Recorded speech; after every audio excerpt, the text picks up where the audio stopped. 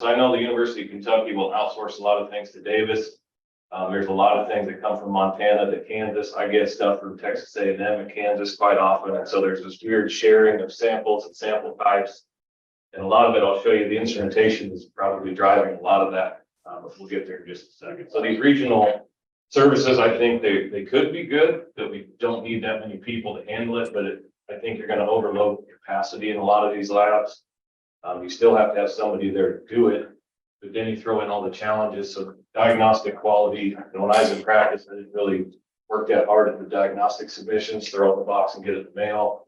I've got some diagnostic people in the back here that would probably corroborate that story.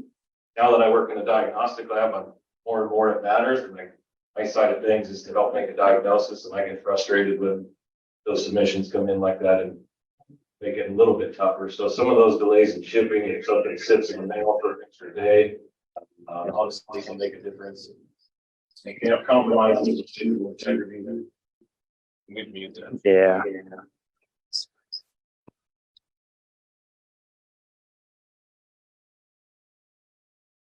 I don't know how to do that.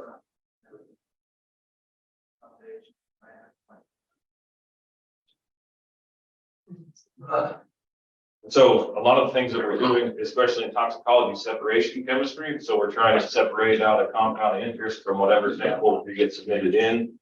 Vitamin A is especially notorious for basically disappearing as the liver autolyzes. And so you add a day sitting in the mail, especially if you increase the temperature, that vitamin A may appear deficient and you can end up with some false diagnoses because of that.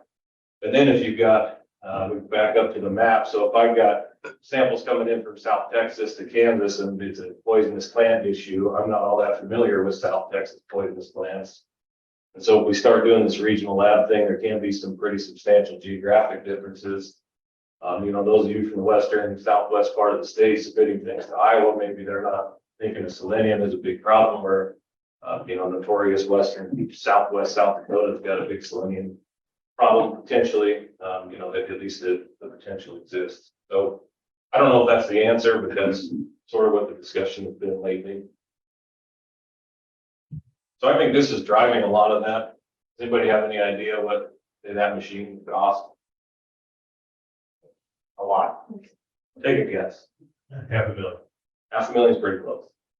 And so when you stack that, we've got, these are about 300,000 a piece. We've got a couple of those sitting in there. So you've got $2.4 million worth of instrumentation right there. And to try to do that on revenue, you almost can't do it. So you have to have grant support to purchase these machines, and even the annual maintenance contracts on these will range from $15,000 to $50,000 a year just to have somebody that's there to monitor those. And there's some parts included in that. This machine is this is an ICP-MS, which runs all of our trace mineral work, basically never shuts off. And we had a computer issue, had to get a new computer with it, and the technician broke an adapter on the computer. Well, it was on back order and it comes from Europe. We've been down for 14 straight days because of that. That machine typically never shuts off for us. So I've got a technician that just took a box of samples from Manhattan and drove them to Ames just to try to get some of these things done. And so that's going to be compounded if we go to a regional approach to this and somebody's 4 states away.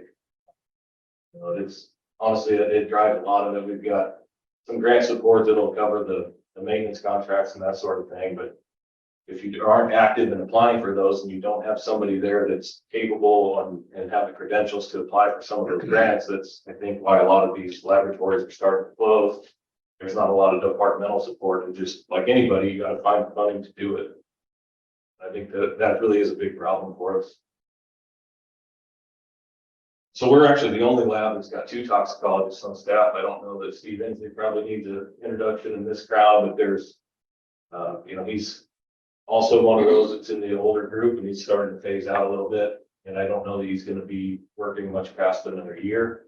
And so that leaves, again, a big void in the industry. He's, pretty well known for food animal toxicology. So it's nice having him on staff because he's got the PhD. He's able to apply for a lot of these grants that I can't currently because I don't. I'm working on one, so I should have that finished in about a year by the time he starts to go away. So that's I think why the college sort of encouraged me to do a PhD, is just to support some of this instrumentation. Because if we had to rely on revenue, there's no way we could make those analyses economical enough to get submissions done and make them, real life prices for submitting veterinarians to use. So any questions so far on that stuff? All right, so I've told you I wanted to talk a little bit. This was a paper kicked out. It was basically a survey to all the veterinary schools in the nation, or at least those that are accredited by AAVMC. The ABVT actually did this, trying to get a feel for who's teaching toxicology in vet schools. And the point was trying to make toxicologists more marketable and showing in the universities that were needed. It's kind of a weird realm when you have to lobby for yourself all the time, but I guess that's where we're at and part of academia. So 33 schools, we had 18 respond, 23. So you can see there's a little discrepancy there. There were just multiple individuals teaching at those universities, so we would have fallen in that group. Dr. Ninsley and I both, we co-teach that course. So he's the coordinator, but I do about 2/3 of the lectures in that course. 16 of those 20, so you can see there's 3 people teaching clinical veterinary toxicology at a university that don't have a veterinary degree, which is a little bit frustrating. I think when you're trying to teach the clinical applied things, that there's just a disconnect there. 16 have an advanced degree. 11 are awarded by the ABVT. So I told you there's some that are criticalists, there's some that are chemists that are teaching some of those courses. Or ABT, so again, there's no DVM for those individuals.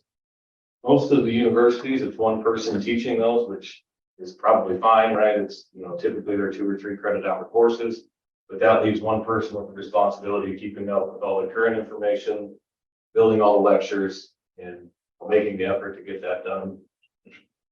17 felt toxicology was undertaught, but I think if you ask anybody, they're all going to say their course is undertaught, so there's probably a little bias there. And then there's just really not very much interest in there. It's an obscure specialty, and I guess that's not all that surprising. So that's kind of where we're at. There's kind of been a push lately. There's this competency-based veterinary education that's making a big push through the AVMA, and they've got these lists of competencies. And I don't know if anybody's familiar with those. That's going to make a big push here in the next year or two. But the point being that there's kind of standards and thresholds that these students are asked to meet, and you've got to map all these courses to show which of these competencies you're really teaching towards. And so the landscape's going to change even here in the next year or two with that. So I think there was a bullet in this paper that there was only one university that added Tox hours, and that was K-State. We switched the curriculum. Currently it was taught in the second year for 2 hours, but it was a condensed course in the second half of spring. So we taught from spring break finals. It was a 2 credit hour class. So we lectured for 4 hours a week. And you can imagine the retainment on some of that as they're getting into their 4th year is not great when you condense the course like that. So they changed it. I have a whole semester now, and it's 3-hour course. So we're going to be able to hopefully address some of these things. Like we were forced to flat out ignore some topics. There's just not enough time to get that material in a way that we can test them over it adequately. So that's it for the toxin vet schools. The rest of this is just a kind of a background on diagnostics before we get into all these diagnostic cases I want to present today. So diagnosticians and diagnostic teams, if you go to a diagnostic lab, right, you've got specialists in all these areas. You've got serologists, virologists, pathologists, and everybody functions as a team. And the whole point is to have all these people with these obscure backgrounds coming together to make a diagnosis. And so we're a small section of that. Tox cases are 10% or less of clinical cases, probably. And often we're relying on multiple sections to make those diagnoses. And so if you can map out a perfect diagnosis, it comes down to a clinical history that fits. If you can confirm an exposure to whatever that compound may be, you can support it with ClinPath. A lot of all the ClinPath stuff, especially what I'm going to present today, is often non-specific. It's just another bullet point maybe in the checklist. We can get pathognomonic lesions. That's great, but most of the time they're only suggested. And then a lot of times we're using molecular techniques or bacteriology to rule out some of the infectious disease that may also fit the clinical history of, the environmental exposures. And then if you can really make a chemical detection of a significant concentration, then that's kind of a smoking gun. Problem is, a lot of times we don't know what the chemical is, especially in plant toxicities. A lot of them don't have a toxic principle, so we don't even know what we're looking for. And then the definition of significant concentrations, we don't really know that either, a lot of things. A lot of times our techniques of proving exposure, there are some things that have thresholds for concentrations in tissue or fluid that we can use to make a diagnosis, but often it's, again, just a supporting thing. That's sort of our approach, and it's just like any case workup, really. You try to get all the supporting information you can, but really, if we can rely on this, it's great, but in reality, it just doesn't happen that often. So this is my diagnostic soapbox a little bit. As in practice, I wouldn't really even fill out the submission form. I just check what it was, throw it in the box, and like I have the history in my brain. You just do the testing, and I'll do the answer. The older I get, the longer I spend some time in the diagnostic lab. Those submissions are very frustrating. And then I don't know even where to start a lot of times, especially if you check discretion of the lab. And it's like, I've got this checkbook, a blank check, and where do I start? And a lot of times I'm just going to call back and just ask questions to try to get a better history, because I feel weird spending money that's not mine. It doesn't do anybody any good. But timelines for me are way more important than I ever thought they'd be. It can radically change your differential list, where the acute death versus acutely found death, a little bit.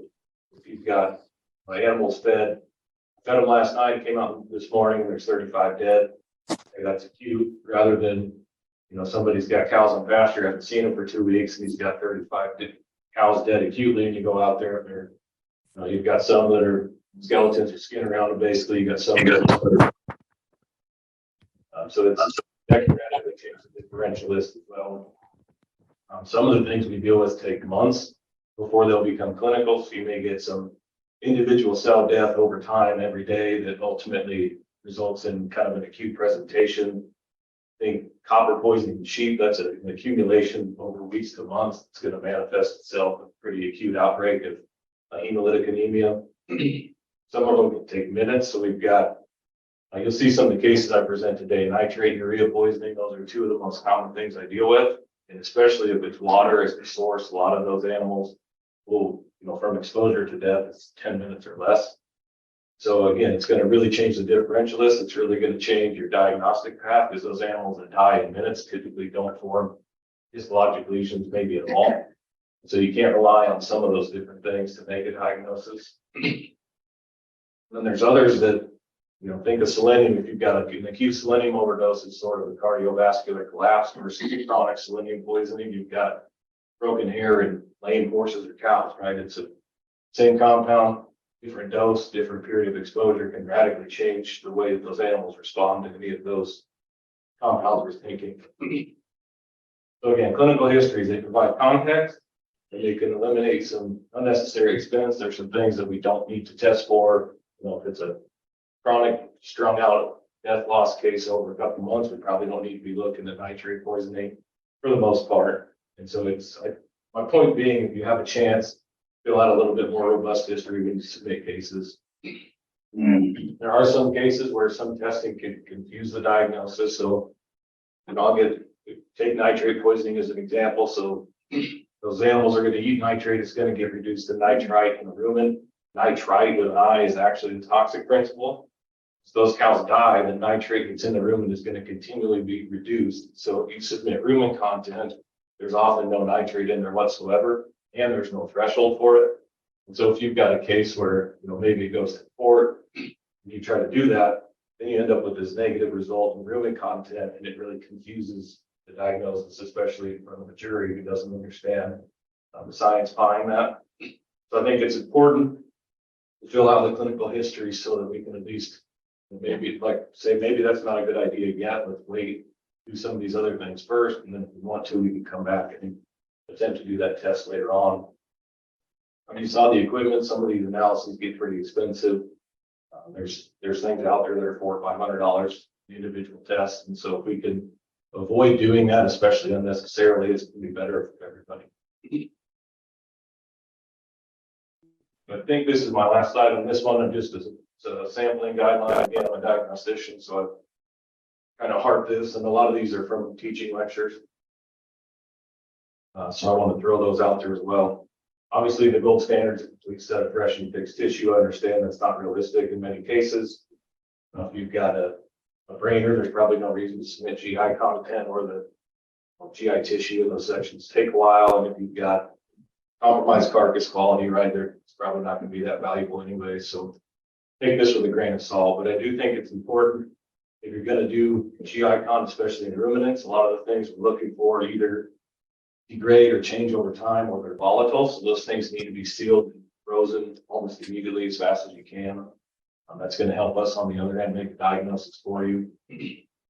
Liver is the primary site of metabolism, so often it's the first thing that gets damaged and will have the highest concentration of what we're looking for in a lot of cases. The liver's great, kidney, most things are excreted through the urine.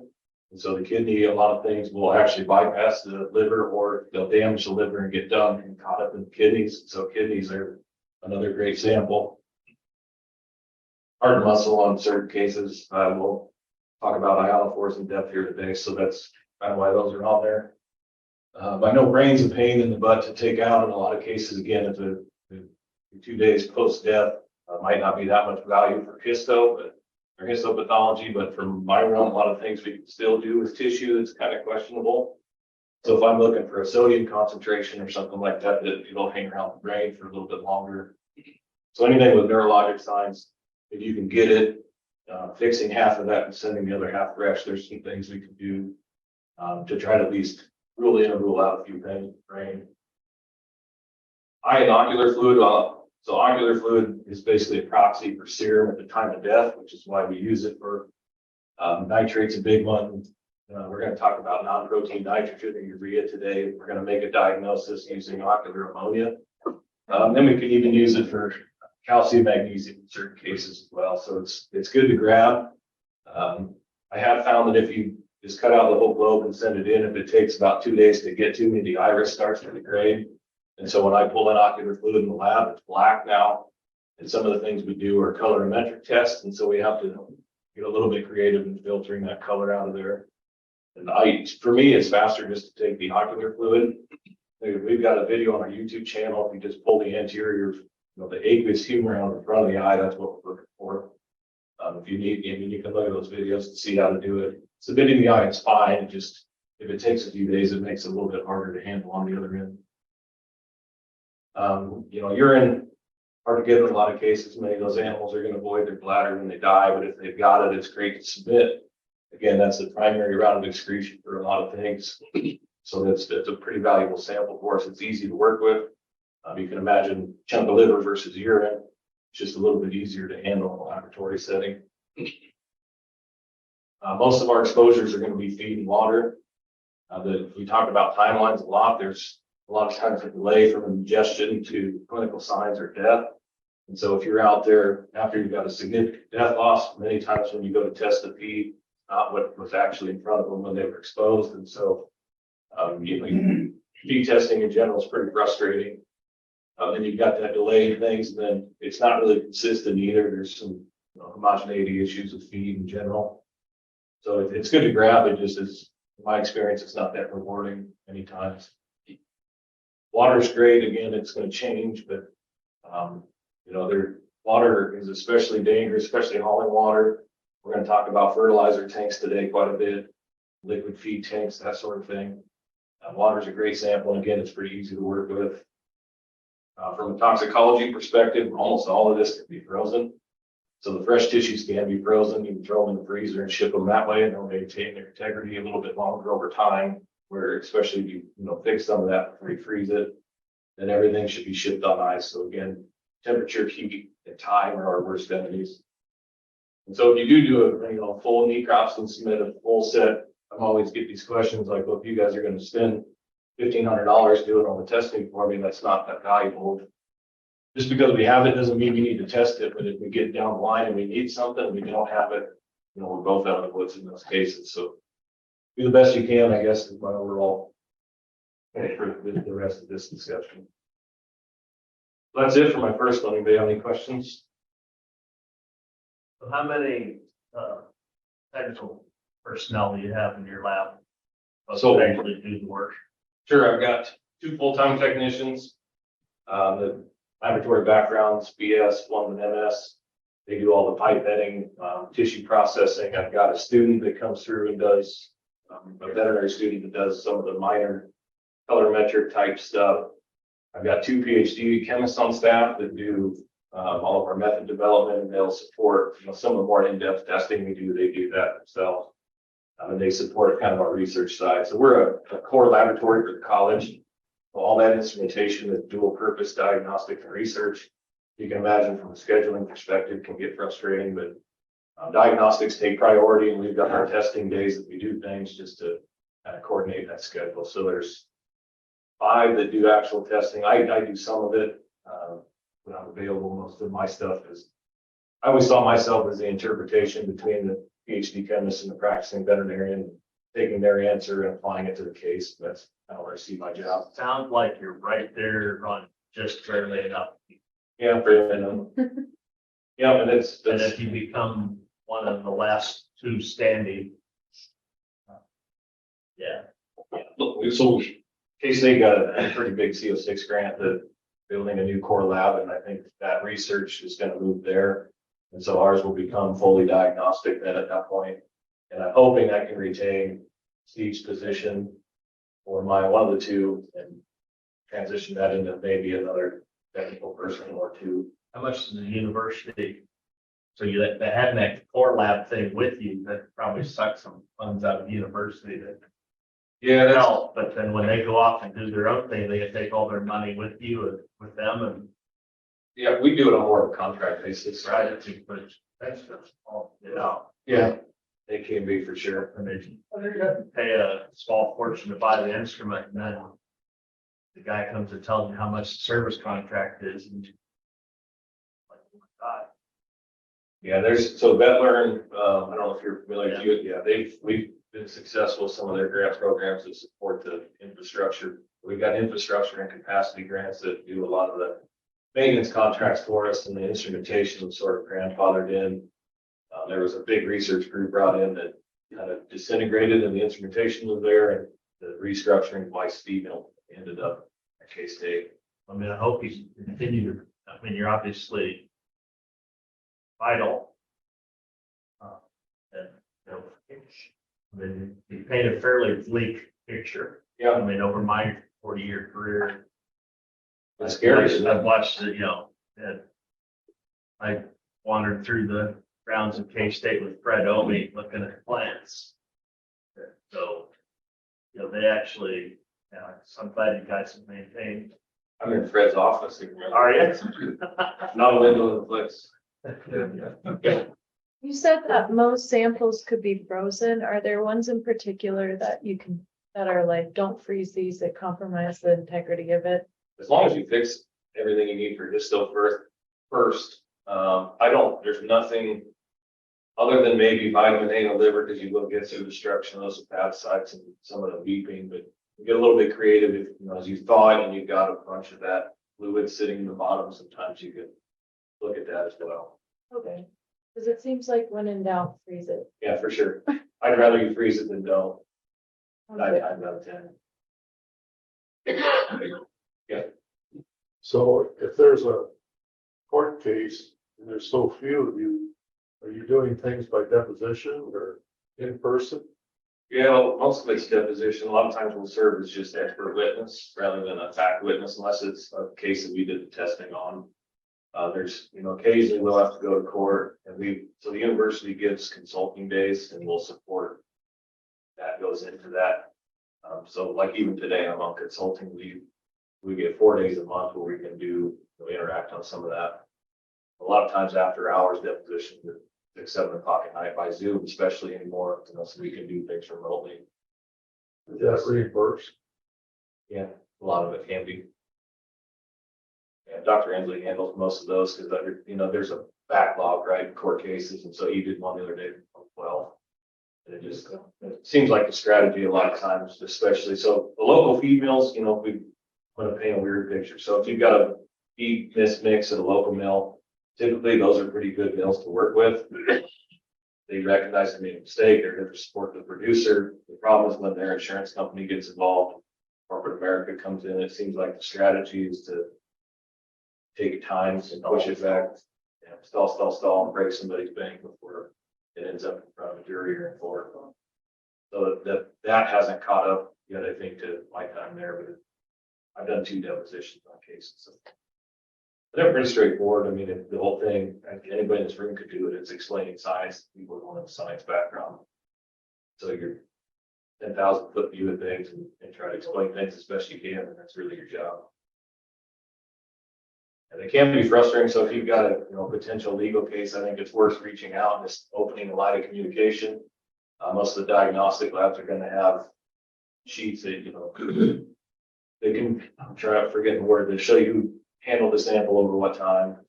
We've all been through it, and we can recommend some testing and some things to avoid, just not to confuse it, especially again if you go in front of a court or a jury that doesn't have the background, right? So that's an important thing. Make sure you get the critical samples too. At least the diagnostic labs I've always worked with, so you can call and pick up the phone. You may not get them in their office at that point in time, but somebody will send them an email and they'll call you. I've never had any issue communicating with other diagnostic labs. Anything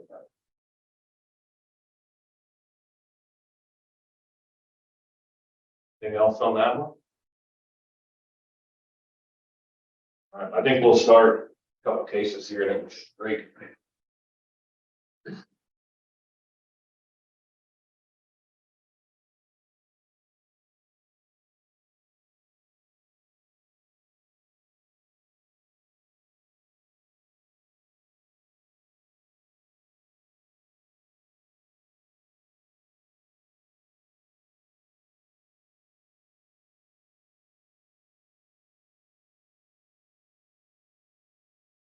All right, so I guess there's a little bit of background. These are all cases that happened at my time at K-State or prior to my time that are kind of archived for teaching purposes, and they each kind of got their own little thing we're trying to show. I've intentionally left out some things, and some of the histories are going to be fairly vague, and that's kind of intentional just to show you that when they come into the diagnostic lab, they're pretty vague for us too, and so trying to work through these cases. So I think each one's got a little bit of a take-home point, and at the end of each case, I've got a blank slide, and I think if there's any discussion, let's just do it then rather than getting to the end of these, however many cases there are and try to remember back. So we'll do it that way.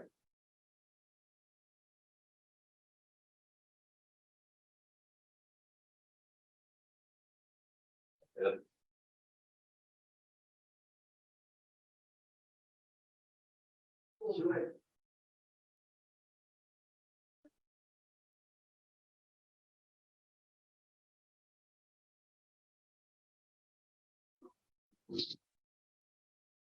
All right, so this first one was published in the Journal of Veterinary Diagnostic Investigations. So that's AAVLD is our accrediting body. This is the journal they support.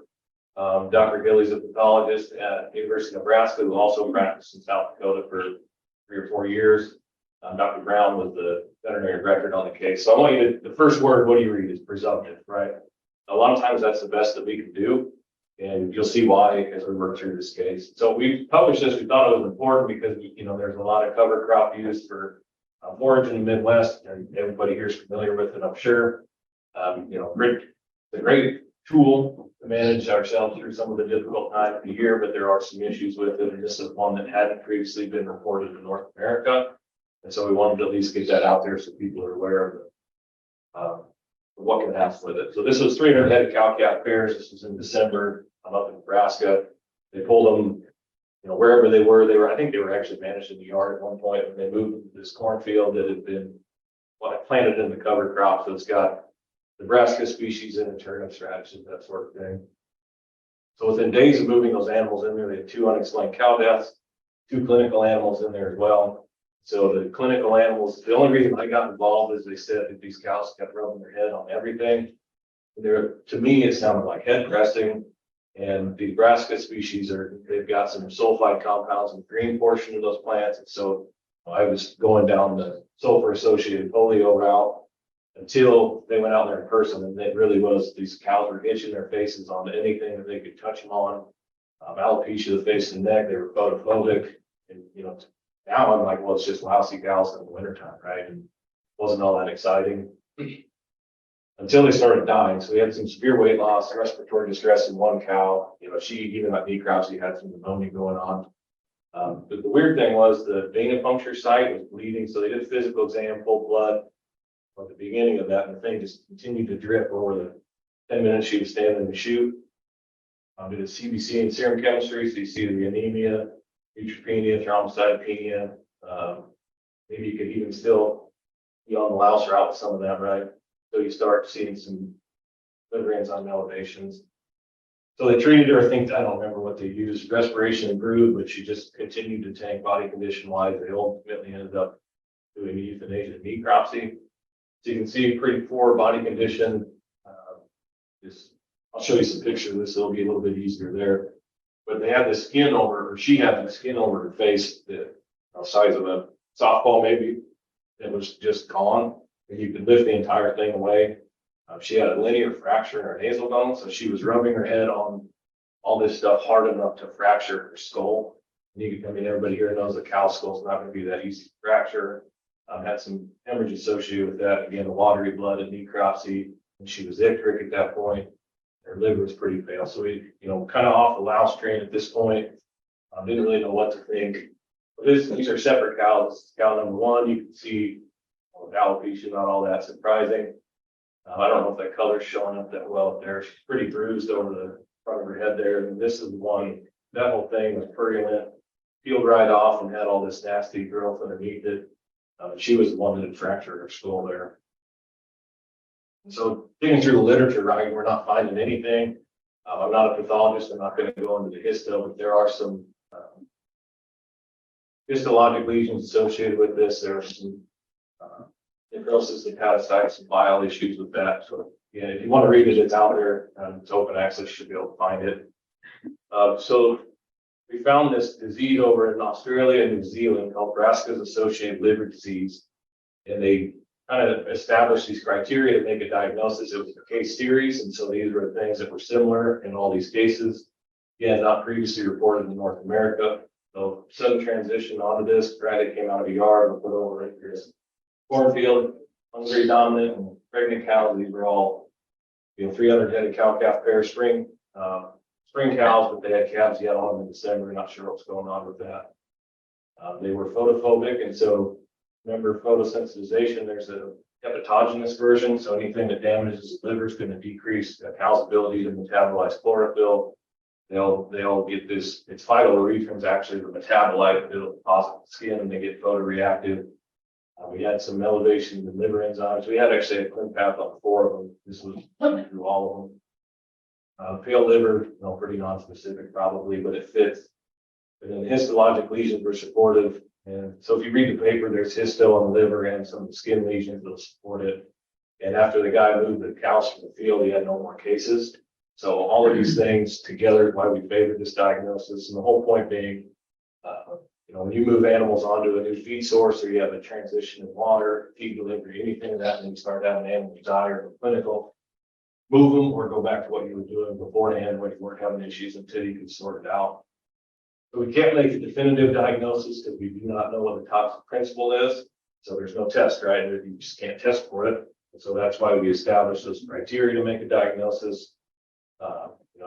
At the end of the day, it's a hepatogenous photosensitivity, and this is the only thing that we could find that would at least contribute to that in their environment. And big take home is, cover crops are awesome. I wouldn't tell anybody not to use them, but just be aware that there are some weird things that can happen. I'll start out with one a little bit off the wall. Any questions on that one?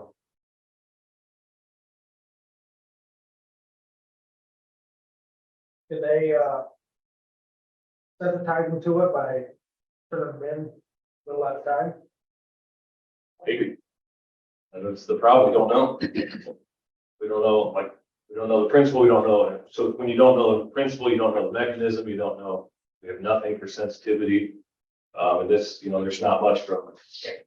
So the other differential was a mycotoxin called sporidesmin, and it's always associated with pretty hot growth conditions. And we were in December, January, Nebraska. So we took that one off, and that one causes pretty intense pruritus. They don't get the liver lesions. But yeah, we don't know, I guess is the short answer. Yes, sir. You know what percent turnips was in the cover crop mix? It's in the paper. I don't remember for sure. Yeah, I don't recall. I mean, most of the deer plots at Brassica, you can even this one. What is different there? That's the house. Probably multi-layered question. So deer can eat oak, right, without a lot of problems. Acorns, they look like you can have some oak toxicity. So deer and actually some of the small ruminants have tannin binding proteins in their saliva that will take some of that, but then they're also behaviorally, they're different, right? They're browsers, not grazers. So deer's not gonna load up on corn stalks. Eventually, they may be out there eating some of the grain, but they'll eat the green part of those turnips some, but they're not gonna tank up on it like a cow would, I think. And so there's, we'll look at multiple things today where species sensitivities are quite different, even than ruminants to ruminants. So there's something at play there, I'm sure. But I think multifaceted, different sensitivity, probably different eating patterns and behavioral changes between the two. How many were affected? I think he lost 5 or 6 cows and then another 15 that were 20. A lot of them actually made a recovery. When he moved them, interestingly enough, he had one baldy in there. And when I think of photosensitivity, it's always non-pigmented skin, right? And he had that one baldy, when he started moving, she stayed back and she was in a group of cedar trees and wouldn't come out. They finally got her out and put her at home and she just went berserk in the yard. And then as soon as the sun went down, totally different animal. So that photoreacted to me. I mean, that's textbook for the kids. And she did slough some of the skin off her face, but ultimately made a recovery. So maybe the damage is at least repairable to some degree. How about abortions? They didn't report any abortions on that one. No, not that I recall. Yeah, just the big complaint was just rapid weight loss. I think those animals were so photoreactive and painful that they didn't want to do any grazing. And they had substantial, they were like in body condition 6 and within 2 weeks, 3, just wasting syndrome kind of thing.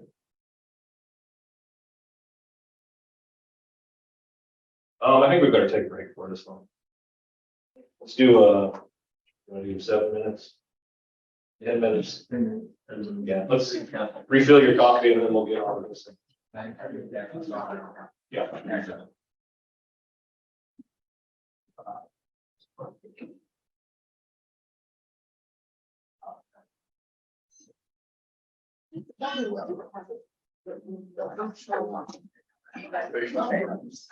Hi, how are you? They might have that. I don't. Sandy, You don't get your. For breakfast? Oh.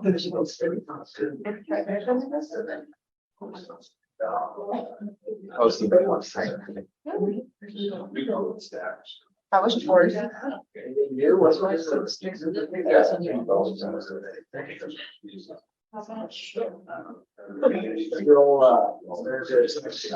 Well, let's have a minute. Yeah, pretty serious. That one's got a. I mean, Now we're down to one. 17. Maybe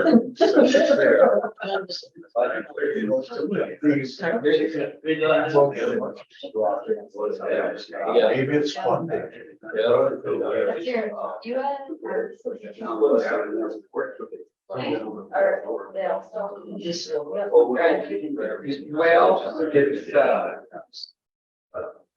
well, it's food rate is not good. Still have that.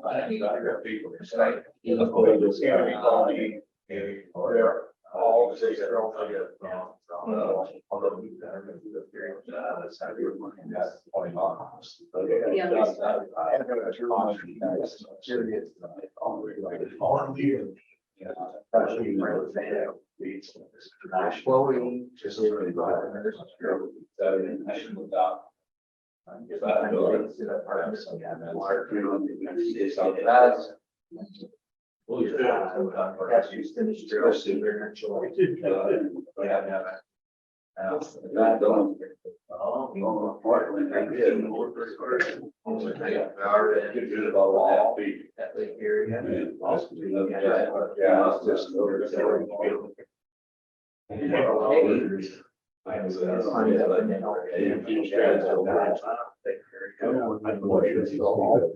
No, we can't.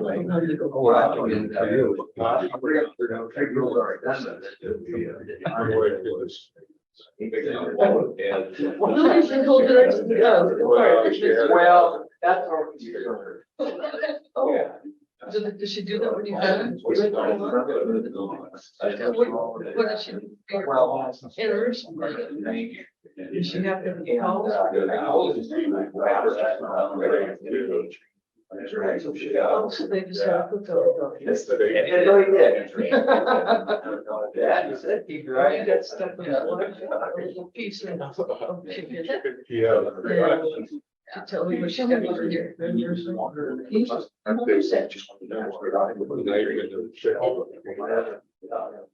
Really? Oh, it's good. I just look right in for you.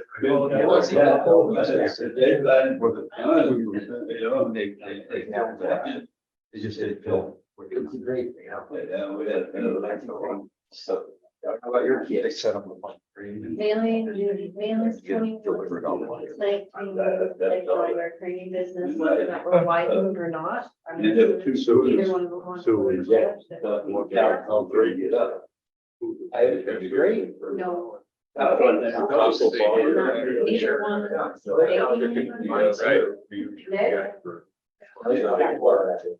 Neither one. That guy was this morning. I said, well,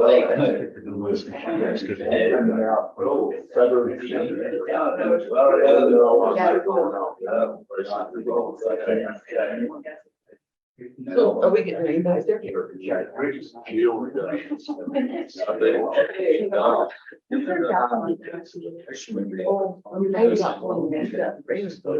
Yeah. They got rain there.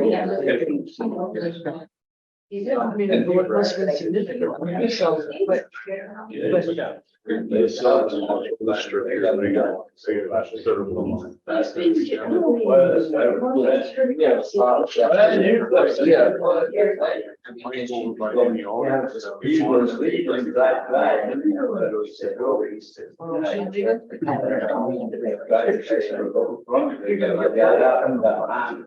other guys.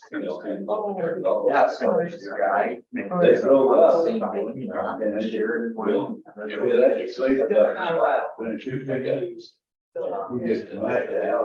I don't know. It's a hard. Everybody's fine. I wondered too. You really get the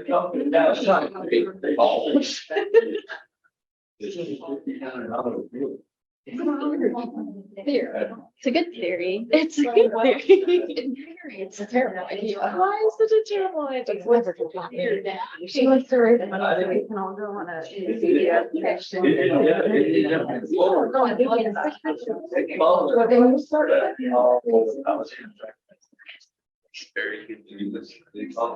Cause I don't know how.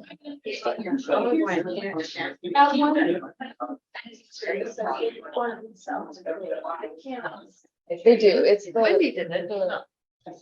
They do go down to the. Wow. Under 500.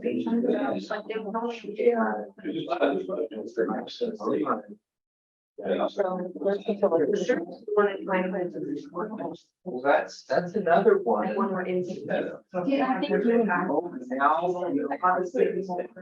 Big, like, some more money. She made her decision. And then. She put up everything, just all of that. Well, Took 5 months, 4 months, Bovine, they have a short, I hope. And then on the still has a beaver. And it was. So it's like. You know,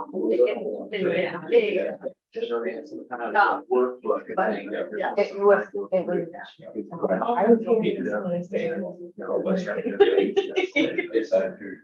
I know, I like. Yeah, that's. Just wait. That's, okay, so you like. Yeah. Everything, I'm yes. just giving you. So- I I know. Well, So you know the conversation you had about working out with Yeah. me, and how I was like, yeah, not having. Maddie is very good in her workout. It's really. It's very. I'm not really. You go to the I'm not part of gym. it. It's a gym. Yeah. Like our medicine. And so he is very good at getting up in the morning. And typically I am very good about getting up in the morning. But about the third day of getting up at 5 to work out, I'm like, I can't even function anymore. My brain cells are dead. There's a lot of. It's like. I feel like inside. I need to go, I go. Yeah. But I have a routine that I work out every day. So I'm not sure how it is. I'm gonna try, like, I had somebody.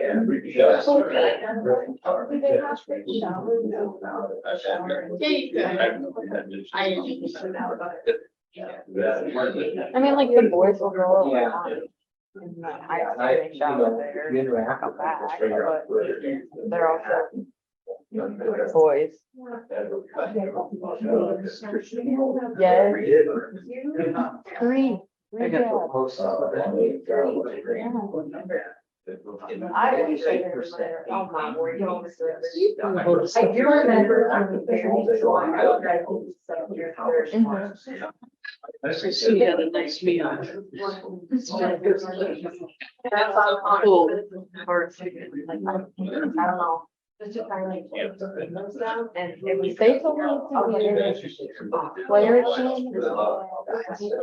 Right after my shot, and I didn't do it after my first one, but after my second and third one, I felt good. I felt 10 months. I'm not. Depends on who you ask. Yeah. So you'll, I would not.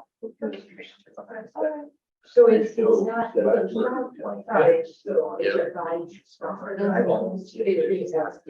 You'll learn that. You'll learn that.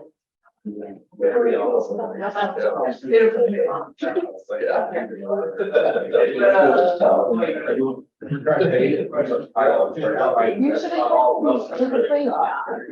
the Rapid City in well,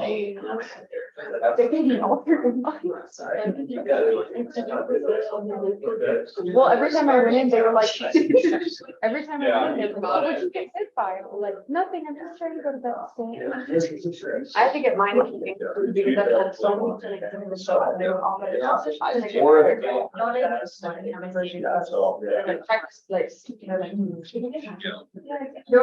I should tell. Oh. It's still good to do. Yeah, we're Cool, yeah. We're Get that going here. We've got a few of these cases to get through. This is okay. I'll let you know that it's still up. Okay. No, I'm saying, you can turn out good. Oh, or you can. I was a car. Yeah. Oh. Yeah. I'm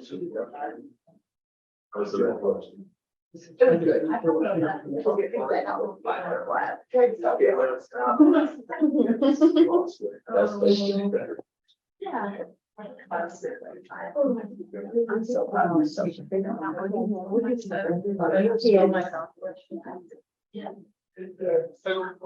Yeah. Okay, so everybody hear me? All right, so this was a case It would happen last spring. So this was, the whole point of this case is just showing species sensitivity to the same compound. This place had cattle and goats in the same place. They had 11 head of show steers. And so when you read the clinical signs, got left street depression, weakness, anorexia, increased respiratory effort, sounds like respiratory disease. These are 7-week show steers, and having most of them die in 2 days, they ultimately all ended up dying from this exposure. So it was certainly on the list, but a necropsy was ruled that out pretty quickly. On the other side, they had 100 pregnant nannies. They did have some abortions associated with that, quite a few dead ones there too. And they were both getting the same manufactured feeds delivered to both species. The goats just weren't getting as much on a pound for pound basis. There really were no clinical signs in the goats whatsoever. They just had some acute death, basically, and some abortion with it. So on necropsy, the cattle, I've got some images of the steer we necropsied at least, but there's some bicavitary fusion, myocardial pallor, enlarged liver margins, and then some edema you'll see. And then the goats, again, some edema, got some, necrotic areas in the heart with some dark red urine. So I guess everybody's probably got an idea where we're going with this one. So this image was before we didn't get a good image of the fluid. There was probably half a liter on that side of the thorax. You can see some of the petechation there on the lungs, but overall lungs look pretty good. Obviously not a respiratory disease case. By bringing back, you see some of the edema there at the intestine. The picture I don't think does it justice, but when we opened that, the side of that cap, that liver jumped out right away. The liver was just really round and congested. It seemed like it was pretty large. I guess you can see some edema down here too if you need to study them. Just a little bit better view of the edema. And then it just doesn't show up that well. There's some myocardial pallor. You take that papillary muscle or this one compared to that streak next to it, you can see how pale the heart muscle is on the scalp. We get into the histologic diagnosis. We got severe myocardial degeneration, necrosis. And I asked the pathologist, like intently, I need to know what muscle was more severely affected in these individual species. And so her comments were the cattle, it's almost all myocardial degeneration, almost all heart damage. There was some minor changes in skeletal muscle, and then not surprisingly, the liver lesions associated with that. On the goat, she said there was just that one, that black area was bad. Other than that, it was pretty minor, but there were some myocardial degeneration. The skeletal muscle lesions were super severe in the goat. And so we got, again, we already knew that we're expecting this to be an ionophore case, right? We knew that, I guess the whole point was being that the goats were clinically different, histologically different. And so I use this one again as a teaching case, but it just goes in to show that there's some species sensitivity. And if you've got a small ruminant case or pigs, even a companion animal, and you only submit the heart, there's a case that a chance you will not see histologic lesions to support ionophore diagnosis. And so this was a little bit of a unique case. I'm used to dealing with the big intensive feeding systems where they get new feed delivered every day. That's just, manufactured and mixed daily. This was bulk feed delivered. They got 1 ton of feed 5 days prior to onset. So we talked timelines right. By day 2, none of the animals would eat it. So we've got the anorexia associated with that. This is going to get a little bit in the weeds, but I want to show how the math works out. And that's a lot of what we do. I told you my job is to interpret between the chemist and the clinical cases. So it's sort of a risk assessment per se, but this is how I would work through one of these cases in a diagnostic lab. I got the feed tag, it said 40 grams per ton. I need to convert that to part per million so that my chemist kind of knows what I'm targeting so that they can build their calibration curve to fit that. And so grams per ton to part per million is just multiplied by 1.1, so 44 part per million.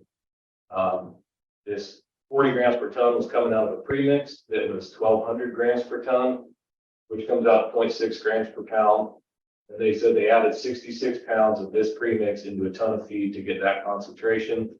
And so the math checks out, right? This is almost 40 grams per ton, about dead on what they were supposed to do. So that's what I tell my chemist. I said should be around 40 to 50 part per million. And he comes back with almost 6,000 part per million. How did that happen, right? So it gets, trying to take that and interpret that in light of the case. I had I guess this is from the Potter paper that was Elanco before Elanco was Elanco, published the one-time LD50, which is the dose it takes to kill 50% of the test population. They established that at 26.4 mg per kg. But a 700-pound carcass times that, it means it needs almost 9,000 milligrams to reach that one-time lethal dose. So you do the math. That's there. What it takes, what we measured, comes out to about 3.4 pounds of that manufacturer. It was like a creep feed, basically, is what it was. And obviously, a 700-pound animal is going to have no problems eating 3 pounds of that if you give them a chance. So then we got to figure out why it happens. Venensin 90 is 90.7 grams per pound. Remember, this was an already diluted blunt, so this is a 1,200 gram per ton premix. And so if you do the math, you're at 0.6 grams per pound compared to 90 grams per pound. And so if you do the math on adding, remember they added 66 pounds, you do the math to the type A, the concentrated product, you come out with 6,500 part per million, and we were really close to that at 6,000. So it was just a simple case. They had actually a new guy working on the day they manufactured that. He grabbed the Venensin 90, not the 1,200 gram per ton premix, and wiped out every steer on that place. And ultimately, I think about a third of those goats ended up not making it too. But I think this one really just shows the species differences. And just remember, I think it's important to submit both skeletal muscle and cardiac muscle in these cases. If you take our eyes 4 cases. And the timeline again is important too. They didn't start dying until about day 5. If you look back at most of the field cases, they're always day 2 and later. Peak deaths around a week post exposure. So if you're in a bigger system where they're manufacturing that feed on a daily basis, and you go out there on day 7, grabbing the feed out of the bunk is almost always unrewarding. I think it's worth to take it, but it's one of those things where maybe we don't measure it, or we're just going to measure it to prove exposure. And so a lot of times in those medical cases, if you can prove exposure and stack it with these lesions, most of the time that's going to hold up in front of the jury. A little bit off wall. Any questions about that one? If I had to rank the most common things I deal with, nitrate, non-protein nitrogen, and ionophore from the list.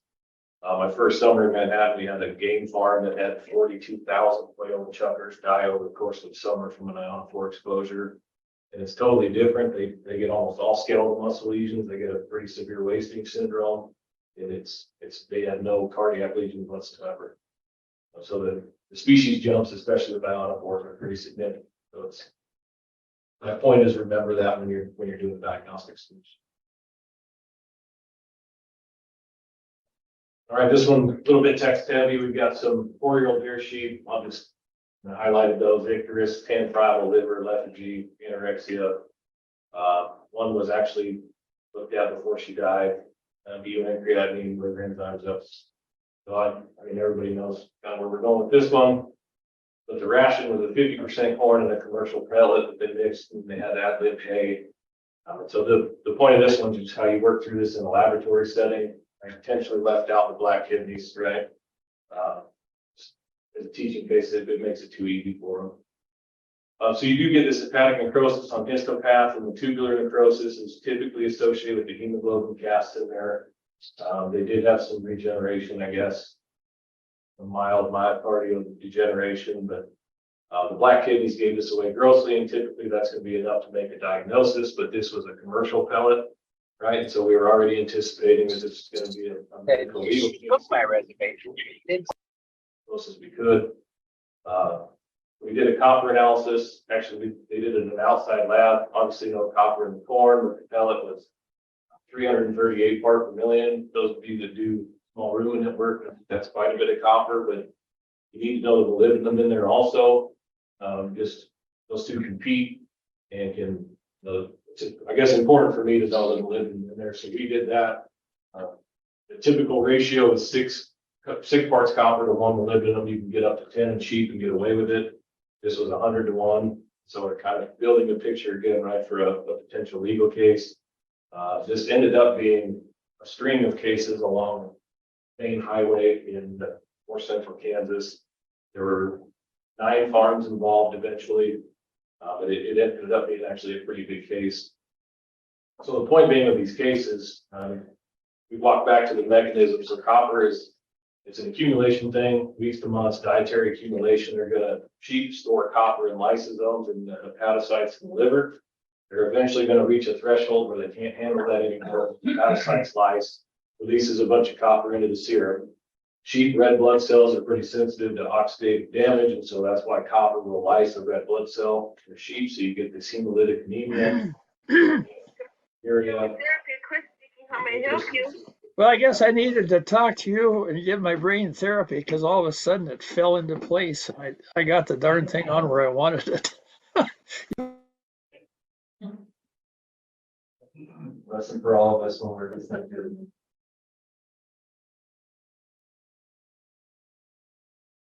So the point being, I guess when they start damaging those red blood cells, then they sort of compromise oxygen delivery to the liver, and you get this hypoxic damage that follows, and you can't sort that out, but the liver just gets more and more destroyed and releases more and more copper into the bloodstream as those hepatocytes die.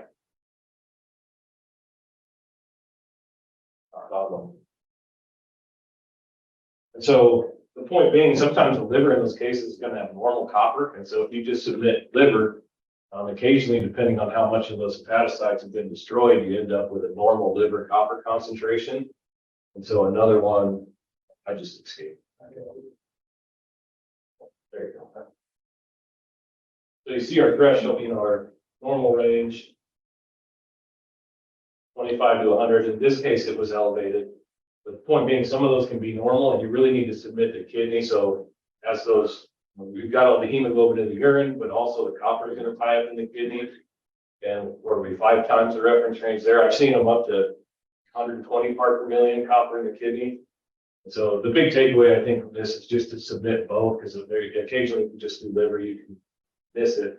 And again, it's going to confuse that diagnosis if you end up going to court, which we did in this case.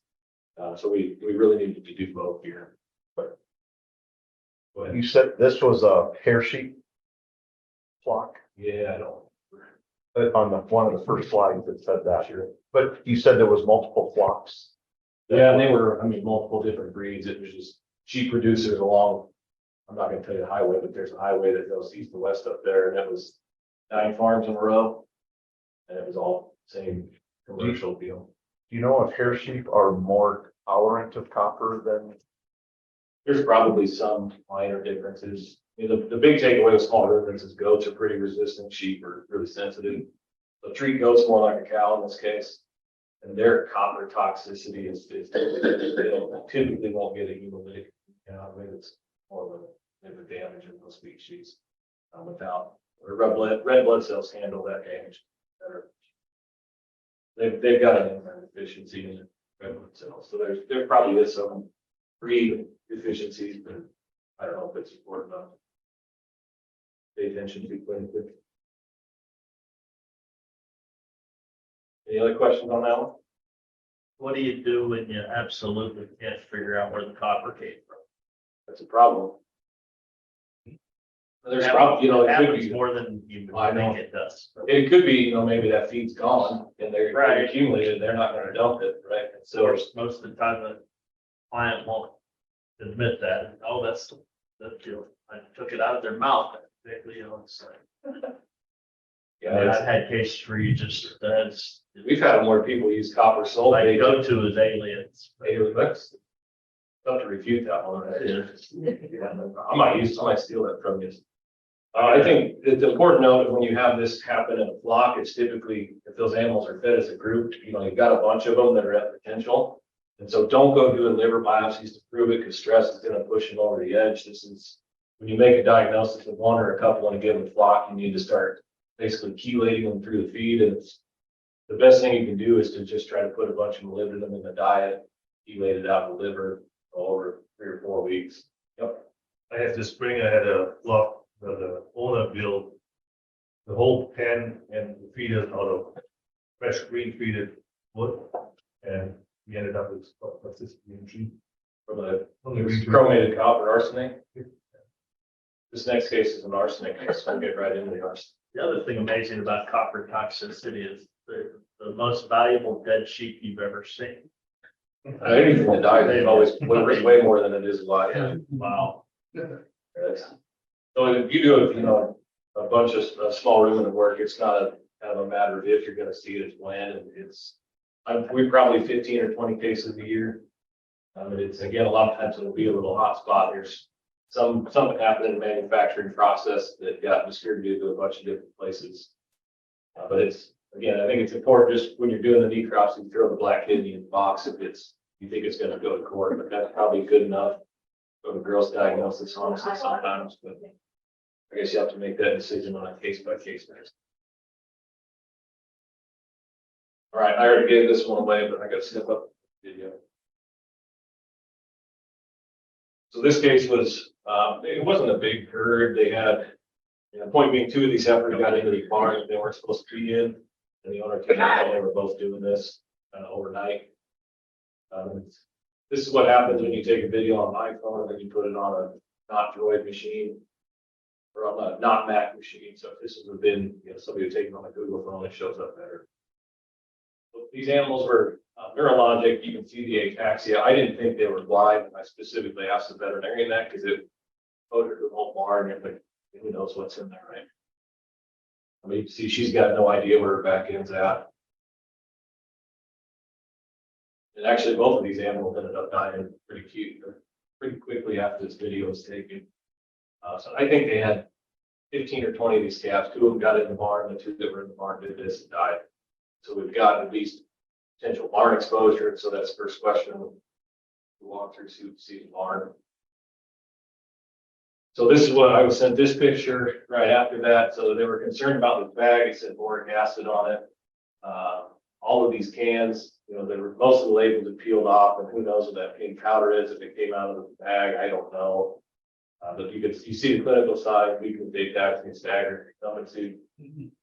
So we didn't have a lot to go on, and like the cheapest thing we could do is have a metal panel to start. So we got fresh and fixed. You can see the tissues that were sent in. If you remember anything about arsenic, it's a pretty severe gastrointestinal issue. It causes a lot of hemorrhagic changes in the GI tract. Nobody evaluated that at necropsy. So I actually got the call after the necropsy was performed. All of these came in. So it was fixed, and so automatically it goes to a pathologist, and then called and said, hey, we got this deal. And I had already talked to the veterinarian. So I said, well, let's do a heavy metal panel and you do the histo, and then we'll go from there. So there was a little bit of epithelial loss in the kidney tubules, really, nothing crazy sticking out there. But on the heavy metal panel, you see this arsenic. I'll just highlight it. Well, arsenic and lead are both, you get above about 5 parts per million in tissue. That's a really significant exposure. Most of these, if they're negative, are going to look like this one, 0.001. It's basically not there. So we had a really severe exposure in this case. The arsenic is probably the main thing going on.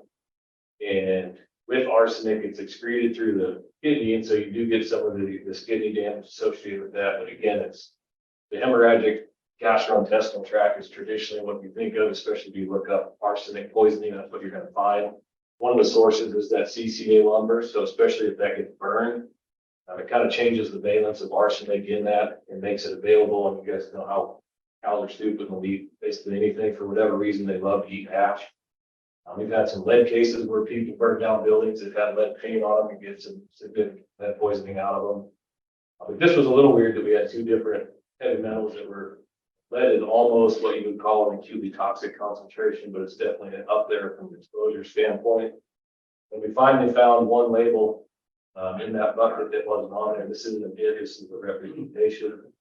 But arsenated lead, right? Lead arsenical insecticide.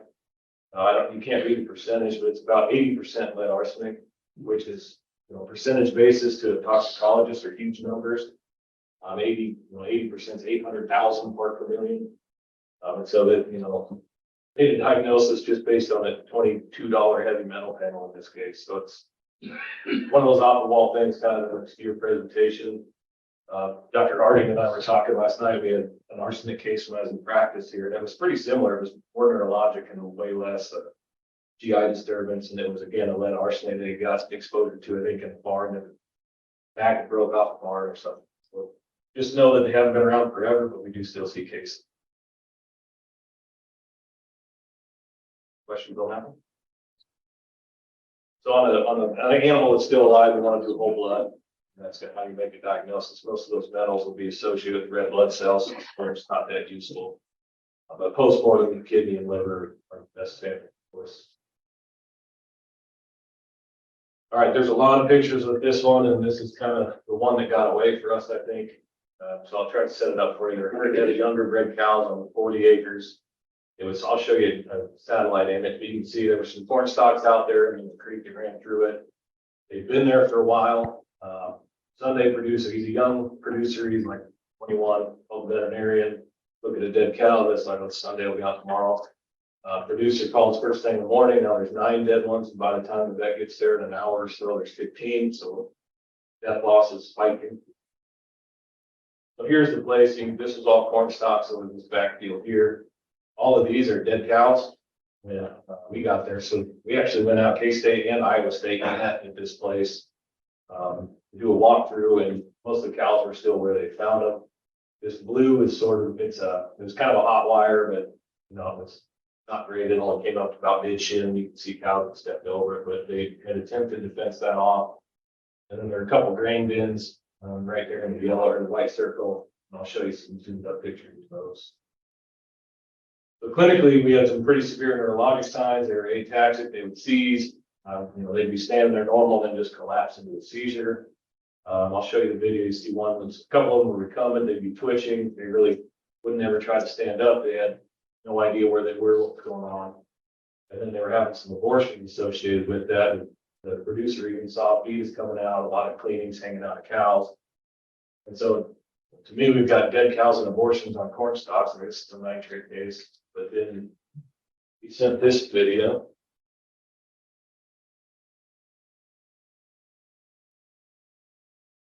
This is actually not the corn stalks they were on. This cow made it across the road. Walked right over the top of the hot wire. They're actually covered. That's important.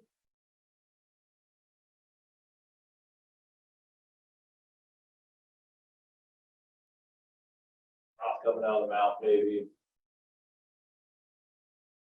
But pretty severe neurologic.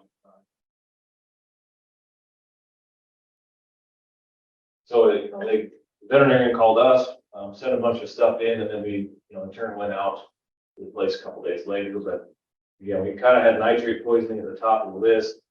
Neurologic signs with all the slobbering, OP, carbamate, insecticides were on there, and then this whole list of everything else that you got to ask a bunch of questions to sort out. So we got one of the clinical cows was euthanized, so we got a pretty robust submission on her. This was literally like black gel in an OP sleeve, but he said it was a grain, not grain, it's mush, like tar basically. Rumen content, heart, fetus, and eye, and a couple other grains in the eyes out of some other animals. But you can see we did a fairly robust workup to start, histopath, brain cholinesterase. So we were looking for exposure to OP, carbamate, insecticides. You can measure that enzyme activity in the brain. Ocular fluid, ruled out nitrate and ammonia or non-protein nitrogen on the ocular fluid in those cases. Heavy metals were normal. Histopathology is unrewarding, some incidental findings there in the heart, maybe some aspiration ammonia at the time, or aspiration of plant material at the time of death. Now we're kind of stuck, right? We've stuck $400 or $500 in here and we got nothing. So the weird part was he moved these cows half-mile down the road to the home place, and as he was walking them down the road, he had 1 or 2 other animals that, kind of had some neurologic signs. He commingled them with a bunch of other ones in the dry lot, and 15 of that combined group died over the next couple of days. He had tag numbers of who was at the original place, and they were all from there. So now we're strung out. We don't have, maybe an acute death loss, but now we've got this delayed version. And at the home places, these cows are going clinical. You can see all sorts of stuff they try to no avail. Did a whole bunch more blood lead samples just in case ours were not really representative. So we have quite a bit of analysis done on here. So show you what it's looked like when we went there. I think this was in. So it all happened Thanksgiving weekend, right? It's always a holiday, and we were out next week. So you can see the corn stalks. One thing I noticed is there's just really nothing there. At this point, remember those cows have been there for 3 weeks, and so we had, I mean, you'll notice some junk, and this is kind of a toxicology stream for these pictures coming through, so. You know, cows spread out, we had water samples we had taken, they had that creek running through there, they had groundwater available on the farm place. Notice the grass, so these cows aren't getting any supplemental feed, and there's, you know, not a lot of grass. Chew on, not much in the stocks, and you can see there, you know, maybe a little bit light condition wise. This is at the home place, so you had this group of cows were all fine, and then we had 15 that died in there, and these cows were being fed. You know, these had been in there for quite a while, and so these had come up on whatever those cows were being fed. Again, you can just see there's not a lot of chewing there, and then you start digging around and start finding all this hydraulic fluid, transmission fluid, all these automobile fluids. Who knows what's in any of these barrels at this point? Collapsed buildings, hardware nightmare right there. So there was a fecal pile in the back of this building, so a cow had walked in there, so I knew that they could get in there, and I sort that out. Again, hydraulic fluid, how many lawnmowers can you count? There were 4 in there. The backside had collapsed. There had been cows that got in back. This refrigerator, who knows? There were about 6 of these. They were like, probably 2,000 gallon tanks with some sort of heating element at the bottom. I don't know. Then I thought I found this broke open bag in the barn, and I finally got something. Then I found labels, barn line.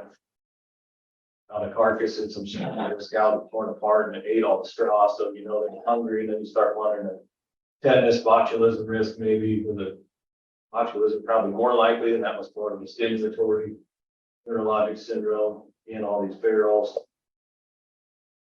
I think that one literally said leaded fuel, you know, so you're working with heavy metal things. I mean, you can see the hot wire went right there, but those cows could obviously get out. I walked through that barn, skunk came running out and ran away, and I just hear this pop, pop, pop. You know, the vet had a gun in his pocket, I didn't know about. Made the jump real quick, I didn't know he was back.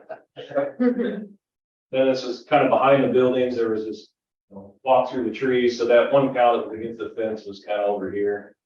And you can see again, there's just really nothing there to be chewing on. We've got broke open spray tanks. You know, the list is just getting longer and longer right at this point. But then we found these grain bins, and I noticed walking through, there's a bunch of Milo in some of the fecal paths. Like, there's no Milo anywhere. They were on corn stalks. They weren't feeding them. Like, where are they getting the Milo from? And then I see this Milo sticking out of the bottom here. And I didn't get a picture of it. I'm kicking myself for it, but like right around the corner going into this bin is just a perfect cow silhouette going right through the side of that grain bin. And inside, this is that black mush that he had submitted. So on the top, it was Milo, but as you went down to the bottom, you couldn't tell. It was literally like tar, and it smelled like it fermented. It was really sweet, and you could see cows had been in there, and you could see just like multiple faces dug out of the side of that. Those cows had been eating that. And then he didn't know, so the guy that owned the place had died. This young kid had been renting it. He said, it's at least 7 years since the guy had died. Nobody knew how long that Milo had been in there. I found Milo in this planter, which is obviously not recent. So we did a whole bunch more workups, did some more brain sodiums on some of those dead cows. We did a trace mineral panel, didn't find much. We were worried about zinc and aluminum phosphide fumigants in the grain. The only way to really make a diagnosis is to look for those on a trace mineral panel. Didn't find any. Did find some iron in there, but not surprising in a rusty building. We did a gas chromatography, so this is a toxicant screen for us. We did one, Iowa State did one. It rules out a bunch of herbicides, pesticides, petroleum products, couldn't find anything there. We sent a bunch to California Animal Health and Food Safety Lab, who has a liquid chromatography, so this will catch anything that won't come off of gas. They couldn't find anything in there to describe anything. And so we're like, well, let's try a tremorgenic mycotoxin. So Iowa State detected roquefortine or roquefortine, depending on how you pronounce it. You then layer chromatography and then confirmed it with a targeted assay. So does anybody remember roquefortine? So off the wall, it's rarely reported. So it's a tremorgen. We'll see it in companion animals. I had a case in New York, 2 bulldogs. It was bird seed and a bird feeder that molded over the winter, dumped it on the ground. The bulldogs ate it, both with tremor, like severe tremors, and died on the way to the vet. And that was my only experience with it. And look it up, you can't find hardly anything in cattle really whatsoever. There's some work in Europe, dealing with it in silage, but really nothing from a tox standpoint. And so when you're trying to take companion animal literature and try to spin it so it makes sense in cattle, so it's pretty easily absorbed. It crosses the blood-brain barrier, causes a bunch of seizuring, gum seizure, stagnance. It's lipophilic, so to me, that tells me it can tie up in the fat. And so if you've got a significant portion ties up in the fat, and then those cows start losing condition, you can liberate some of that and might explain we had the acute death loss, and we had more later on. I think it was a week or 10 days at the new place. But really, there's nothing out there to support any of this. So to sum it all up, I think we spent about $3,000 on this deal. None of the producers' money, it's just donations and some things. And so Kansas Stables, we can do field investigations for producers in Kansas. So our time is free, and the testing usually is supported in some way. Maybe not completely, but we just all this work up, 3 different diagnostic labs, ruled out everything we could think of. The only thing we found was a termogenic mycotoxin in the myelin. So I think we were wrapping the case up. There was not a lot of feed out there. They weren't on supplemental feed. Those cows were hungry. They got into a building they shouldn't have been in and tanked up. And that's about the only thing I can do to explain it. What I wish we would have done is take some of that and fed it to some mice just to see what happened. But, we were already $3,000 in the hole, and nobody has time to do that. So that's kind of where we were at that until literally 2 weeks later, I get the submission from Western Kansas. And you can read I was reading the submission form. I was like, this sounds like a story I've read before. So you had twitching, paddling, ataxic cows. They were on milostocks. They gave them access to grain bins that had moldy feed in there because they were running out of feed. And that was, if you're familiar with Kansas, we're in a pretty severe drought right now. We're feeding all sorts of stuff we shouldn't be. We didn't have quite the checkbook on this case, but ocular nitrate, ammonia was normal, nothing on histo. But I did get that sample in Iowa State round growth protein, and that within, 2 weeks of each other. Haven't seen anything since. But remember that cow.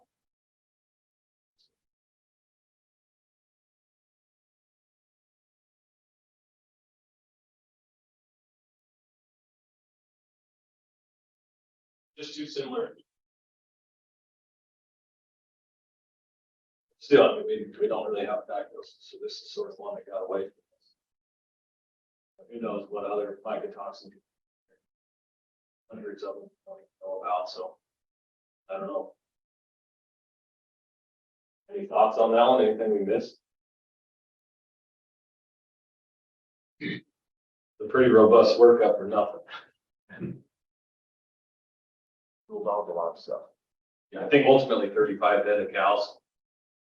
This 21-year-old kid, it was a small herd, other than whatever he had. Yeah, I was lost on this one. All right, we'll switch gears a little bit. So we've got sudden onset acute death, weaned calves. So they had been processed, this is in Florida, so I guess it's fairly common processing for calves in Florida. They were suspecting nitrate, the whole thing. So this is a nitrate case. I'll just give it to you now, but the source is what we need to talk about. They did a pretty good workup submission. So you can see the ocular fluid. That's how we're going to make a diagnosis post-mortem. So that's a sample we have to have. And they said a bunch of stuff. And they have water delivery. So this place, they had an automatic water on the place. It was malfunctioning. So they pulled out this trough, called the co-op. Co-op delivered some water, put it in the tank, and processed the calves. And then I think most of these calves actually ended up dying. So they had suspected nitrate when they did the necropsy. That it's tough to appreciate that on this photo, but it was on the computer. It shows up. It's pretty brown discoloration to that.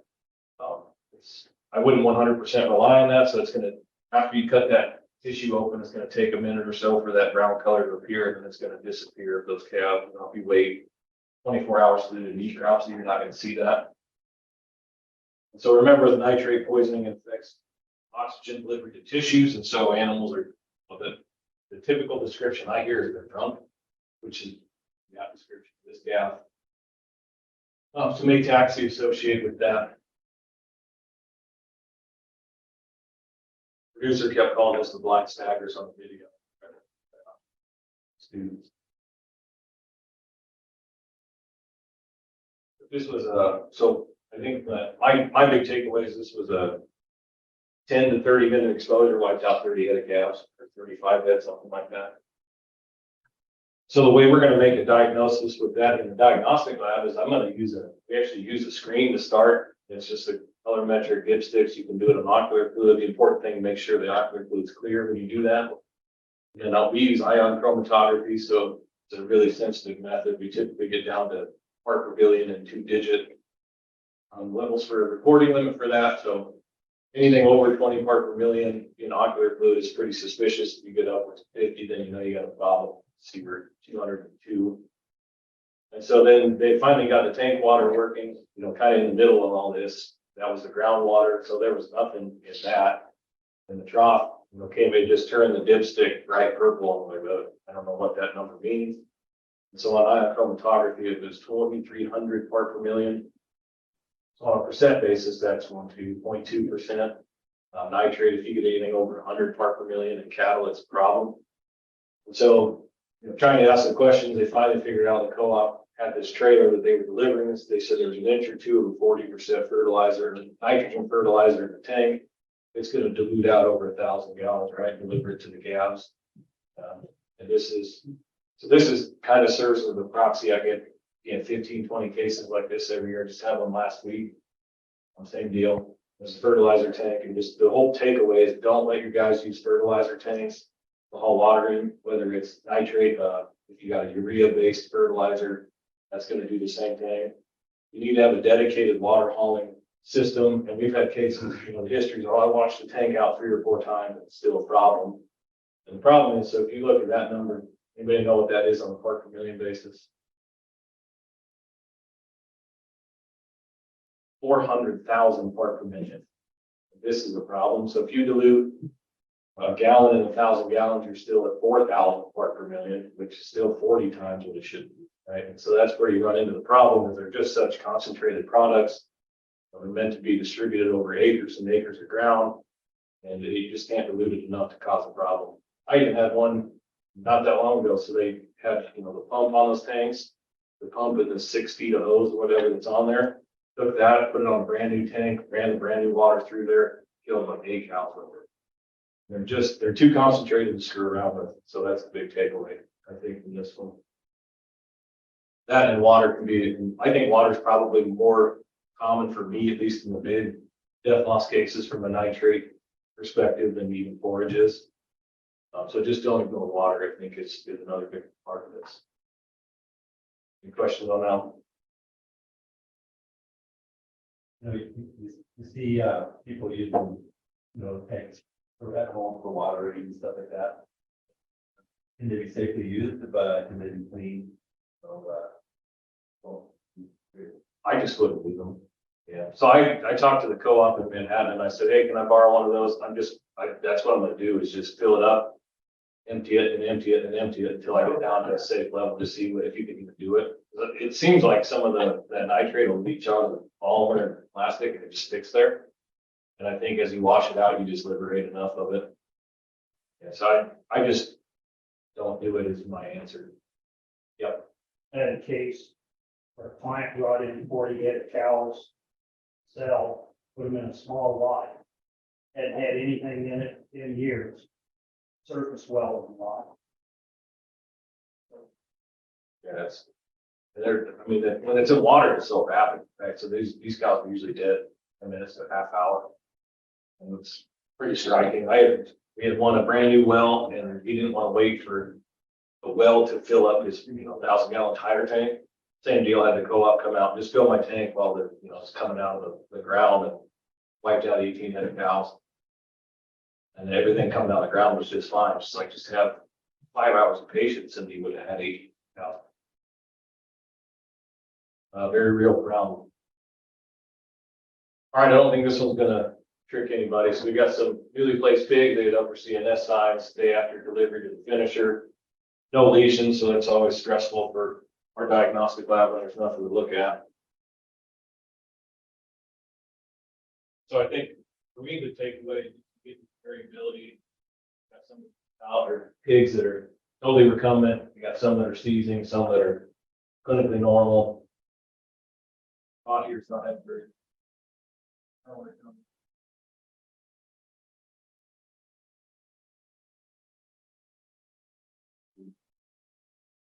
don't remember how they come into they lost on this case, but typical history, right? These were pigs that were, they came from western Oklahoma and delivered to Iowa. But pretty long transit, stuck in the barn at 5 o'clock at night, came in the morning, noticed nobody was eating anything. Drank the water on because the water was off, and then within minutes you start having animals like this go down. Any thoughts? Yeah, so this is salt poison. So again, I'm not a pathologist, so if there are any in the room, bear with me.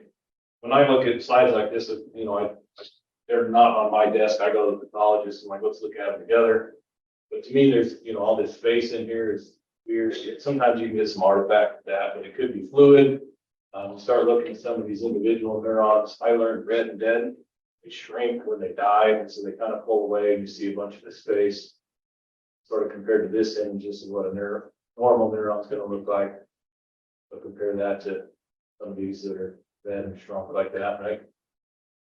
But the big star of the show is on these blood vessels in here. If you zoom in, you get this. So pigs, for whatever reason, they get eosinophils that will infiltrate around the blood vessels in the brain. So if we have any recent NAVLE takers, I'm sure this question was on the exam that said eosinophilic perivascular cuffing, and that's almost pathognomonic for salt poisoning pigs or water deprivation. So we still see this.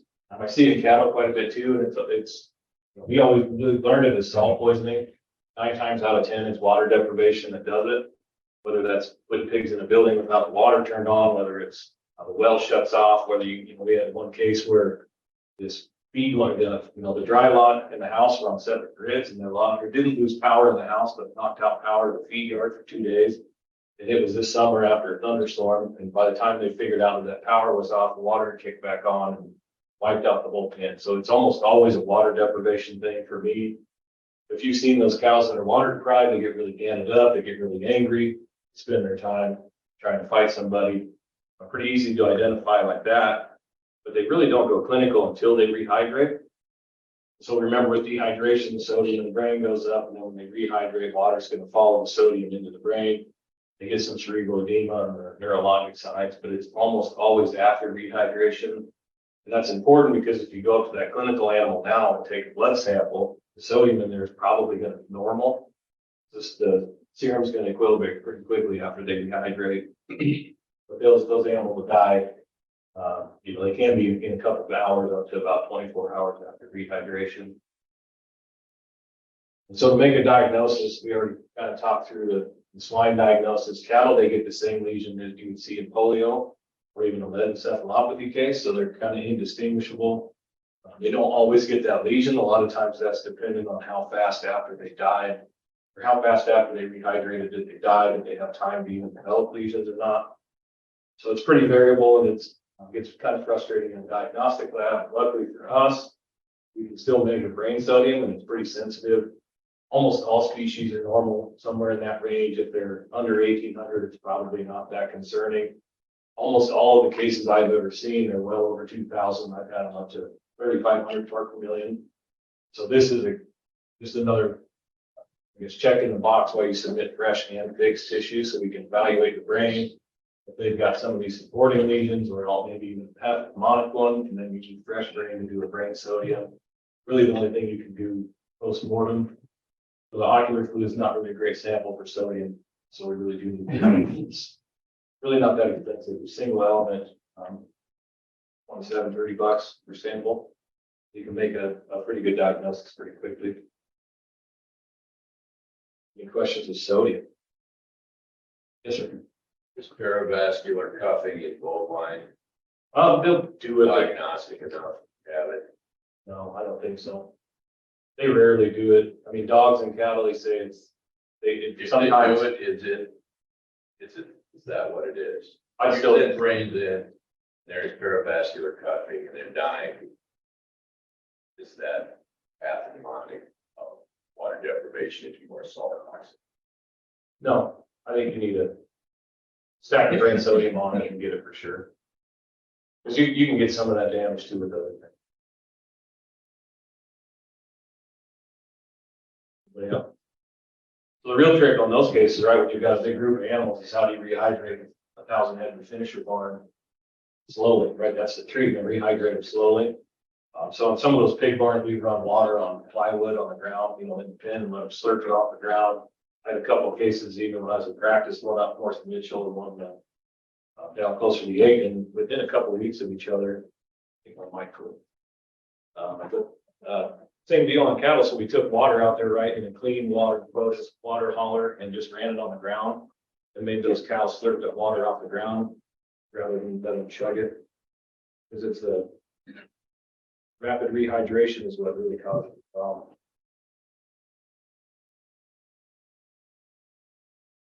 Let's just take a break while we switch the batteries. Perfect time. I'll get back home about 10. In the interest of time, everybody else will filter in, I'm sure.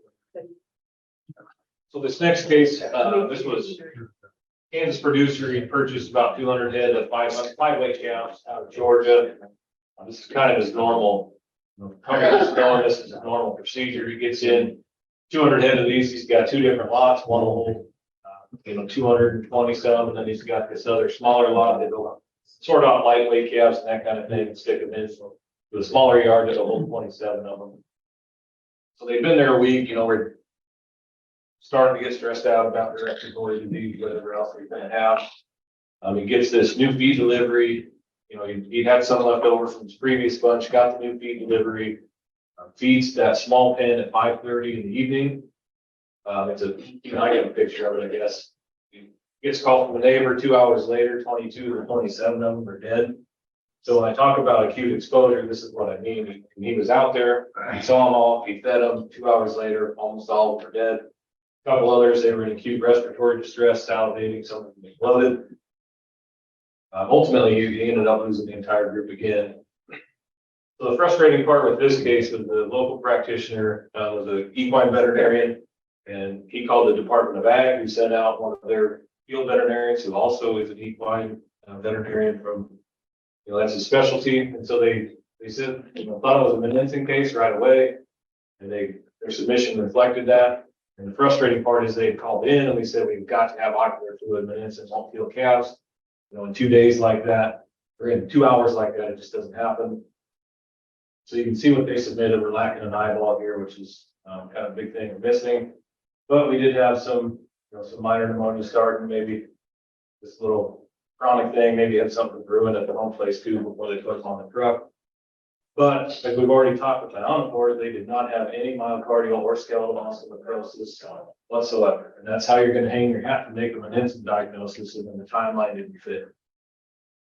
And so batting back and forth, like we needed the eyeball. They had already buried all these calves. They're actually about 50 feet off I-70 here in Kansas, backside of the hill, and they just dug it out and buried them all there.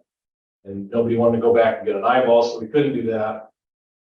I'll show you, like I said, I'll show you a picture of this feed, but we had it measured 67% protein. The label was like a 16% calf starter. So we had a mismix thing going on here, and a whole bunch of that was from non-protein nitrogen. So, generally that's what we're looking, what those calf starters are going to be made for.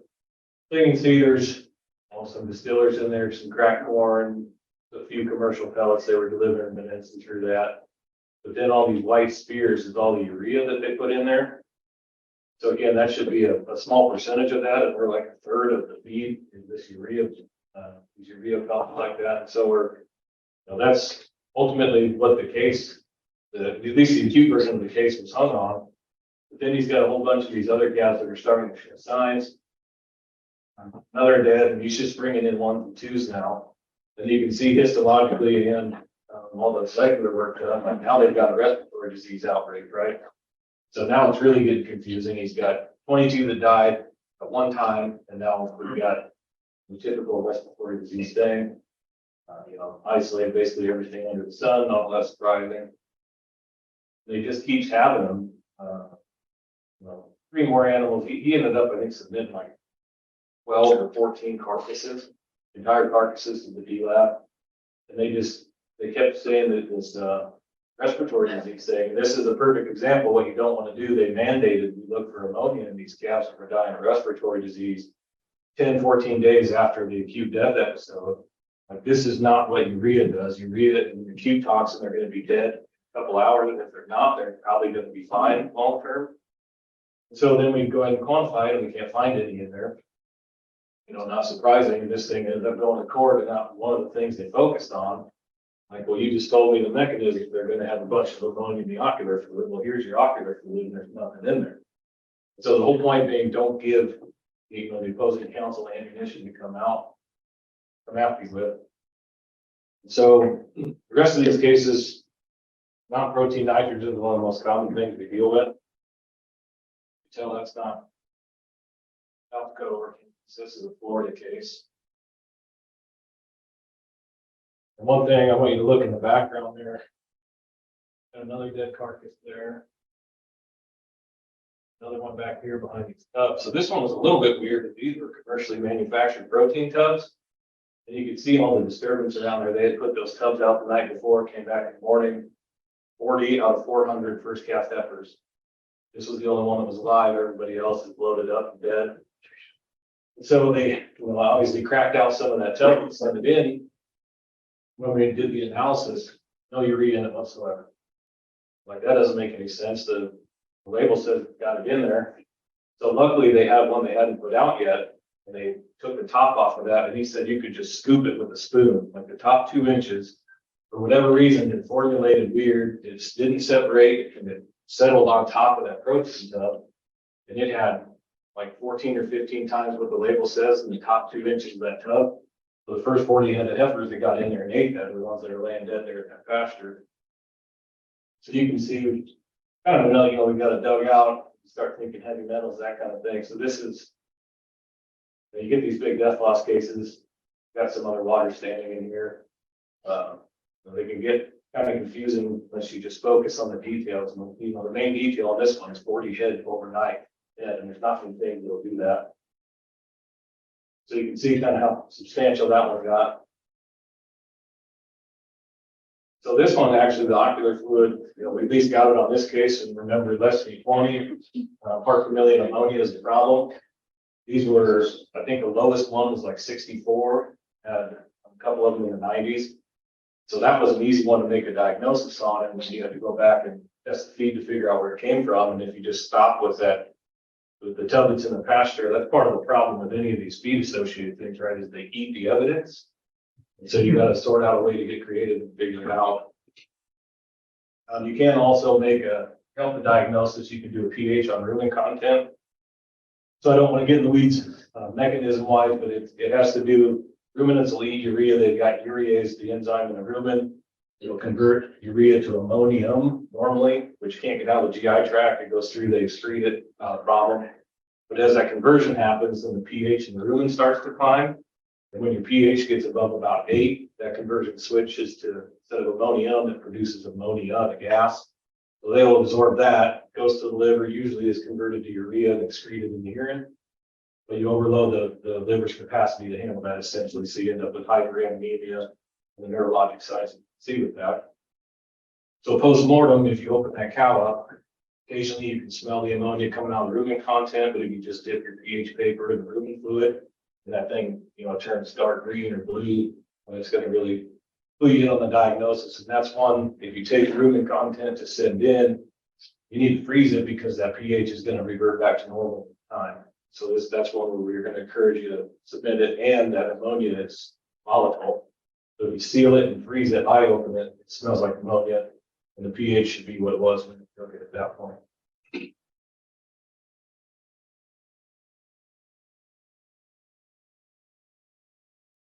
So these cows are pretty agitated.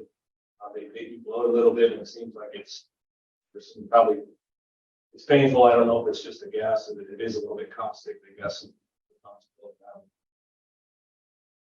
you do get this kind of bell curve clinical signs. Usually the cases I get involved in, there's a bunch of dead, and if you see them clinical, they're laterally recumbent and paddling.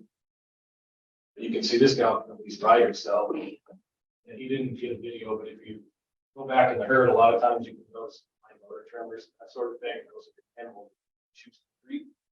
If they're down like this, you're not gonna fix it. So spend your time thinking of how you're gonna.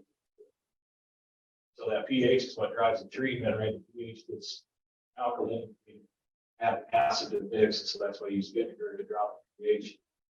Large volumes, of water in there to all that out.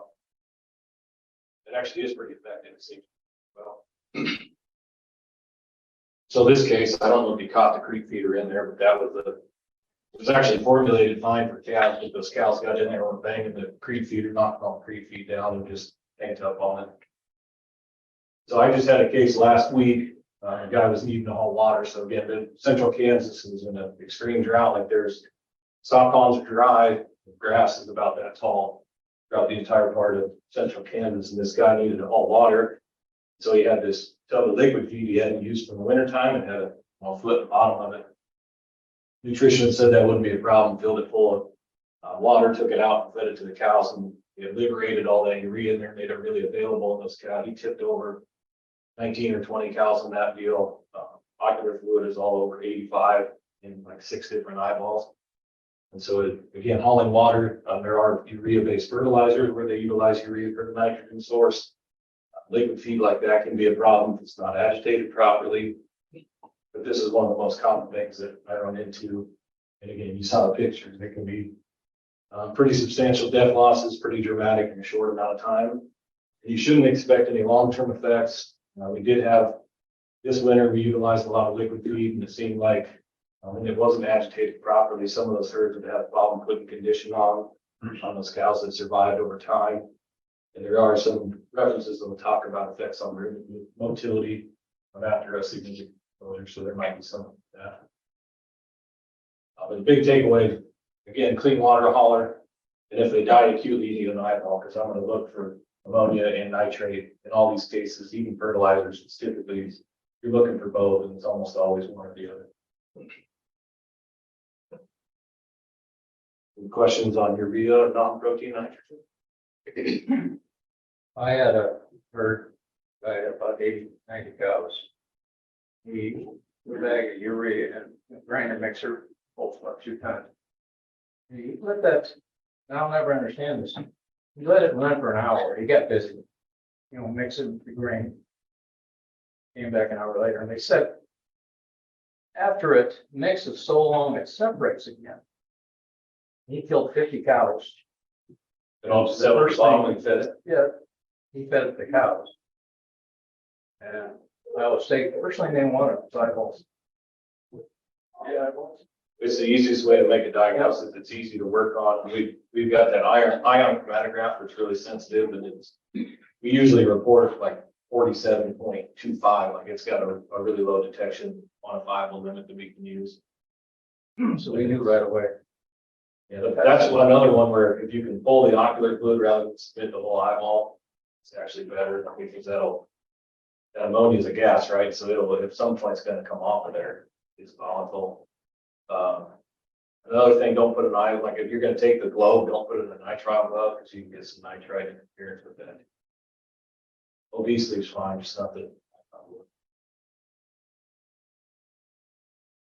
Anybody else?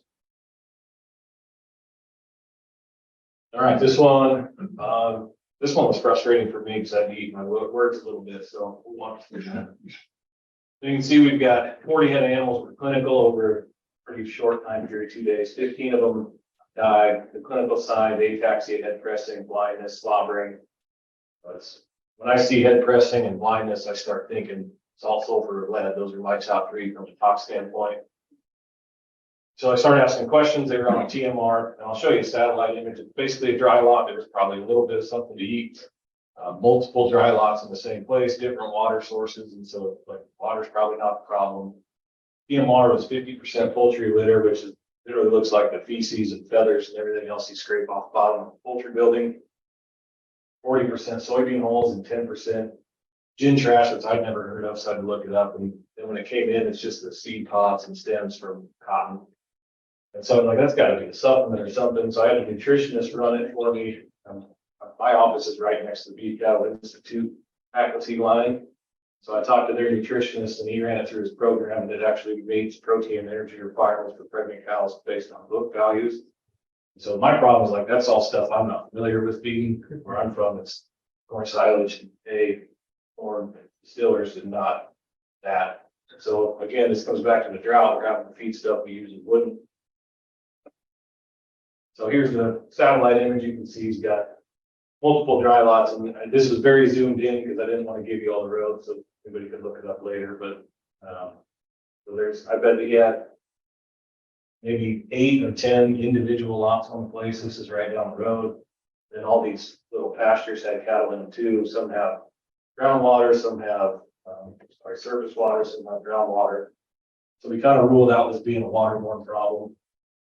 And clinically, I was like, there's no way this is a true sulfur associated polio.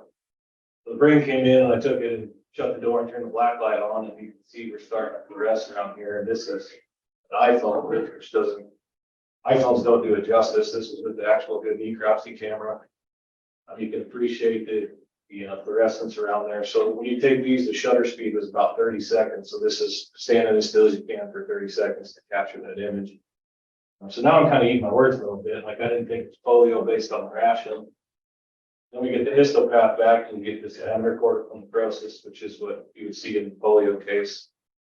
And I'm talking, I guess, polio clinically at that point, but there's also polio histologic lesion, which is what this is. And so now I'm starting, like we had done, we did, liver lead was negative, brain sodium was 1,200 part per million, and so I kind of ruled those two out. Then I'm starting to look at the diet. Total dietary sulfate was 0.66 part per million, or 0.66%. Anything over 0.4% is kind of risky for causing the sulfur-associated polio. So that's, you make that conversion, just move the decimal 4 places left. Like, well, it's all coming from ration. Like, there's no need to measure the water at this point even. But there are calculators out there where you can plug them into an Excel sheet and get a total dietary sulfate concentration. But I wanted to know, like, what part of that diet is it coming from. So that's the gin trash. You can see some of the seed holes. And then I just picked out all the, what I think are manure clumps or whatever out of the poultry litter. And then the rest of this I couldn't really separate. I was using different size strainers on the necropsy floor, like an idiot. But had all of those measured then individually. And so the gin trash had nothing. Those two I'm not surprised, just given I couldn't separate them that well. But that poultry litter had 1% sulfur in it. Like, I have no idea why that is. You look at NRC's book, it says that it's like 0.02% is what you plug in for sulfate poultry litter. So this is where the case stops, but I found out after the fact that apparently some poultry facilities feed elemental sulfur to cut down on ammonia emissions. And it's got some benefit to some of the mice that those chickens face, but this is just one of those deals off the wall feed stuffs, and you don't really know what you're working with. Kind of separate things out and go through the puzzle methodically and come up with an answer on this. Questions there? So when they're feeding these unusual feed stuffs to these guys, I mean, I'm a kind of a coward. I'd have to have it analyzed before they're shoved in a wagon. I don't, you think, but this one, it sounded like this was like put together from multiple facilities into kind of a conglomerate product. I did leave it. He had a kid feeding, like he was gone Thursday, Friday, Saturday, had a kid feed Thursday, and he's like, I don't want to come back. So we just fed Friday and Saturdays all at the same time and just piled the feeders. I think it was a dose thing too. They just tanked up on it. It's a little bit weird with polio. Like I never would see like big outbreaks. It seemed like it was more sporadic rather than all at one time. And, for me, it's always 10, 14 days after you step them up on that big ration. This was weird because some of these were adult cows, some of these were developing heifers, and he had a couple bulls in there. So multiple age classes, multiple, what you would assume are different feeding strategies. Was this in Kansas, or where were they getting the poultry litter from? I think I'm very, they're down in that corner. Right. Maybe Arkansas, even though they're not that far. Yeah, it was a frustrating case to work through because I felt like, even on the phone, like, well, it's not polio, you're not feeding them anything that's got sulfur in it. But I did. So they quit feeding the litter after they? Yeah, he switched. I think they just dropped the Amount of litter. inclusion rate in it, but Yeah, so I guess to be frank, the producer wasn't a very nice guy, so I got yelled at initially, then I was wrong on top of it. Eat your words every once in a while still. Anything else on that? The D-Lens fault. Yeah, well, it wasn't my fault. I mean, I told him it wasn't. I was flat out wrong. Oh, now, don't admit that. All right, this one again is a little bit off the wall, so we've got another one associated with, seems like with processing, 35 dead shark cross steers, 5-way process, like all of them are. At midnight, he had 1 dead steer, and in the morning, 3 more were dead. So we've got this bunch of hemorrhage basically in the cranial portion of the thorax, no lesions in the lung, maybe some abdominal fluid, really no lesions. Grossly, at least in the kidney and GI tract, and thinking it's just the day after processing, something related to that. And so we sent away endotoxin, maybe we've got an injectable mineral product involved. Cytectin, I don't know how much you'd have to give them, but I'm sure it's a lot. And so grossly, we were kind of in this realm, something affecting the heart, and then, some other things, who knows. So the submission, all we got was heart, liver, kidney, fresh and fixed. And then they sent that mineral product for us to analyze just to make sure it was on the label concentration. Mineral supplement was meant to be fed at 4 ounces per head per day, and we got the loose mineral that they sent. And then they have this mixed pelleted feed that they were feeding 3 pounds per head per day. And so we got all this, trying to evaluate, I guess, a mineral thing at this point. Histopathology, we had some pretty severe hepatocellular lesions. Myocardial degeneration, which you can see with excess selenium, not enough selenium, Gossi pull from cottonseed, occasionally they weren't getting any of that. You can see it with ionophores. But just given the timeline, and they weren't feeding the at this point, we're kind of honing in at this point. You can see the hemorrhages associated with the heart, which fits with me more of an excess selenium problem. And so we looked at liver trace mineral panel. You can see the reference range on the dry weight, 2.5, this was 12, which you'll get after selenium injection regularly. So that's, it doesn't surprise me. It's not all that far out of the range. The other minerals in that product were all in the normal range. And so when you give an overdose of that product, you're giving an excess of 4 different minerals. And usually that's reflected on the liver mineral panel. You can see excess of those 4 compared to the reference ranges. In this case, we didn't. So then we started doing selenium analysis. Feed, the mineral is about right what it should be. The problem is the speed is, call it 25 part per million. Anybody know how many milligrams a calf is supposed to eat per day of selenium? It's legally regulated 3 milligrams per head per day. And so you can see this mineral supplement. Remember, they're only eating 2 to 4 ounces of that. They're getting 3 pounds of this, and that's what your daily intake comes to, almost all from the feed. So even the total rations, 0.3 of a part per million.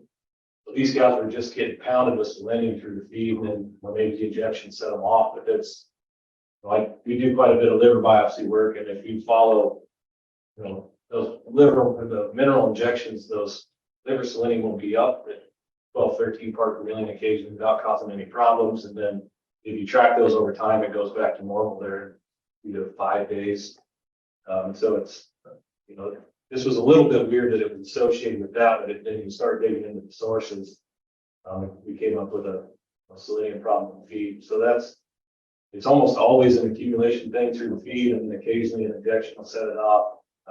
Acute selenium poisoning, the big one of that was an IV injection in polo ponies in Florida. Wiped out like all these international competition horses from an IV injection of selenium. We just don't really see it in calves, even from Western South Dakota. We just don't see it that often.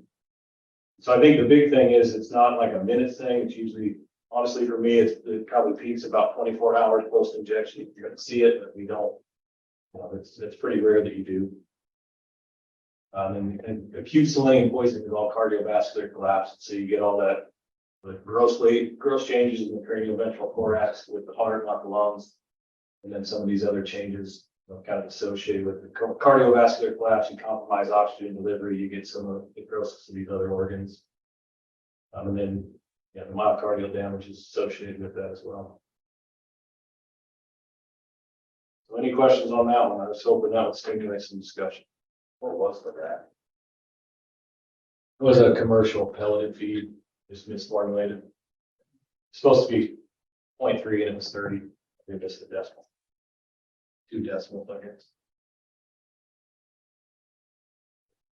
Those are hard to track down, honestly, because then you know, as soon as you ask, then you're accusing and hard to get a straight story a lot of times.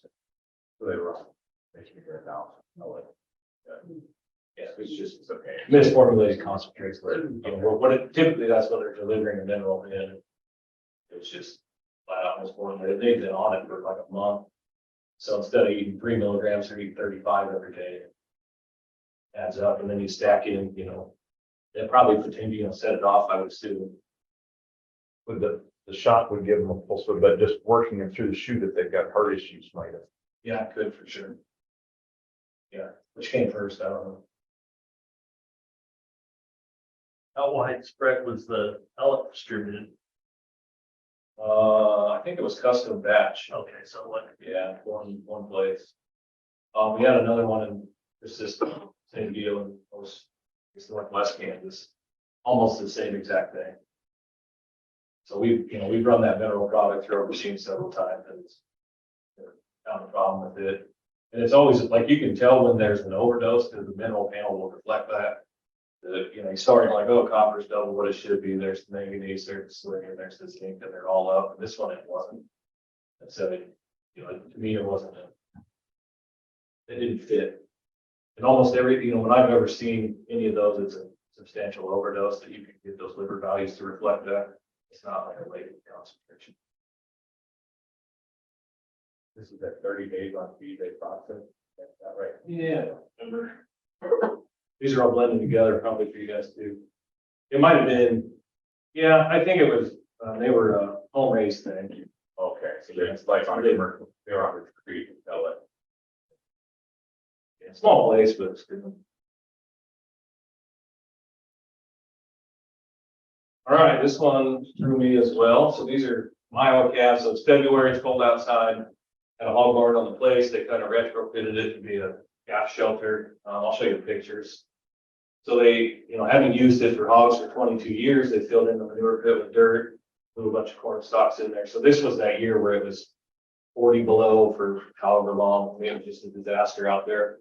So I don't blame them for using this, but then after they let the calves in there, they started having some ataxia and some bleeding, which is a little bit weird for food animals, and none of the cows were affected. And so, you know, the age distribution, you're like, is it an age thing or is it an environmental thing? You can see here's the barn, and they just framed out all the doors and put on some more tins so that only calves could crawl underneath there. Actually, a pretty decent setup. Just what you would think, hog barn full of corn stalks. So the first thing on meat crops you would notice is, you know, maybe a little bit of congestion in the liver, but there was quite a bit of bleeding going on, and we already had the history of epistaxis, you know, the clinical history. That was kind of tough. Let's see, that's diaphragm. So you're right behind the must have removed the liver, and that was all underneath the liver. But then you start going up the neck, and you got all this subcutaneous hemorrhage that was causing a bunch of swelling. You got some hemorrhages in the lungs there. This is spinal cord, that's trachea. Everything in between is just disgusting hemorrhagic stuff. And so they obviously worked on anthrax to start. Doesn't really fit, wrong time of year, wrong place in the country. They had all this diffuse hemorrhage going on everywhere, and they detected an anticoagulant on the inside of the liver. Just when you get these bleeding cases, they've got a pretty good panel there, so they detected that. Started asking questions, and they found out that there were a bunch of piles and buckets of an old tracking powder that they had in that barn. They didn't get anything of it, didn't clean them up.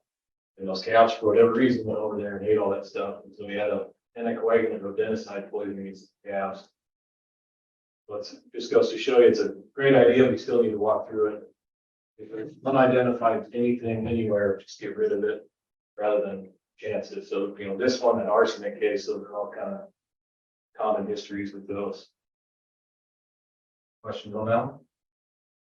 A little bit off the wall for species exposed to anything.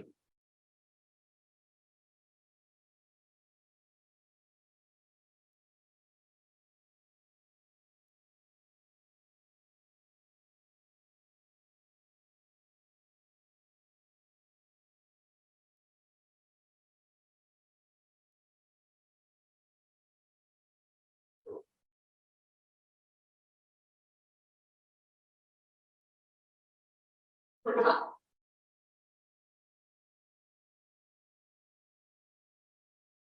right, let's play this one, kind of how it plays out. You get this video sent to your phone.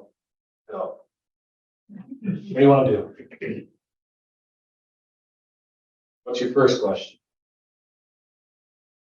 We've got time to work through it like this. We're gonna try this one. How many are back in? 85. Not about me. 110. Yeah. Yeah, like 30. Like, why wouldn't you start with that, right, instead of the video? But yeah, recent change, no, producer was gone, came back, found it, gone for 3 days. Which is the normal guy feeding.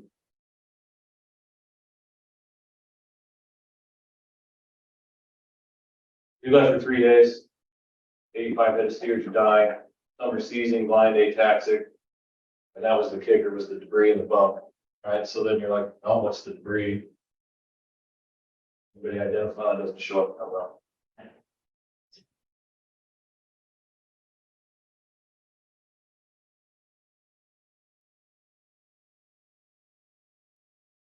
Any idea what that is? Light up the battery. This is all the feed bunk.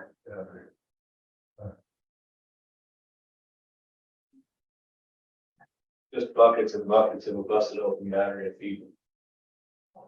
They went through that feed wagon. Is that, well, not that specific battery. So the story was that there was some, I don't know how much I can give you away. So there's a land argument over some cousins. One got a bunch, one didn't get any.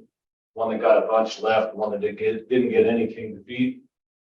The guy that got a bunch came back and all these were dead. And he said the battery bounced off the front of the tractor into the feed wagon. So that's that. We need you to figure out the rest of it. You can see pretty substantial problem. So that what I want you to tell from this case, so they chelated anything that wasn't dead. So remember, calcium EDTA is the chelator of choice. Problem is that's off label and you're going to get a withdrawal stuck on that. I think Fairhat's probably going to give you 60 days maybe, but the FDA won't let you butcher them. As in this case, he fed some of these animals for 6 months and then was forced to euthanize them anyway. And so you can imagine the A, financial problem with this, B, the emotional impact that guy had shooting 85 head of his home raised steers in the head and putting them in a hole in his own cornfield, right? So that's, we get a bunch of lead cases. It's still pretty common, and I get them from all over the country. And so to make a diagnosis, antemortem, you need whole blood, just like all the heavy metals that are associated with the red blood cells. In tissue, you can detect it. Liver, kidney is the tissue of choice. I think, like I said, anything over 5 parts per million is a problem. Again, it's off label, so there's a bunch of state by state variation in what you can treat them with. There's state by state variation on what you can do with food animals that have been exposed. So if this would have been New York, he would have had to quarantine that entire herd, nobody in or out, until all of them blood lead dropped below 50 part per billion, which is the water threshold, which is weird. It's like, it's not going to end up in muscle, and then you're not going to chug gallons a day, right? You're going to eat a couple ounces. So it doesn't really make any sense. I guess I should have called South Dakota. Kansas doesn't really want to know most of the time. It really comes down to the veterinarian and the producer. Obviously, you don't want a contaminated carcass going in the food chain, but also just for an idea of kinetics, I had a bull case in Nebraska. 2 of the clinical animals survived. I did serial blood lead on them for 6 months. And at 6 months post-exposure, there's still 3 times what the threshold is in most states for blood lead concentrations for slaughter. So for reference, they started about 500 part, 0.5 part per million, which is consistent with lead poisoning. 6 months later, they're at 150. And so we actually bought and euthanized those animals. And I took 50 samples of piece, bone, multiple muscle samples, every organ I could think of. We did brain, we did eyes, and the Excel sheet with all that data is stupid. It's like nothing until you get to the bone, which we'd expect. Calcium's going to tie up in the bone, but that's where all of the lead ended up. And the tissue, the muscle, like you couldn't even tell they were exposed at that point. And so I guess my big takeaway is we don't know enough about lead kinetics to make really good recommendations for these things. And they're a case by case basis. You know, a lot of times you can kind of change them if they're young enough heifers, maybe you can turn them into breeding cows or something that at least make them hang around the place for a while. But ultimately, if it were up to me, you know, 6 months post exposure, if their blood lead gets, you know, I don't think 50 part per billion is a decent threshold. Because I don't have any evidence it's going to end up in animal tissues at that point. But again, state by state basis. So I think you need to work together. At least it's worth bleeding. If you've got an exposure, it's worth bleeding everybody and just get an idea of who's been exposed. Questions on that one? That's frustrating because we've been dealing with it for 4,000 years. Were those bulls treated with calcium? No. No, so that's a great question, Dr. C. So there's a multiple chelators. EDTA is the traditional antidote. There's succimer, there's D-penicillamine. Most of those are either oral or they're expensive, probably both. They're all nephrotoxic at some point, and they're expensive. And so honestly, thinking back to 8 or 10 cases this year, nobody chelates. Just feed them and bleed them until they're like I had one herd, and it was actually a dairy in New York, same deal battery. This was actually an accident. You know, I had replaced the battery, left it in a loader bucket, then used the loader to make feed the next day and forgot to take the battery off. But they figured it out when there was product on the shelf, little single dose creamer packets. But don't eat cream in your coffee in New York. Same deal.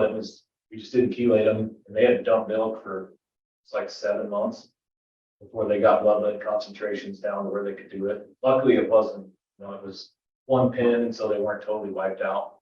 But they had to quarantine those animals and serially blood them until they dropped below the threshold. So it gets frustrating when you have to cross state lines and track people down for guidance. And some places like you don't have any, do whatever you do. Nobody likes free reign like that.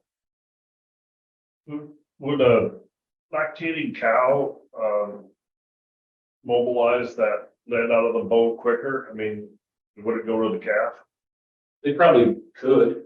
I don't know if it would be enough in the blood in the milk to make a calf go clinical. I mean, that's part of the problem. So those bulls, one of them went clinical, like he was clinical neurologic, recovered, apparently fine for about 3 weeks, but his condition had tapered off, and then he went clinical again. And so you can mobilize enough out of the bone, and it just depends at the rate at which that bone remodels to elevate the blood levels high enough to cause clinical sign. And that's why it's hard, because you're dealing with basically 3 different compartments when you're trying to do genetic work. You never have that one piece of data you need to put both together. I had a case where, cows were moved into a pasture and they got into an old dump and broke a battery, ate it, lost 9 head, I think. This was in January, so the rest of the cows would have been pregnant and they calved normally. No problem with the calves, but should I have told them that they couldn't sell any open cows in the spring, or You don't have any evidence to say why not. you don't know what their content would have been? I mean, some of them would have got it, but not all of them. Right. Yeah, I've had them where we had 40 replacement heifers exposed, and 38 of them were, a couple died, but a whole pile of them were exposed, and he's like, well, I'll just make cows out of them. And we haven't bled them yet. That was 2 years ago, but I expect some of those will still be over the threshold that you have to get to in newborn. You don't, I mean, there's going to be individual differences, and the rate at which they remodel bone is going to matter, and metabolic state. There's just too many variables to really give you a good answer. So everything's based on blood lead, which doesn't correlate with tissue levels. The tissue levels are what you're really doing from a human exposure standpoint. It's got a mass loss there. The bone would only be an issue if there's bone in product. Yeah. Debone them, get rid of liver, kidney, and you probably be fine. Personal use. But yeah, that's my frustration. I think if they use blood lead, and there's all the references out there will tell you blood lead and tissue levels don't correlate. At least, not in clinical disease they do, but like exposure, that gray area, But that's what they're recommending, not eating, is edible tissue that doesn't accumulate lead whatsoever. What's the packer gonna say if you tell them to pull them all out and throw away the liver? Maybe we should ask anybody here in that industry. I'd be interested to know that. So still, my typical history is a fence or battery I left out over the winter time and replace it or whatever, it freezes and thaws and cracks open, and it's usually the cows that get under the hot wire.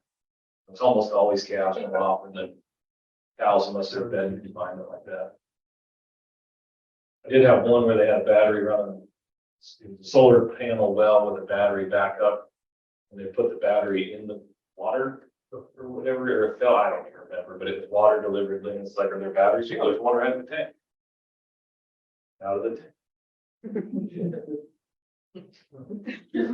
All right, I think this is the last one, and there's really not much for this. So this is a big confinement barn, humid evening in the summer, pump the pit with animals in there. You know, so the way those barns are set up, you know, pens all the way along the agitator from one end. So this was the pen right above the agitator. So remember that as manure breaks down, you get hydrogen sulfide production, and it typically is in the bubbles in the solid portion of that. And so when you agitate those pits, you free the hydrogen sulfide gas to get up there, and it's a really acute systemic toxin. I'm sure some of you have seen this in hog barns where they keep the curtain shut and pump the pit and wipe out the entire barn, and usually the producer and somebody else with it. So just encourage you guys, if they're going to pump the pit, at least let the animals above it in the alley or something, get them out of there, and as much ventilation as you can. Because this is not the first one of these we've seen. And it's pretty, I mean, it's obviously a human risk as well, but the problem is the concentration goes up, it paralyzes your olfactory center, so you can't smell the rotten egg smell. And then it'll apparently, eventually it was going to paralyze your diaphragm, and you just dip over dead pretty quick. We get it with some of the oil rigs too, some of those pump houses, where they want hydrogen sulfide gas in them. It's not something to mess around with. That's all I got for the cases. We'll just take a break, and we can pick up the water testing and come back unless there's any questions with any of that. All right.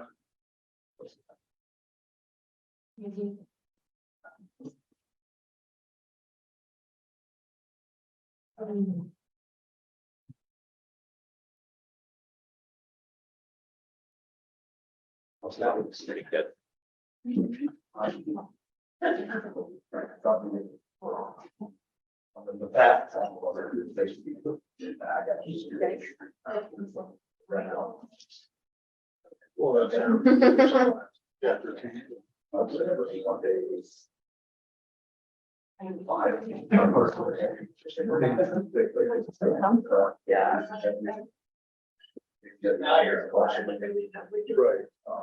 Didn't act like much. But that's what we did.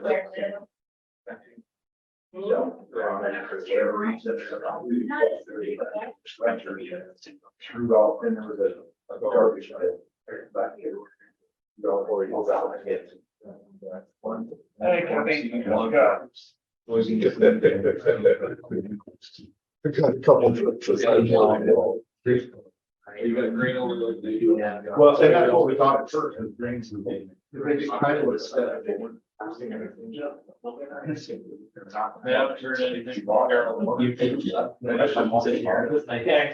heard anything.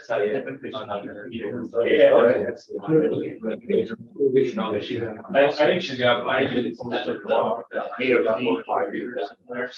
I've got the side. Yeah. Right, she's. Yeah,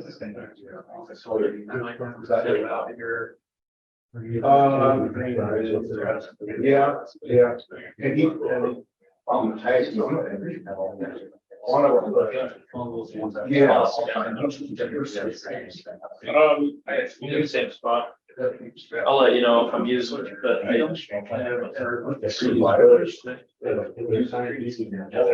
sounds good. Right. That's the other one. Yes, we went to a BFD. Well, just have to find out. But there ain't any. We need to know specific, you know, like, what's the cost? Memorialize of it, how much, he said he wanted to talk about that.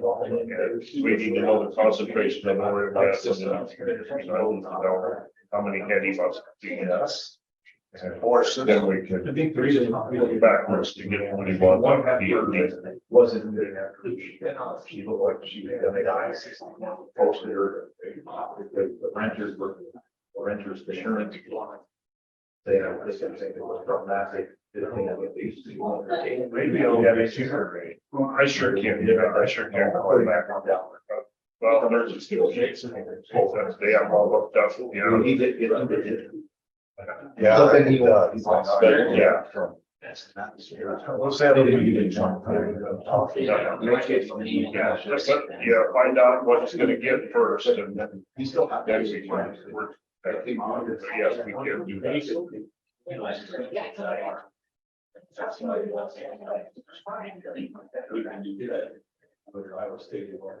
But it's been 2 years. Yeah.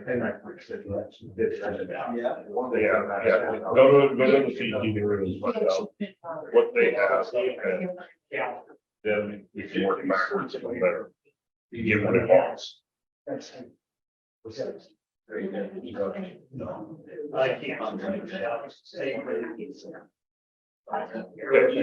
you.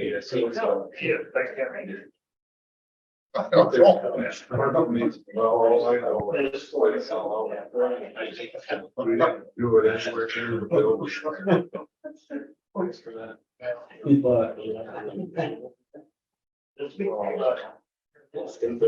That's like 20 years.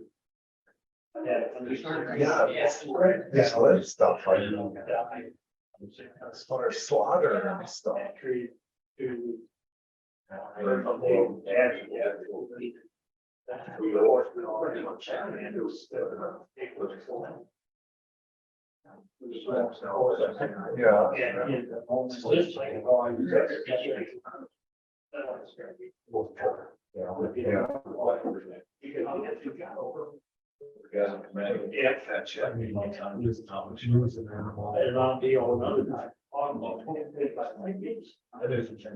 Somehow.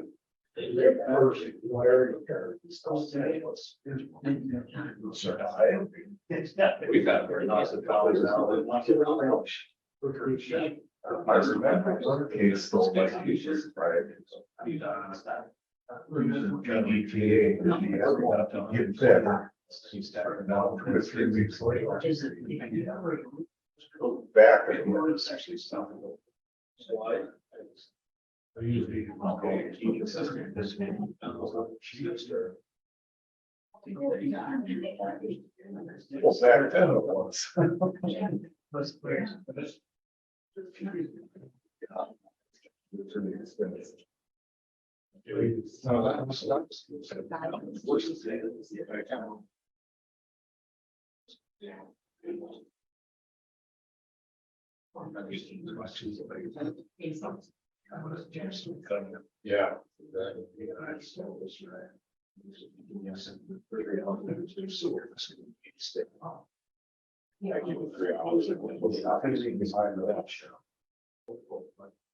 I'll see it on out in person. Don't make sure there's somebody else. Yeah. Oh, that's it. And if you. Our leaders be the working. You Get lost in John. Yeah. That's right. I don't pay well. Well, yeah. Are you gonna be? I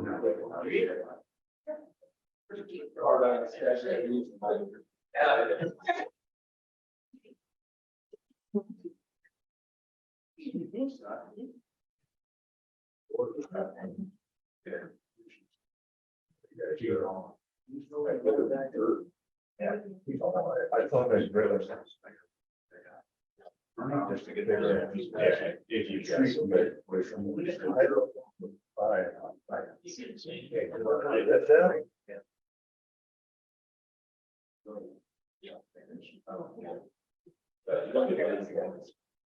Yeah, and, but. I thought the other thing that was used to orally give you my copies. Oh my God, you guys haven't seen that, it's the college. Yeah. That was the email.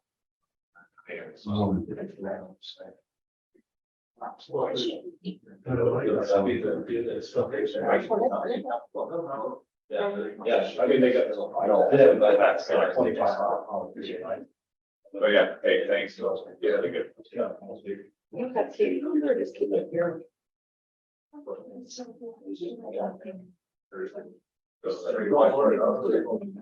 Right now in the water tent.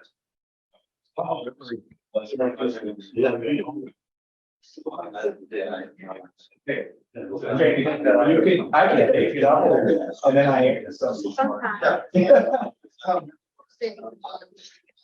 Sulfate, I have no idea. Oh, really?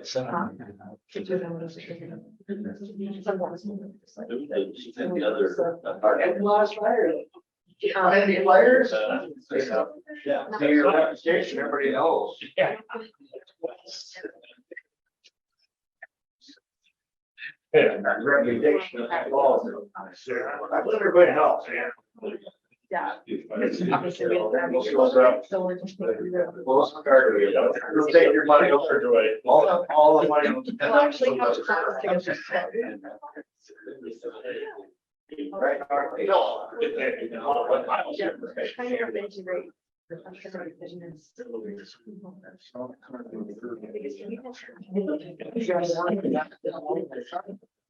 And Yes, I'm getting my asses. Have they? Yes, who wants to speak now? Yeah.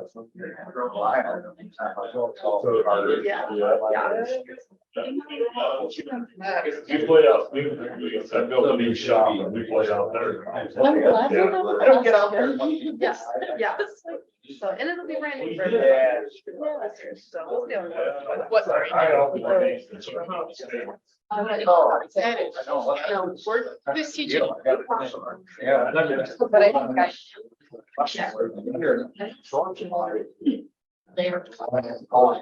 They're based.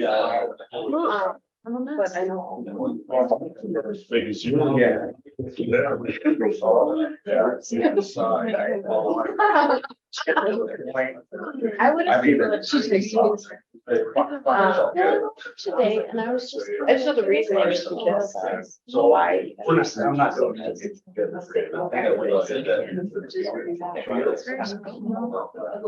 I've just been.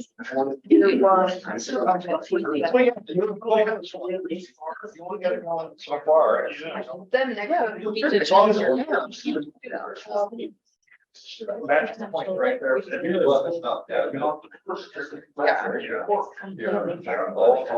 Yeah, I could, as long as you're a year with those lights. You just. Sugar, yeah. Let me put more sugar in my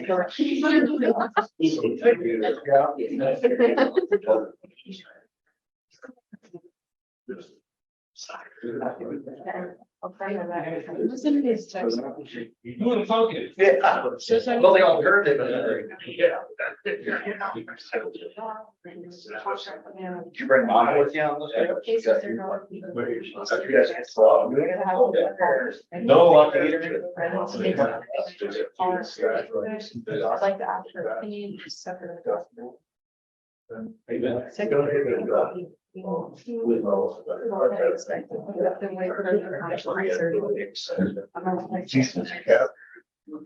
Like my mom's best friend. You know, they really don't have fun. But I just said, my uncle, and if you want up on his this time. In a bunch of videos. But his passions is like they're. You know. But,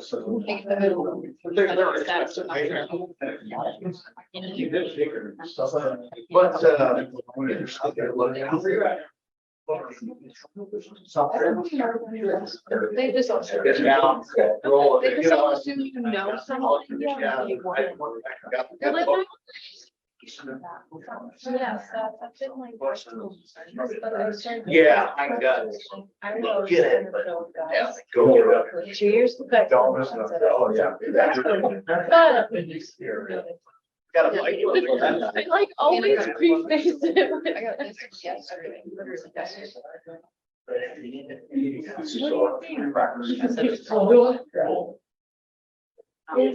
squishy? So it already. Yeah. This is not, they thought it was a little bit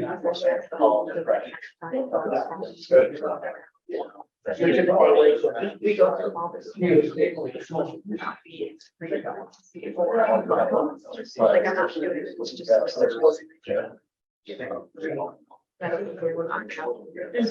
That's not different, you know, so it's like at a certain time, you know, like in my parents. You know, you pay for how many things. Right, let's get going and get this wrapped up. Help me pay my student. So this presentation is kind of driven, I get a lot of submissions or, some of the veterinarians or producers are having water tested. And it's, a lot of times the reports aren't clear. The guidelines aren't really that well established. So then they get sent to me and my job is to interpret it in live clinical cases. So that's really what's driving most of this presentation, just showing what I look at, what I feel is important, and I'll hopefully explain why. So there's not that many parameters that you need to look at for water quality for livestock, and so I'm going to outline the ones again that I think are important. Try to simplify the interpretation. You've seen those reports; they get pretty confusing. There's a lot of things analyzed. There's a bunch of different colors and distractions. Try to at least hone in on the important things. There's a lot of things that, some of that testing we don't even need to do, and they can be kind of expensive. So we can, anything we can do to help bottom lines is going to help our producers out, which, indirectly is going to help everybody in here. And then the last little bit is kind of a review of mycotoxin concerns, kind of where we're at in that realm. And, the big thing with that is there's a lot of unknowns yet in that world. So just a little touch on water quality testing. The best thing you can do, or at least for sampling guidelines, we don't need that much. There's no need to send a couple gallons in. A pint's going to be good enough. Glass containers are best. If you're going to send the spitter, just dump the chew spit out before it gets in there, please. And collect. So you need to collect it as it's coming out of the ground. And if that is not where animals have access to it, I'll show you a report where the water coming out of the ground is totally different than that same water that's caught in a pond down a creek a ways. And so wherever you suspect you have a problem, that's where you need to do. If the water's off, let it run for a little bit, just to flush all those pipes out before you take your sample. This is something you don't want to freeze, just cool it and then ship it to the lab. The pH is about the only thing that's going to change over time. And that's one thing I think, at least in certain parts of the country, we need to look at. So this is kind of a joke. These are the current water quality guidelines for livestock. And you'll notice we got one that's 20 years old and then we're 50 years old in the United States. So there's not been a lot of work done for water quality, at least for livestock. Canadians obviously the most recent. And I know this gets really, really busy. The text is small, but just this is the US EPA, this is the National Academy of Science, and this is the Canadian, their guidelines. So if you look down here, they're all pretty close. You see that this is kind of toxic effects in this big column, and you don't need to really pay attention to that at all. I just want to show you like hardness is always on water quality reports, and it doesn't mean anything at all. Chloride is on there. We really don't have anything to say it's a problem. Calcium, I'll show you a report where we've got elevated water calcium, but show you what it contributes to the diet. It's pretty negligible. You see on the nitrate side, you got to pay attention to units, and I'll show you a table with the different units, but everybody's dead on with the 100 part per million we've already talked about. This one is a little bit concerning. So the Canadians got it figured out that sulfate's a problem in water. We didn't know that back in the 70s, and that's since changed, and I'll show you how that works. Same with TDS.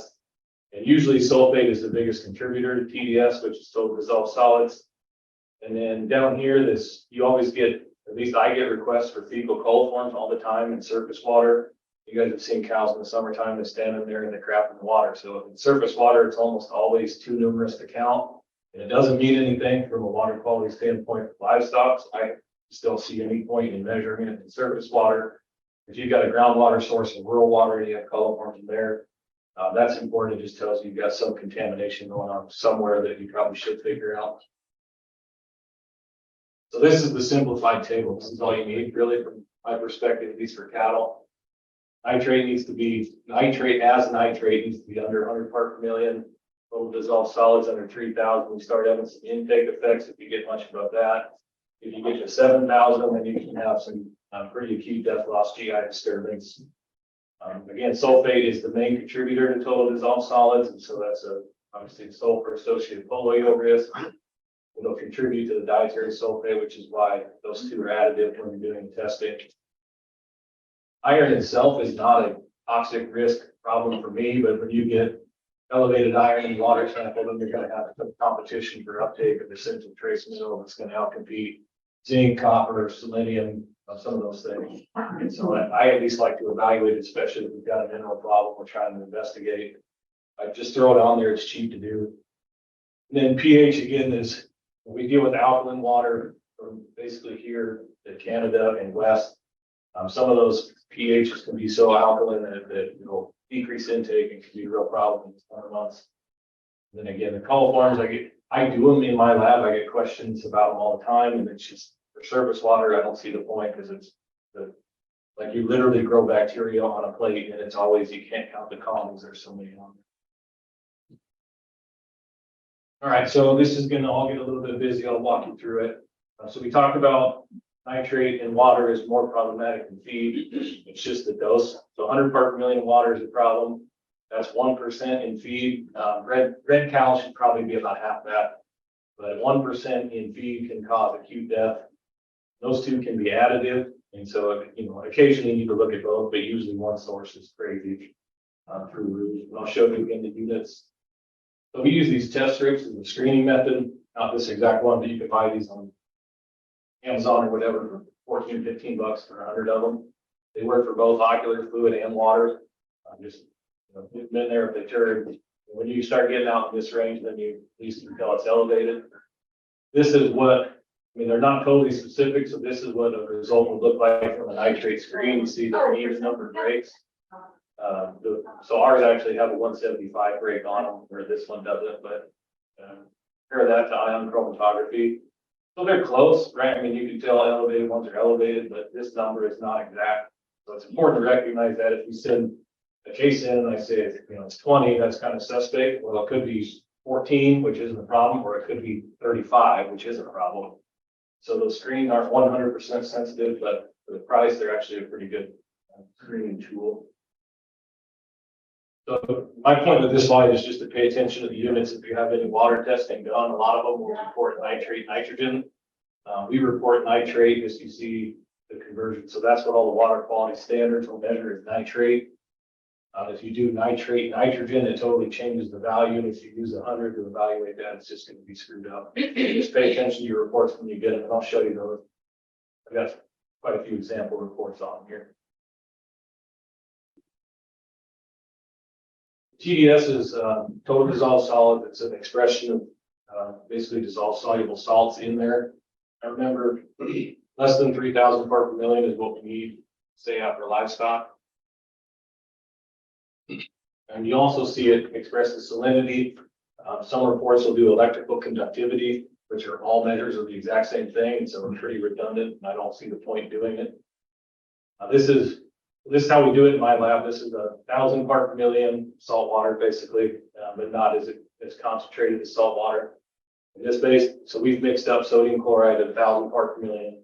We evaporate it, a known volume, and that tells you how much TDS is in there. And so, this is 1,000. These were water samples from a well, in, just not too far west than I had a couple weeks ago. This one's about 20,000. This is about 30,000 part per million. Remember, we want to stay under 3,000. And this water in a jar looked completely clear, didn't stink. And I'm only going to admit this to you because I like it as I tasted it. It's pure salt water. And we've measured it. The sulfate wasn't the prime driver of this, and it was all sodium chloride. For whatever reason, the 60 or 70 foot well in Kansas over time has now got to the point where you can't even use it for livestock, and it's literally salt water coming out of the ground south of Abilene, Kansas. But now you gotta call the Kansas Geological Survey to figure out what's going on. Their best explanation was it's geological. The point being, usually groundwater sources are pretty consistent, you know, and he's used that well for 10 years, or probably not water, it's been fine. Not now. These cows wouldn't drink it, they were ganned up, get 2 died, moved them, and they were fine. And yeah, it's just, I've never seen anything like that before. Luckily it happened right before this presentation. So here's the table. If anybody likes tables, I color coded it for you. If it's under, in the green, you're fine, you know, will be a problem. Probably shouldn't have it on pregnant animals, baby calf, bucket calves, that kind of thing. And then when you get up in this area, we got a problem. And remember, I told you those last years, 20 and 30,000, so down here somewhere. So this, I guess this was a confinement barn in Iowa, kind of built in an emergency basis, needed a place to hold some cows. They built a confinement barn, put animals in there. Last thing they did was tap the well and hook it up to the building and run the water in there. Had a bunch of cows die, I think like several hundred cows died. A lot of them wouldn't drink, a lot of body condition loss. And so they did a water quality test after the fact. So the point being, you drill a new well, test water. But if you look, here we got, this is hard to read from my angle. Anything with an asterisk is out of the normal range. And so calcium, magnesium together make hardness. And I'll show you why that doesn't matter in just a second. But you see sodium, fluoride, sulfate should be under 1,000. So this is a polio risk already, right? And TDS is over 7,000. So we've got a significant problem. And it all came back to a simple $80 water test or less to prevent these whole things. So this just goes to show you, when you look at the reports, right? We talked about 100 being a problem here. Sulfate, we talked about 1,000 being a problem, TDS 3,000. So I don't know where they're getting the reference ranges and the guidelines. And so some of these reports get kind of scary when they shouldn't be, and vice versa. Sometimes they'll evaluate. I'll show you another one just coming up where the sulfate's through the roof, and they said it's a mild problem, but it would have definitely cost polio. We've talked about polio and sulfate a lot today. It really is water. I mean, the water is a big driving force of that, especially if you get here west, you know, the northern plain states. The ground or surface water sulfate can be a problem. Some of those surface water sources may not be an issue early in the summer, but if you've got that water evaporates over time, remember these are dissolved, so they're going to stay there. So if you get a drought situation, sometimes the sulfate can increase pretty substantially over the summer, and you can run into polio cases late summer that you wouldn't see in the spring and vice versa. This one, so remember it's additive. So if you got distiller products, molasses, any of those notorious sources in the feed, this 1,000 recommended limit might decrease, just depends. See, that's why you really need to test both if you're in a total dietary intake. So we've seen polio cases down to the 1,500 range, which is why you established the 1,000 limit. We talked about iron. Anybody remember the iron ball? The mineral ball always confused me and frustrated me. But remember, iron's not a toxic concern, but if you, this is just showing all the interactions with the different minerals. So you see zinc right there, we got molybdenum, we got manganese, we got copper, calcium, selenium, sulfur, phosphorus, I guess. So, you know, these big essential trace mineral things that we're including in a very small fraction of the diet, if you get some interference with uptake and use from water, iron, then you might run into a secondary deficiency of any of those minerals, basically due to iron in the water. So again, I think it's important to look and just stay under 1 part per million. You should be fine with that. Not something you can't manage around, right? If you know you've got an iron problem, you can supplement some of those, but you won't be able to supplement selenium. Remember, it's legally regulated. I do get some questions about iron bacteria. I've had pictures of little creeks through town that turn red. Occasionally we'll get some surface water that will do that. It's not really a health problem, but if you use that, sometimes they can plug up water fixtures and cause a water delivery issue because of that.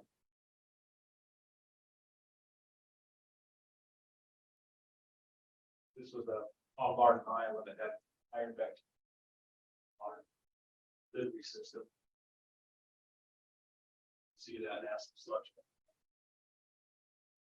Then you wonder, if you're delivering antibiotics through the water, like what kind of effect do you have on that and that sort of thing, you just don't really know. But that's one where, you could shock chlorinate the system or do something where water treatment is actually probably useful in a lot of cases. We covered pH, so remember you keep pH paper on your truck, you can use it on those urea cases. If you get anything over about 9, you can cause some water aversion. It seems like it causes, at least in humans, it causes some oral burning sensation. Really probably only a problem in certain times of the year, but I've seen pH is almost 10 in central South Dakota. So if you've never done any pH work, it's suspect a water intake problem. Maybe something to consider. All right, already heard my plug on coliform, so it just says that there's fecal contamination. The EPA sets 3 coliform units per 100 mils. That's in human drinking water that we issue a boil order. In animal, like what's the point, right? It doesn't cause any problem. So Dr. Ensley is my mentor, and his PhD, master's and PhD work for all water quality for livestock. They dosed dairy cows with increasing levels of fecal coliforms, but never could back them off milk production whatsoever. But if you can't do that, I just don't see the point in surface water, especially. You may know what this is.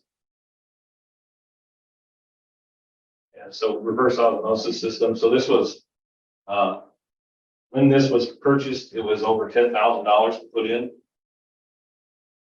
The maintenance, it's a lot like toxic equipment. The maintenance contracts are pretty expensive, and water was like, okay, maybe marginal, and it bumped it from marginal to less marginal for $10,000. And so the expense of these things is typically not worth it. Very rarely do I run into a situation where like I can recommend spending that kind of money on water treatment.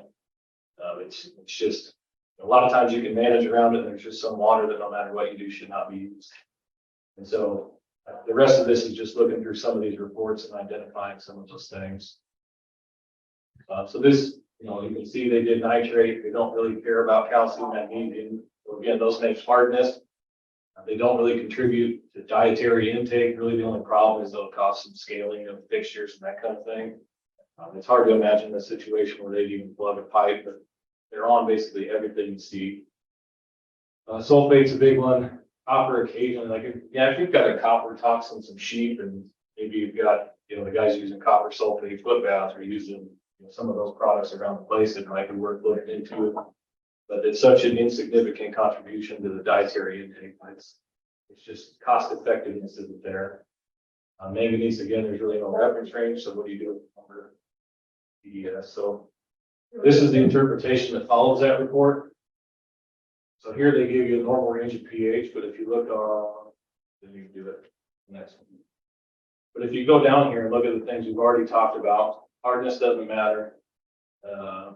10 mg per liter, that's 10 part per million. We talked about 100. So you've got somebody in the human laboratory evaluating water quality for livestock. So it was basically none in this water sample, but some water samples not. I guess they go up to 40. Sulfate up to 500 mg per liter. That's not right. It should be 1,000. Iron, again, remember, I don't really care if it's going to stain laundry, right, for livestock water quality. Electrical conductivity is again TDS, so we've got duplication of effort here. Water heater life, like what does that matter for livestock consumption? This one just shows you dietary intake. This is from another testing lab. So we've got anything that turns color here is flagged out of the reference range. So calcium, but you look at what it adds to the diet, nothing. Magnesium doesn't add anything to the diet. Manganese is okay. Look at the pH, like why is that? It's all acid and they didn't say anything whatsoever about it on the report. That's probably going to reduce intake at some point. And if it causes some acidosis, I don't know. But it's just, again, it's the interpretation of these things is where I see all the problems with it. And so that's my point of trying to show them to you today. So this one, I know it's blurry. I'll walk you through it. The big takeaway for this one is the sulfate to me is 5,820. Anybody remember what it should be? Should be under 1,000. And they say it's yellow. That should be bright red, that's gonna cause polio on the ruminant. TDS 7600 again, should be anything over 7,000 is gonna probably result in a pretty substantial death loss. The report is yellow. Sodium's through the roof, so this is a, salt water, and I mean, they actually measured it for cattle consumption, and they didn't include any of this in the report. Like, if you're gonna do it, you need to focus on those things and actually do, report things that matter. So this one is really good. I mean, there's some things on here we don't need to know, but I like the way they report this out. So look at this, where we at? Total dissolved solid, 6,780 is 4. Do this sodium and chloride are in here. They turn red because they're off the chart, which goes along with the TDS. The sulfate's pretty bad, over 1,000, right? And then the hardness against calcium and magnesium, it doesn't really matter for anything, but it makes the report worse and make it look like bad water. But they do a really good job breaking this out thing by thing. So TDS is very poor quality. Sulfate wasn't all that bad. But they say that it's marginal quality at best. This one, frankly, it's over. Where to go? It's right at the threshold of not being usable at this point. But then the rest of this you can basically ignore. And that's my frustration with it, is those things all cost money to get the number, and the number doesn't mean. This is actually, I'll be frank, came from North Dakota State. This is right on the money. This is all you need. It's cheap, it's effective. Their reporting limit is 36 parts per million. Remember, 100's a problem, so it just says that this is an issue. TDS should be under 3. It's 4, marginal quality. Sulfate's about double what it should be. This one, not usable. See the pH climb. Now what I want you to look at is this is a spring that dumped into a pond dam. This is the same water that came out of that spring, but this is what evaporation and time and use can do to a water source. So this is, marginal. Probably shouldn't feed any other sources of sulfur to those animals. They can probably acclimate over time. This one, those animals aren't going to consume, and you're probably going to have a polio event. It's like you're going to have to fence off this pond dam to use the spring. And just showing you that the same water can change over time and use. All right, any questions on water quality? That kind of, those numbers are hard to follow. If you take nothing else, just take a picture of this table. So long existing wells geology, does that mean we need to test the long existing wells that we just assume? Yeah, I mean, if you're having a problem, I don't know that it needs to be done like on an I annual personally basis. don't like for stuff to die before I start looking, so, It's a one-off case, right? He said his neighbor had something happen too, and then lose communication with the well driller, and I wanted to see what all they drilled through when they tapped that well. Then you wonder if there's maybe somebody dumped something in there. Is there a weird, I just have no idea. And I'm not a geologist, and so that's why I went to the geological survey, and they said there's apparently a salt vein that runs through that part of our state. And they're like, it's not out of the question, but it's the salt in there was 3% salt, and the ocean is 2.8%. It's just, why would you even look so I there? don't need to run home and test. That's my well. You can just don't test for all the things that don't matter. Send it to you. You can if you want. Michelle does a great job up in North Dakota She too. Yep. Yes, sir. Any differences, let's say horses? Shouldn't be. Yeah, I don't have a problem. I mean, this is livestock, even companion animals. Even horses are gonna drink out of the house just like cattle do. They're probably not as sensitive to the sulfate as cattle are. Just with the rumen, microbes will produce the mechanism thing. Yeah, they should be less sensitive even. Maybe they're more finicky from a taste standpoint. Behaviorist on that side. How well does conductivity correlate with total dissolved solids? Pretty close. Yeah, it's a different way to measure the same thing, basically. And what I really use it for is if TDS are through the roof and the sulfate's fine, then I'll go look at those other things, see what is actually driving the TDS.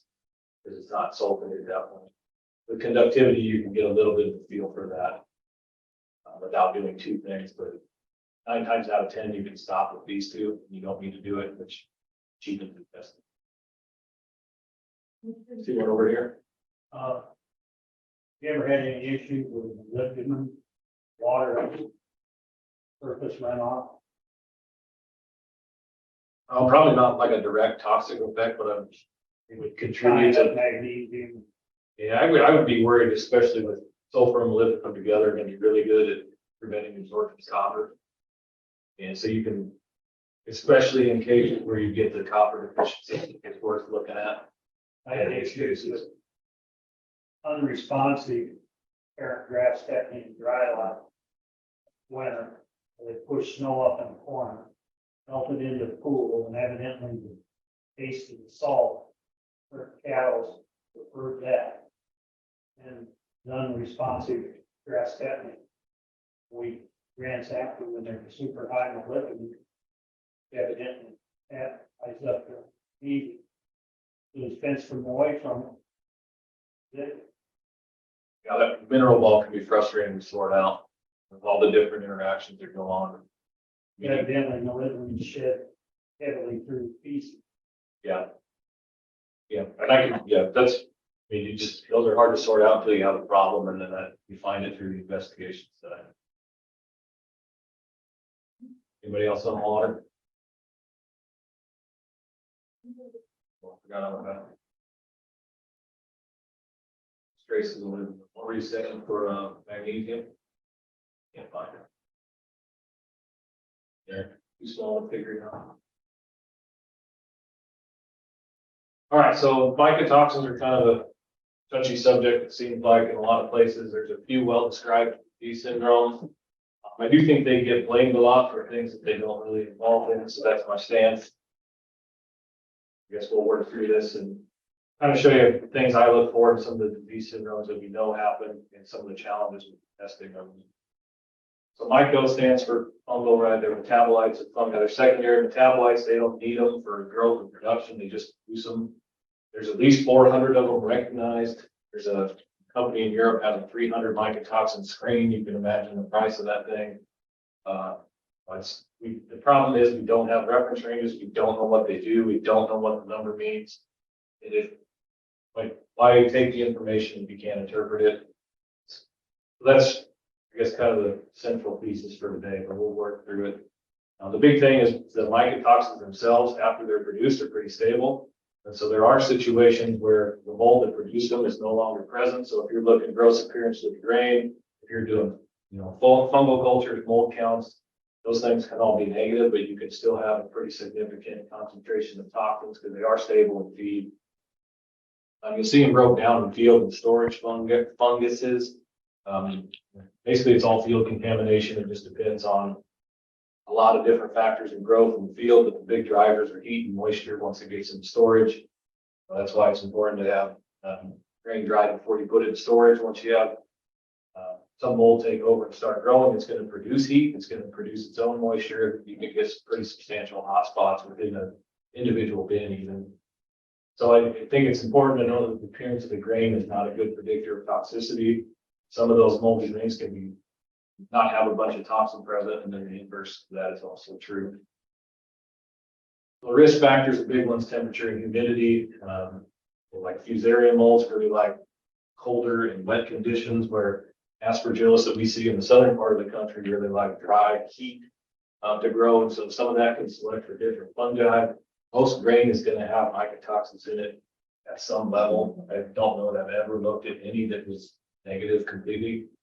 And usually there's more than one present. So if you find something produced by the fusarium molds, they produce multiple different toxins. Usually you find those in tandem, which would make sense. Storage conditions, again, it's they're associated with feed, they're associated with field contamination, storage contamination. The big takeaway is that all this happens contaminated in the field, you put it in storage, and you can just get way worse if the storage condition. So again, another busy table. The big takeaway, if you look, warm, wet weather, warm, wet weather. So it's moisture is a big driver of this, and then temperature is going to select for these different. You can see all the different molds they've got listed in here, and these are just all different crops on the left. So warm temperatures, high humidity, those are the big things that we're fighting. For aspergillus especially, you can get anything that's going to damage the seed coat is going to compromise its integrity and allow some of these molds to proliferate on those different feedstuffs. So if you've got insect damage, weather damage, those crops are all going to be a little bit susceptible to being potential mold and mycotoxin concern. So for the most part, ruminants are generally less sensitive to mycotoxins than monogastrics. I think a lot of that is because of the microbial population in the gut, and also a lot of these protein bound at some point. You've got that big vat sitting there, and so ruminants usually end up eating the poor species that we have rather than young monogastrics. So young poultry, young swine are typically the most sensitive, depending upon the different mycotoxins we're talking about. So with ruminants, there's a lot of variability in the way we handle, manage, and grow ruminants compared to, let's say, the swine industry per se. It may be utilizing local feedstuffs, we may be utilizing commercial sources, so you don't really have a good feel for the growing conditions of that product. At that point, if you're buying stuff in a bag that's shipped in from out of state, you have no idea what could possibly be in there. And again, you're typically an outlet for us, so if we've got grain we can't feed the horses or can't feed the pigs, a lot of times it'll end up in the feedlot ration. So the ones of interest in the United States, there's way too many identified. We've got disease syndromes kind of laid out for these listed here. I did want to touch on, there's this whole emerging mycotoxin thing. That's just what they are. We're starting to identify them on testing more and more readily. But again, they're just emerging. We don't know what they mean. We have no threshold for risk in with a lot of these. And so if you look at it, I'll show you some reports at the end. They'll put the emerging mycotoxins as a big risk. Where did that come from? Because there's nothing out there that anybody can find on why they would be risky with it. So there is some government oversight in the United States, the FDA. So they've established, they notice the different titles. Aflatoxin is the only one that's got an action level. The other ones are just more like advisories or guidance, and there's really nothing for zearalenone in the United States, and you see it appears both in Canada and the European Union. So they have regulatory guidelines. These, you can see we're more concerned about aflatoxin. Again, that's a southern United States thing. It's a drought, heat kind of thing for us. Canada doesn't experience that. So I think that's why it doesn't show up on the list. So these are the well-described disease syndromes. We have hepatopathies, aflatoxin, nagalactia, dystogangrene, ergot, promalignant hyperthermia in there. Porcine pulmonary edema, equine leukoencephalomalacia. Those are fumonisin problems. And so look at the species differences, right? You got horses, it wrecks the white matter in your brain. In pigs, it fills their lungs full of fluid. That's the second compound. Which doesn't make a lot of sense from that standpoint. Hyperestrogenism is zearalenone. There are a lot of questions about zearalenone being an abortive agent. If it's an estrogen mimic, it's really going to maintain a pregnancy. You can have some reproductive effects that can cause anestrogen if it's high enough. It's not going to cause abortion. The rest of these are the trichothacines are a group, and then there's deoxynivalenol, T2, HT2 are all in that group. All right, in the United States, most of our analysis is done on feed. There are some tissue methods for aflatoxin itself, but again, we don't have any thresholds that say this level of tissue is associated with this exposure. That data just doesn't exist, and so almost everything is a feed testing at this point. We already covered mold cultures and spore counts are sort of an indirect reflection of any contamination you might have. There are some lateral flow things that you can actually do. And co-ops can afford to do some of those. It's cheap, fast, but they're not like wide branching. They're only going to be specific for a certain mycotoxin itself. Same with the ELISAs. A lot of places will use those, but again, it's kind of toxin specific. Then you get in this HPLC and LCMS realm, and you can start doing panels. So we have, in our lab, we do 9 mycotoxins in one single panel. The problem with that is they do get kind of expensive. The prep for that and the standards just to have, like, even make the panel itself are expensive, and so that drives some of that cost. The problem with feed testing in general is representative sampling is an issue. Mycotoxins are notorious for having hot spots. And with aflatoxin itself, we're talking about parts per billion. concentrations are an issue, so you may have, you know, like a 2 foot square in the back of the trailer, that's a problem. If you analyze the front of it, you're not gonna find it. And it can cause some significant discrepancies within a single load even. Doesn't give you a good picture of individual exposure. So if you measure, you know, a certain concentration of feed, you're gonna dilute that feed, you're gonna distribute it to a group of animals, it's probably not gonna distribute completely. Each of those animals is gonna intake less, and each of them's gonna have variable response to it. So I guess variability is kind of the name of the game, and it makes it hard to do risk assessment in those cases. All of the actual dosing information we have are for oral exposures. A lot of these molds can probably aerosolize, and there's some inhalation maybe they get, I'm sure there could be mycotoxins in water too, we just don't know that. And then there's also masked mycotoxins, which is a lot like a chelated mineral, right? You tie the mycotoxins onto some sort of macromolecule, and then the machines don't measure it, especially the cheaper ones like lateral flow and the ELISA. It won't even pop up. But then when the animal consumes that, they can break that bond. Now it's an apparent mycotoxin again is present. So you can get some false negatives from those different testing methodologies. So binders, I don't know. In the United States, I don't think you can still call them binders yet. Maybe somebody could correct me on that, but usually they're flow agents or anti-caking agents that don't need to be updated like a binder. Typically they're clay or bentonite, some yeast components occasionally used for that. So I think the big takeaway is the things that make them good at binding is their charge. They're typically pretty porous. They've got a lot of surface area like you would want on a binder. But the things that make them good at binding mycotoxins make them good at binding essential trace minerals, feed-grade antibiotics, some of those things that we're intentionally adding to the ration. So I don't know if their costs going to outweigh their benefit at some points. I'm not sure. Really, I think the only one that we've got a good, at least silicate binder for is aflatoxin. But you know, it's the consistent binding is it's going to be toxin dependent, and again, maybe they bind and the animal eats it and they can break it off of there, and they still have mycotoxin present in the animal system. So I kind of sort these out whether they're associated with grains, forages. Kind of talked about real quickly here at the bottom. See, far and away, it's all grain. All the dog food recalls are associated with grain. The most recent one was the aflatoxin out of the plant Oklahoma. Then you do have some of these mycotoxins and forages too. So remember, ergot fescue together, dicumral, that's a anticoagulant, so you do get hemorrhagic disease. So slavamine, it's called slobber factor. The rest of those are going to be some more stagger syndromes.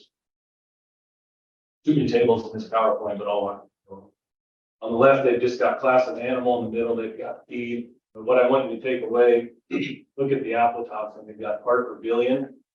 Look at the difference between finishing beef cattle and then immature animals or dairy cattle. This is because in cattle, dairy cows eat 20 part per billion and they'll excrete 5 in milk, ballpark, and 5 in human consumption. So that would be aflatoxin M1. But take away the part per billion. This one, it's a guidance level with monosin.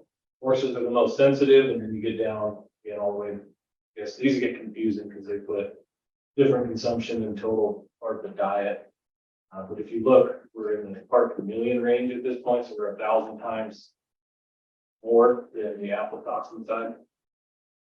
The oxynovalenol, also called vomitoxin, causes feed refusal, vomiting in pigs. Again, we've got part per million ranges, and they're going to vary quite a bit across class. Nothing for Valinol, right? There's no FDA guidelines for it. The European Union and Canadians do. But again, they're looking at part per million ranges. Again, that's where your estrus is going to come in about 3 parts per million. You're not going to run into abortions with Valinol. All right, this is the second to last slide, I promise. So what I want you to take away from these reports, this is a commercial testing lab. You see they've got this, all of these things, more toxic, more toxic, more toxic to scare everybody. Then they put out this big number that's 1,500. That's scary, but it's part per billion, and that's 1.5 part per million. We track that up, that would be non-equivalence. Is anywhere in there, does it show up at 1.5 part per million other than 20% of the feed is fine out? And they flag the report and they make it look bad, and then an interpretation is say it should not be used for feed. But I don't know where those come from. Then you look at the rest of these, they're part per billion. So a lot of labs will report everything part per billion. We just covered all the guidance levels are all in part per billion, except for aflatoxin. So you've got this 3 decimal place challenge in trying to interpret these from a producer standpoint. So same deal. This is a pretty well-known commercial lab. All these numbers look pretty big and scary, and then they do this big report thing down here. And so I can't follow that from up here. So that is that type B? Yeah, so we're 2 part per million, flumoxin 2.5, zearalenone 1.5. That's the only one on here that I would even think twice about. And they've got all these red bars on here saying that this should not be used. If this is in cattle, like, just forget it. If there's no problem for me using these. And then you've got this emerging mycotoxin number. I don't know where they get their normal levels or thresholds for concern. And even I've asked them and they won't provide it. They're just like, it is what it is. Then they do this weird number, risk equivalent quantity. Nobody knows what that is. There's no interpretation of it. It doesn't say anything. It's just another red bar on the list that will encourage you not to use it or purchase a binder. And so I think it's important to recognize who's doing your testing and just compare those to like the actual established guidelines rather than relying on their reporting system to tell you if it's usable or not. A lot of tables for now. Are there any questions I can entertain on anything we've talked about today?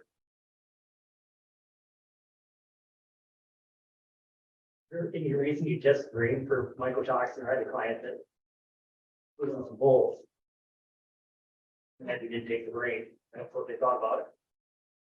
Not to actually test for the mycotoxin themselves. So that's the problem, right? We're in part per million levels in feed, and then they're consumed. Some of them are going to be absorbed, some of them are going to be metabolized, some are probably not distributed and like held in tissue whatsoever. We don't know what concentrations we're looking at, and even if we find them, we don't know what it means. So histologically, maybe, I mean, you could evaluate the tissue itself, but we typically don't do any tissue testing whatsoever. Occasionally, we'll do some aflatoxin work in liver, but that one's a little bit easier to sort out. But far and away, there's nothing to say that that level in tissue means anything. And until there is, I don't see it.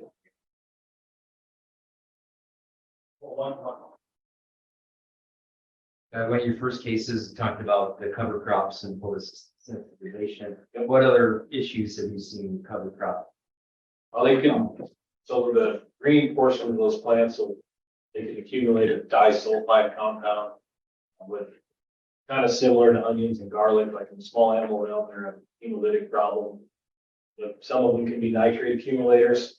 They can run into nitrate problems, and then if you stack that, or remember nitrate makes it so hemoglobin can't grab oxygen. And then if you're lysing red blood cells on top of that, you could maybe run into some issues there. Then there's also the sulfur portion of that plant. We've seen some polio cases. Usually it's associated with high sulfate water plus on that cover crop.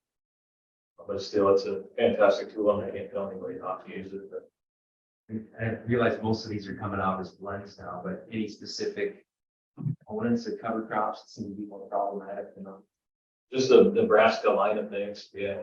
I mean, a lot of them got grass species in there too. Those blends are hard to sort out. Plant genetics could be a whole other discussion. Like there's a lot of variability from group of plants on that side of the pasture versus this can be totally different in what they accumulate and what they produce. That variability, I think, is going to cause a lot of problems sorting anything out definitively. You think you see more of that when they use the higher brassica mix? It's hard telling. I don't know that we ever get that information most of the time. A lot of times I'm getting involved secondary to other diagnostic labs too that don't have a tox section, and then they'll send something, and a lot of those I don't have histories with. You can imagine trying to track that down. But that's a question we should be asking probably, is what's the percent mix? Was that green brassica or was that after it froze? Yeah, I don't know. It was cold when it was happening. Yeah, I don't know. Usually it's, I mean, you can't even sometimes run into like an EIP on some of that lush green stuff if they've been on not lush green stuff, and then they throw them out there, you can run these occasionally some of those. Yeah, nothing's without its own risk, but as many people, you know, what percentage of that is actually, how many actually use it in the world? Probably very, very small percentage. And how many cases get diagnosed and never sent to the lab too, right? All of this, you're dealing with a biased sample set. It's just whatever got sent to the lab with a check discretion of the lab, give me a blank check, maybe get through some. Yep. You have, going back to your mold talk, do you have any kind of an idea, like really how much of a problem it is, man, maybe? I've maybe seen a couple of instances where I thought it was legitimate, a bunch of, I don't know where the information's from, but then some producers that are always looking to try to fall about something probably anyways, and start chasing. I don't know what to feel. Yes. I would say unrewarding most of the time. Like there's just a lot of challenges with testing and feed storage, and as they're eating it, it's disappearing, and what you send in, is that what they ate even? There's just a lot of challenges that way. A lot of times it's a presumptive diagnosis, like you got supporting lesions and you got to feed stuff that maybe could have it and you got look weird, and that's kind of where the testing stops. So it's, I mean, again, a lot of this is just biased on what we have to depend on. I mean, I don't think it's hugely widespread. You'll see the dog food recalls can get pretty substantial, but that's concentrated in the dry product versus how often are those animals taking. Is that dose a problem one time, or are they going to consume that same dose over time for months on end? Is going to change how they respond. Variability frustrates everybody, and I especially hate not having reference ranges. And you do. You don't have a range, like what's the point? Yeah. And sometimes that's the best you can do. I mean, presumptive at best, and it's not going to hold up in court. But from a clinical case, maybe that's all better you need to do. Then you got to answer the question, what do I do next year? You get a lot of finger. It's kind of hard to shut everybody down. I'll be quiet, but you got something. Yeah, that's, I mean, even some of those have some pretty substantial immune effects if you give them enough. How do you sort that out? Maybe you have a vaccine failure and that's all you're going on. There's a lot of things that can cause that. And how, you know, maybe you're 2 months away before you start looking at mold problem. But there's like, how do you measure that? I don't really think.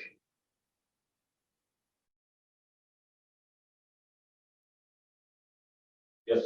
Any comments on the concentration of mycotoxins, village products, especially Duralumone and green pepper? Yeah, so in distiller products, they should concentrate compared to what they are in a fresh product. So the way that process works, you get some that's methanol, you get some that's for ethanol, some's carbohydrate, and then the rest of it is what you end up with full product. So usually the mycotoxin itself is going to tie up with distiller products coming out, so it basically concentrates by a third. So I mean, you measure the co-product at that point and see what you get for concentration in there.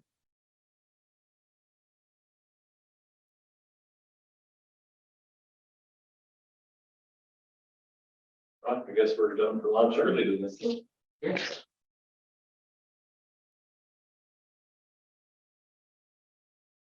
Lunch will be served starting at noon over in the Washington room. And right after that, we'll have our kind of a short business meeting for SDVMA around that.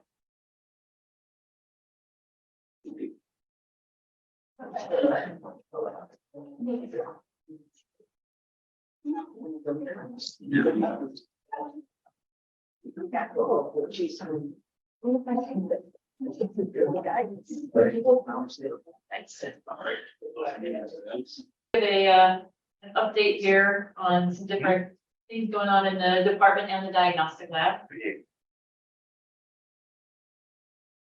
So first of all, I know we've had a lot of new names at the diagnostic lab and the department, so I kind of wanted just to go over this, just real briefly. And we have some people that have been there a while as well, so they're definitely names are here, hopefully that people recognize as well. So in our, for our pathologists, we have Dr. Dave Knudsen and Dr. Cameron Sherfelden, and they have both been working in the diagnostic lab for some time. Dr. Peter Moisen is a new hire, and he was primarily hired to teach in the PBVM program, but he is also a board certified veterinary pathologist. And he is during the summer and during breaks from school, he actually has been helping out in our diagnostic lab because we are short on our regular pathologists. So you probably have seen, maybe some of you have seen his name on some of your reports. So I just wanted to give you that update and let you know who he is. And then we have Dr. Viju Pillai, and he also has a significant teaching component in the PBVM program and is also has a significant research responsibility as well, but he also is a board certified veterinary pathologist. So he also does help us out in the diagnostic laboratory, and certainly appreciate that help. Because again, we're down pathologists from where we normally are. Dr. Larry Holler did retire in December. So he's here at the meeting. He's here. Nope, but he's here at the meeting. So it was great to see him, but he did retire. So leaves us again short of pathologists and someone who has, he had very years of experience in small ruminant and reproductive failure. So we're hoping to kind of fill that with a new person. But he is now retired. Researchers in the department, Dr. Eric Nelson, Dr. Christopher Chase, Dr. Alan Young, they've all been there a long time in their well-established department. Dr. Russ Daly, obviously you're all familiar with him. He's still in our department and we're very, very happy about that. Dr. Beverly Cassidy, she's a veterinarian who teaches in the PBVM program, but she also teaches in our undergraduate program as well. So she's in the department. And then of course, Dr. Jessica Juarez, who's the director of the PBVM program, spoke here today. So you all know who she is. So some new additions. We've had a couple new additions in the department. Dr. Neil Moore is a virologist. He comes to us from the University of Minnesota. He is going to be section leader, or he is section leader for our virology laboratory in the diagnostic lab. His appointment is research and service, and he has a lot of experience in next generation sequencing and bioinformatic analysis. So I think he's going to be able to really expand our research in that area, but then also probably bring some new tests into the diagnostic lab as well in those areas. So we're very happy to have him on board. Dr. Hillary Ward, you might recognize her name. I know she's been on some of our reports already. She was a resident at the University of Minnesota. So we had a teaching grant that we shared with Minnesota. And so 2/3 of her residency training was completed at Minnesota and 1/3 of her training was done at SASU. And she has now finished her residency and she's going to be taking her boards here in late August. So we are happy to say that she is joining us on faculty as a pathologist in the diagnostic lab starting in September. So we're very happy to have her on board coming very soon. And then in the PBVM program, there have been some additions. Dr. Jacob Geis, Dr. Aziz Siddiqui, and Dr. Danusha Shrestha are new faculty members.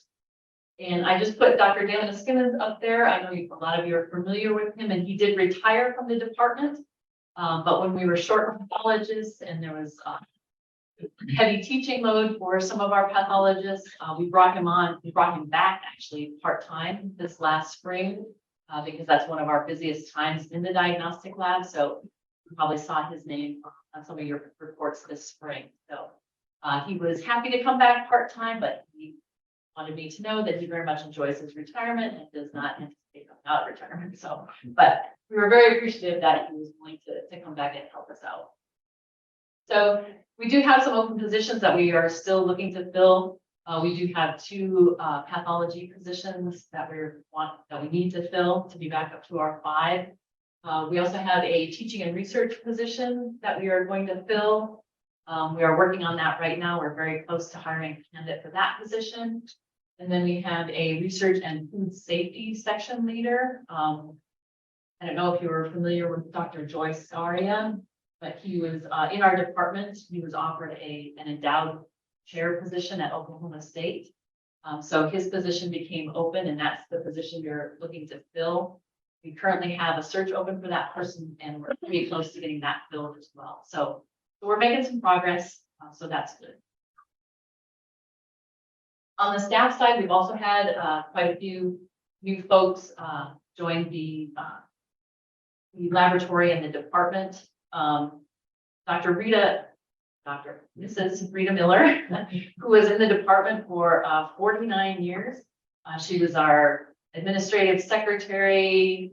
She just knew everything, did everything. She could literally read your mind. She knew things, what you needed before you knew what you needed. She retired this last spring. And so we do have her replacement is Carolyn Marsan, the name at the bottom of the list there.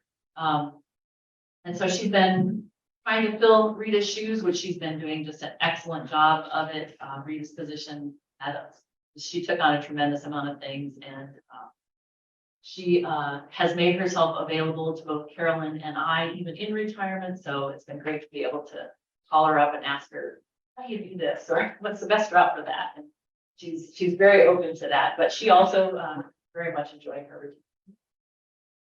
Then we have a few other new faces in the different laboratories.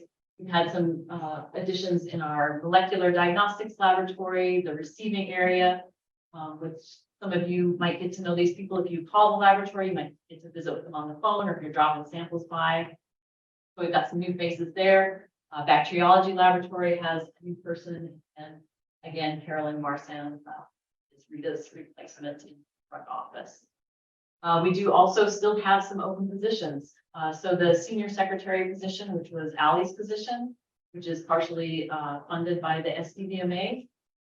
We have a person hired that is coming in mid-August. So we're very excited about that. I know Jennifer Smalley and Russ Daly are also very excited about that, but we're going to get that position filled coming very soon here. We have a laboratory program assistant who is our necropsy technician.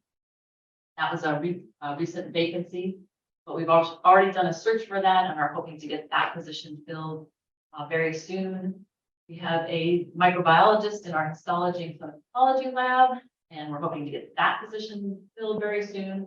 And then we have two senior microbiologist positions, one each in our serology and our molecular diagnostics section. So as I'm sure many of you are aware, it's been a bit of a challenge to hire folks and get replacements, but we're working on it, and got some really good prospects in the open positions that we do have. So we're definitely moving in a positive direction. So as far as test numbers, I just wanted to kind of show the test numbers that the lab completed this last year compared to previous years. So our test numbers are down this year compared to the last few years. We were more at a level of where we were probably around fiscal year 19, but the laboratory is still doing very well. We are staying very busy, and we hope that that number will. So there were just a couple things that I wanted to talk about briefly. So all of the rabies testing and any testing that gets reported to the Animal Industry Board also comes across my desk. So I don't see all of this on a daily basis as a pathologist, but as a director of the laboratory, I do see a certain number of cases. And to me, it just seemed like we were seeing more positive rabies cases. So I thought, well, maybe I better actually look at some of the numbers to see if that's an actual trend, or if it's just because I'm only seeing a lot of those cases and not so many of the other types of cases. So I was thinking that this year we were seeing more positive bats. So if we take a look compared to last year. So last year in fiscal year 2022, we had 529 rabies tests requested. And you can see just the more common breakdown in species. So bats were the most common species, followed by cats, dogs, cows, and skunks. And you can see last year we did have 8 bats that were positive. and 2 skunks that were positive. So we had a total of 11 positive rabies cases, which represents a little over 2% of the total number of rabies submissions. And if you look at the bats, so 8 positive bats, so that would be 4% of the total positive rabies cases, and 73% of the bats. Excuse me, that's backwards. 4% of the bats that we tested were positive, and 73% of the total rabies positive cases were in bats. And then you can see for this year, we had a total of 589 requests for rabies testing, with a total of 16 positive cases, which represents a little over 2.5% of the total tested.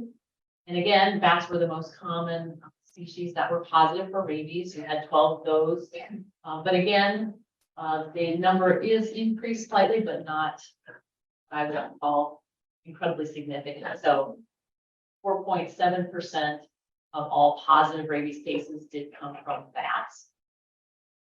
And 75%, we said that wrong again.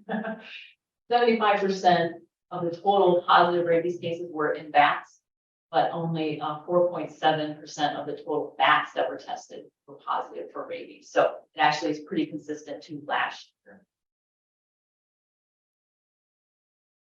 And then the other thing I just wanted to mention briefly again is tularemia. So I've seen, again, because these get reported to the Animal Industry Board, these reports come across my desk. So I just kept thinking, wow, we're just seeing more tularemia cases. And so again, I wanted to go back and look and see what historically we've seen. So you can see these are calendar years, these are not fiscal years. So in 19, 20, 21, and 22, we saw two total cases for tularemia. In 2022, we have 4 positive cases. And then in 2023, which is up through July of this year, we have 2. Now, these numbers might be a little bit skewed because if the diagnostic codes haven't been updated yet, that could be why the numbers, because I was a little bit surprised. I expected it actually to be more than this. So I'm going to delve into that a little bit deeper. But these were cases that were coded as tularemia cases within our system. But I'm thinking actually that we've actually in 2023 seen more than that. And it could be because of how recent those cases are. Anyway, so across all those different years, that diagnosis has been made in cats. Only we haven't had any other species that we were coded as positive for tularemia. And the majority of those cases happen in late spring and throughout the summer. But you can see in 2021, there was a bit unusual in that we had the 2 cases that we had that year actually happened in December. So that was a bit unusual. And then we also had an increase in the number of cases in 2022. But again, the distribution of cases in 2022, I believe there were 2 in July, 1 in August, and 1 in November each. So they were kind of spread out a little bit more than what we would typically see. So far for this year, we've had, again, these are coded cases, 2 positives that occurred in June and July. And we'll kind of have to, I'm interested to watch this and see if we continue to into the fall, if we continue to have tularemia cases, if there is in fact a trend in the increase of these cases, or if it was just sort of an anomaly, I guess. So it'll be interesting to kind of follow that and see what happens there. Just some general information about tularemia. It's a bacteria, Rancicella tularensis. Most common wildlife hosts are rabbits, hares, and rodents. Dogs appear, for the most part, to be resistant, and cats are maybe slightly more susceptible. It's not really known whether they are more susceptible to the bacteria or if it's simply their behavior. They were often to be exposed to other animals that are infected because of their predatory and hunting type behaviors.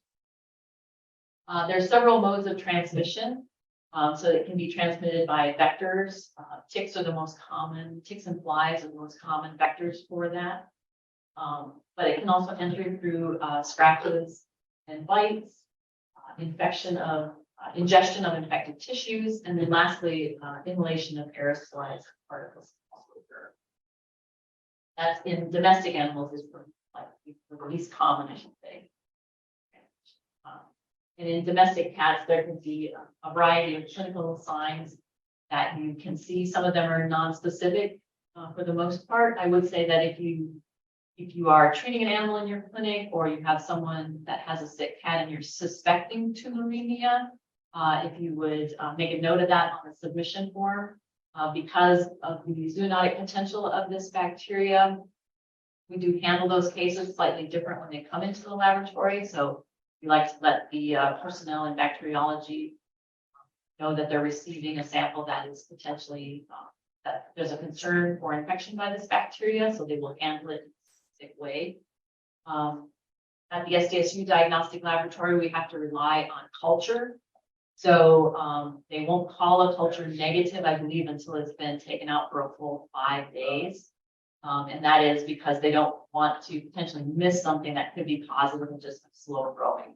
They don't want to, in 2 or 3 days, call it negative and then find something slowly growing there when they look at it on day 5. So we do wait a full 5 days before we call those negatives. And obviously, if it grows before that, so those were just a couple of disease trends that I wanted to just kind of give you a little update on, just because, like I said, they come across my desk a little bit more frequently than they used to. I don't know if anybody had any questions on anything I presented. If not, I would just like to thank you for your support of the diagnostic laboratory. We really appreciate that. And if you have questions about submissions or a case that you're handling, please feel free to call the laboratory to talk to one of the case coordinators, or you can talk to me if you would like. We'd be happy to get you the help that you need. Thank you very much.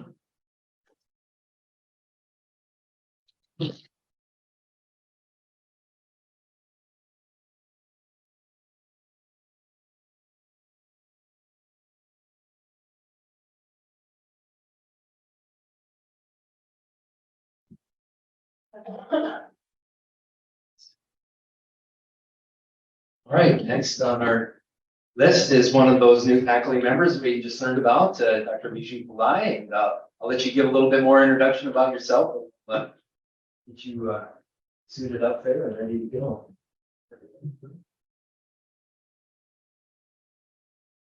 Can you guys hear me?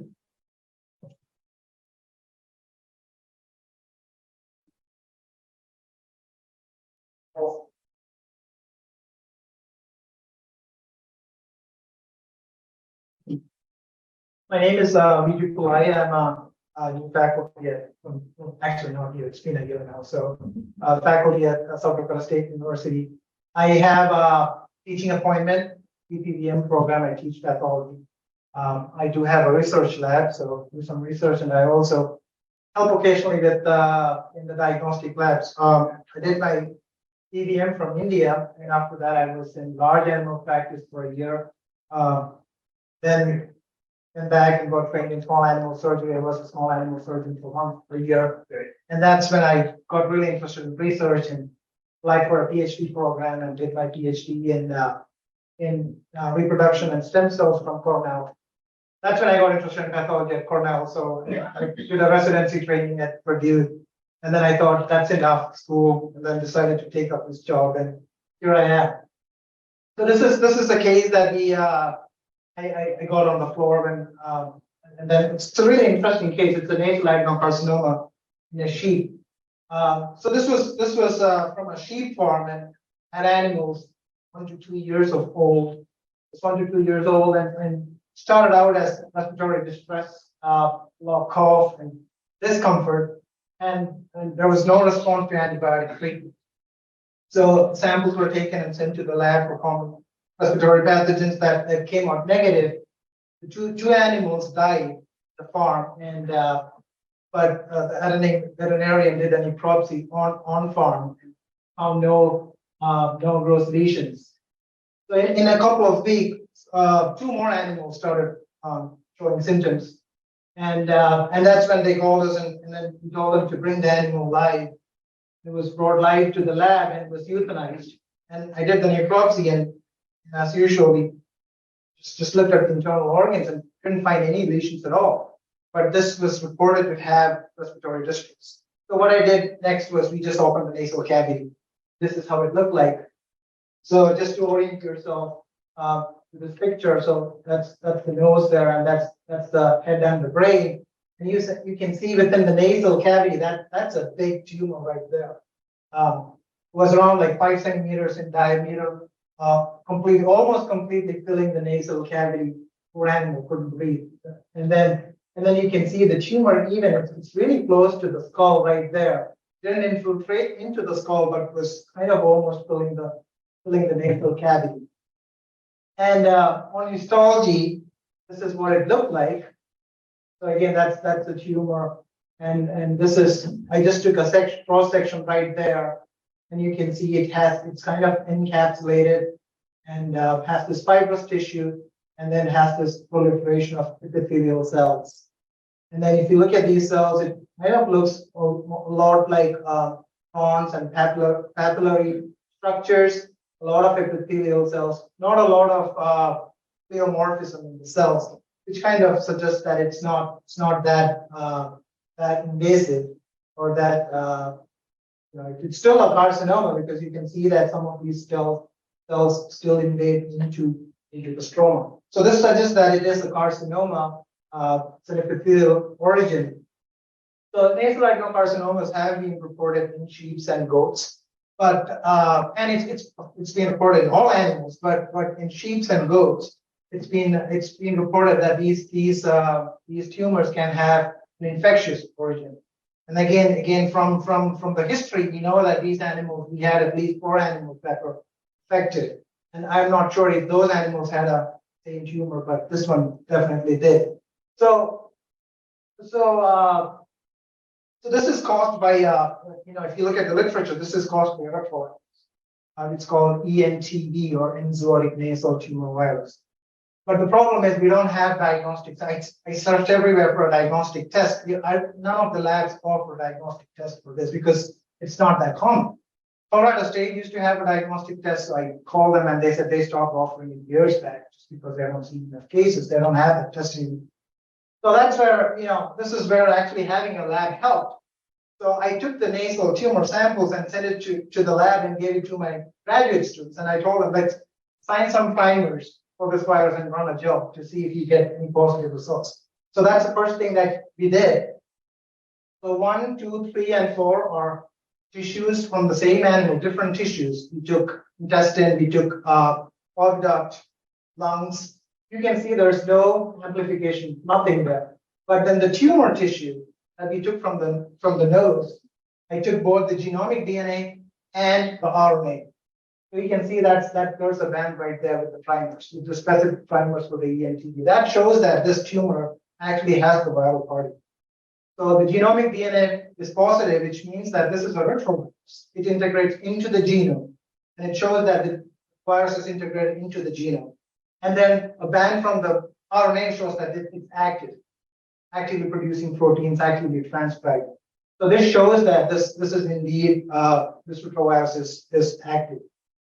And then that's when we took the tissues again and we decided to do a sequencing, a whole genome sequencing. So our lab has the sequencing facility, so we did the whole genome sequencing from the samples. Dr. Sunil Moore did the whole genome sequencing, and we kind of took the sequence and compared it to what's available out there.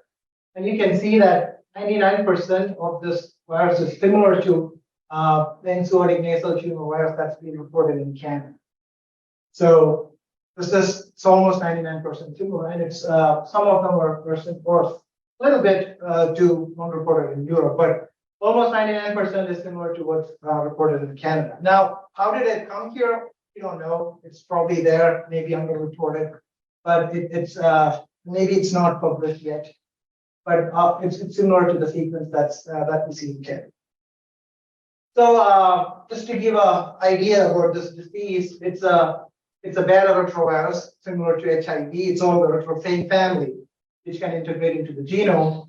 ENTV1, which is ancillary nasal virus, which causes in sheep, and ENTV2 causes the disease in goats. This has worldwide distribution. It's being reported throughout the world, except in Australia, New Zealand, and UK. And it is an infectious respiratory disease of sheep and goats.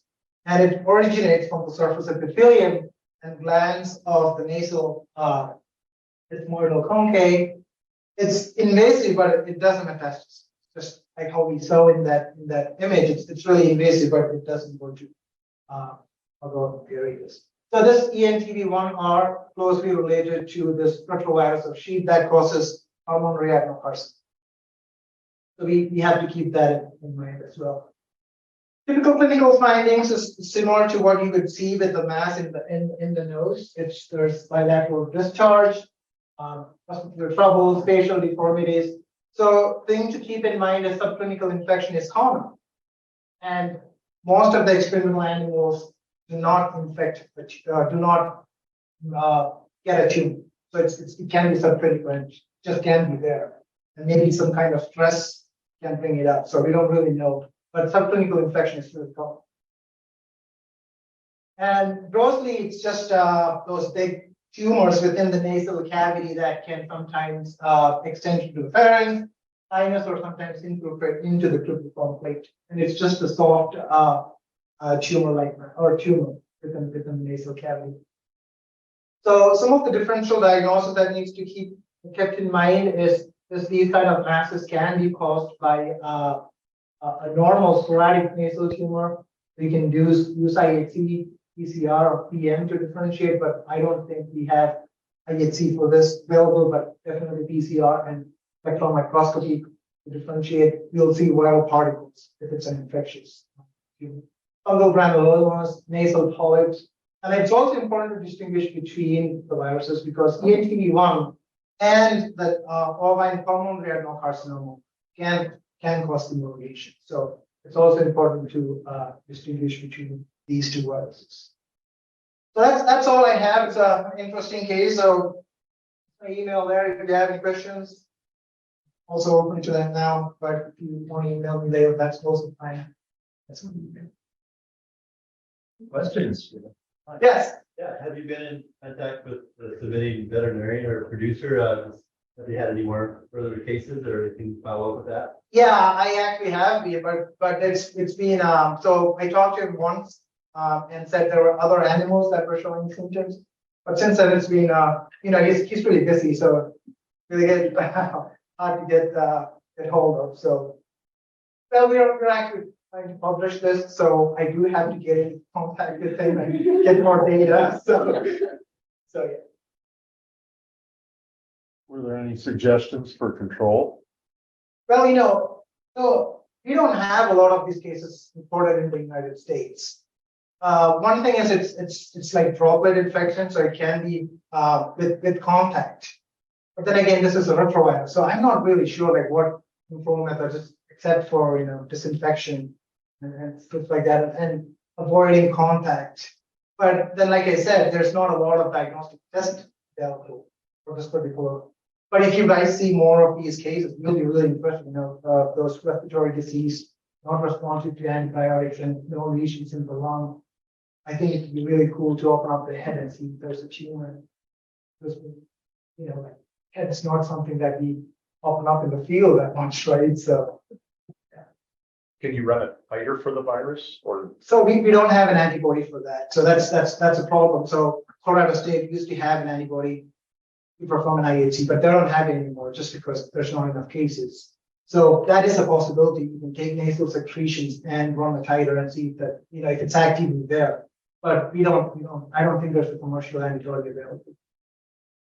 So I mean, I guess maybe we can take a swab and do a PCR. It's a possibility, but I don't think like that.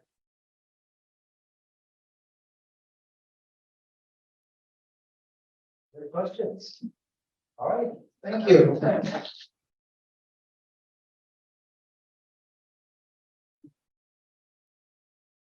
All right. Next on our agenda is Dr. Flores. She's going to give us a update on. Yeah. So let's welcome Dr. Flores.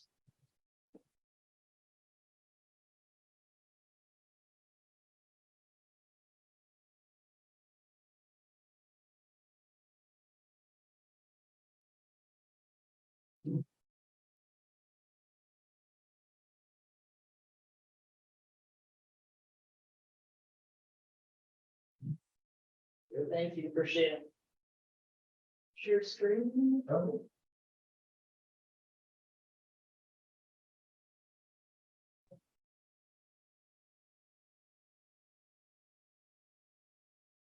Thank you, Dr. Daly. Good afternoon, everyone. Jesse Juarez with BPVM. Quick overview of today's presentation. What we'll talk about today. We're at a very exciting point in our program's history, being our 3rd year of the program. It seems like yesterday that I was talking to everyone for the first time about our incoming class who's sitting here transitioning to University of Minnesota right now. And so we are very, very excited for that phase of the program and look forward to the future. I'd like to quickly introduce new faculty since we talked last. Dr. Jay Geis in the back of the room joined us in August of 2022. Dr. Geis teaches a host of classes that include large animal medicine, large animal surgery, clinical skills, and also lends his expertise to other areas in the curriculum.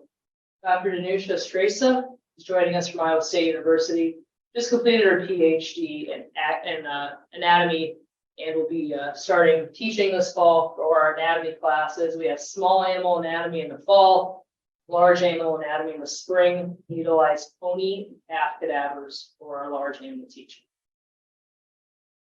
New staff, we call the office, we interact with these folks. Sammy Stoll is a registered vet tech who joined us in March of this year. Sean Asmus also joined us in March. Sean comes from the Office of Admissions, the most recently Academic Affairs, and is our program assistant. And then Jenny Sanders joined us in October of last year as a full-time registered veterinary technician and a laboratory technician in our program. 3rd class is starting. We have a few folks here from the 3rd class. All right, raise your hand. Hey. Everyone for the class. There we go. Yep. Awesome. So start class starting August 21st. Orientation starts very, very soon. We have a 2.5-day orientation process to get all incoming students oriented to our program, to the campus, and to the Brookings community. Student demographics. So every year we get asked questions about where our students from. So here you go. Class of 2027, 14 female, 6 male. You might ask, how does that look across the country? Right now, the SDVMA reports that 92% of students in the incoming class are female. If you do the math, 6 or 30% were one of the highest across the country. And that being said, Texas A&M is in the lead for that. They have 180 students, so everything is proportional to that, but those are our numbers.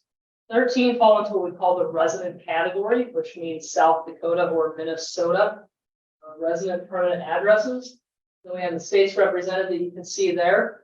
5 South Dakota, 8 Minnesota, 2 Wisconsin. We're seeing a very strong number of food animal oriented students coming from Wisconsin. That has been strong throughout the 3 years of the program. Illinois, Iowa, Nebraska, and Montana.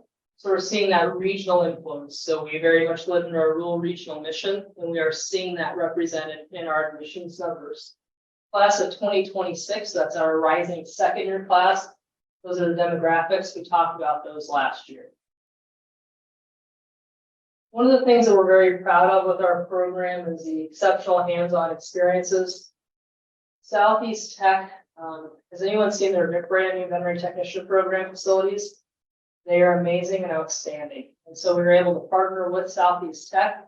Our 2nd year students take a dentistry course within their small animal medicine, and our students went down and utilized the machines down there for over a day of education as part of their small animal medicine course. How many of you received dentistry education during veterinary school? Anyone? Us? Yeah, that's right. Yeah. So it's one area that's really growing, and it's a need that we're we're working to meet, and Southeast Tech has been an awesome partner. The College of Agriculture, Food and Environmental Sciences, livestock units. The closest one is literally right down the street from us, being the equine unit. We utilize that for physical exams and other procedures and clinical skills. Our students have a lot of live animal touches. We're looking to increase that as the program goes along. Dr. Dice is instrumental in that effort with the clinical skills. And local opportunities, and this is an area for improvement and emphasis, but we are very proud of those that have come to the table and partnered with us to offer experiences. We're always looking for more. We'll talk a little bit more about that here.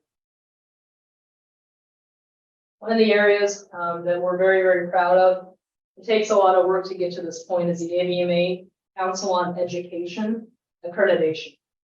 In order to be a licensed veterinarian, you must graduate from an accredited college. So we go through that process. We are under the University of Minnesota's umbrella for accreditation, but we underwent our own accreditation visit in April of this year. It was 3.5 days of fun and excitement, for me especially. But we had 5 external site visitors to our campus. They went through an 81-page self-study that was written extensively on the program, very detailed, provided us a comprehensive look at our program. They also visited every site that students utilized. They talked with students, they talked with faculty, they talked with staff in the program, and basically were triangulating information. We received a very positive exit survey with senior administration and leadership, and we're awaiting our final report letter that will be distributed in October of this year, as I hope. They only meet twice a year. We missed the spring meeting, so we have to wait for the fall meeting, and then we'll get our letter. One of the areas of emphasis, you're going to see that in action today. We do have a master's degree that I talked about a little bit over lunch today within our program. By the end of the summer, 14 out of the 20 class of 2025 will have completed the requirements to obtain the master's in biological sciences with veterinary medicine emphasis. What students have reported as being highlights of that is listed there in the bullet points: understanding of research, how to read and interpret, and then also the mentoring and networking options. We see a lot of opportunities for our students to be engaged, not only on the clinical side, but also benchtop research and anything in between. And so that's one opportunity that our students have. It's unique to the SDSU program. We are seeing a lot of students that are asking questions about that as they look at different programs across the country. They have highlighted the future employment opportunities, and I really do think that that is something that sets that program apart and also complements the DVM program very nicely. So as we live in our rural regional mission, coming into year 3, we had an opportunity. 2 of the classes that were previously offered, there were found duplications at the University of Minnesota. We found the same duplication here at SDSU. And so we had a reduction in credit number. With that reduction in credit number, allowed us the opportunity to offer a rural practice class. This rural practice class will be offered every semester, so 4 semesters of the program, looking at ways for students to not only survive, but thrive in rural practice. There's a lot of skill sets and areas of emphasis needed to understand the rural practice and practice lifestyle. And so our hope is with this program that we're able to start to have those conversations and engage members of the community in bringing students back, graduates back to rural medicine. One of the first things we're going to do in this class, all 40 students, so first and second years will be combined in one class this year, which I'm really excited about because I think there's going to be a lot of opportunities with that, is defining what is rural. I get that question all the time. What is rural? I ask you, what is rural? Probably have 50 different perceptions of what rural is. There's USDA definitions, there's other definitions out there.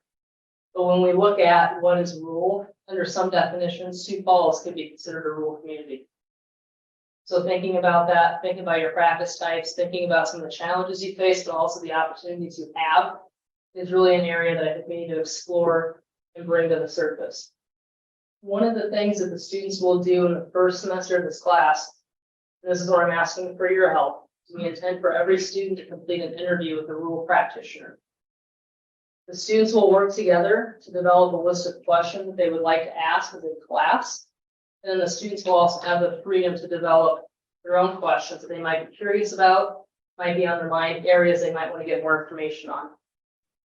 These interviews are intended to inform our students, but then that student gets to carry the information and present it back to their classmates.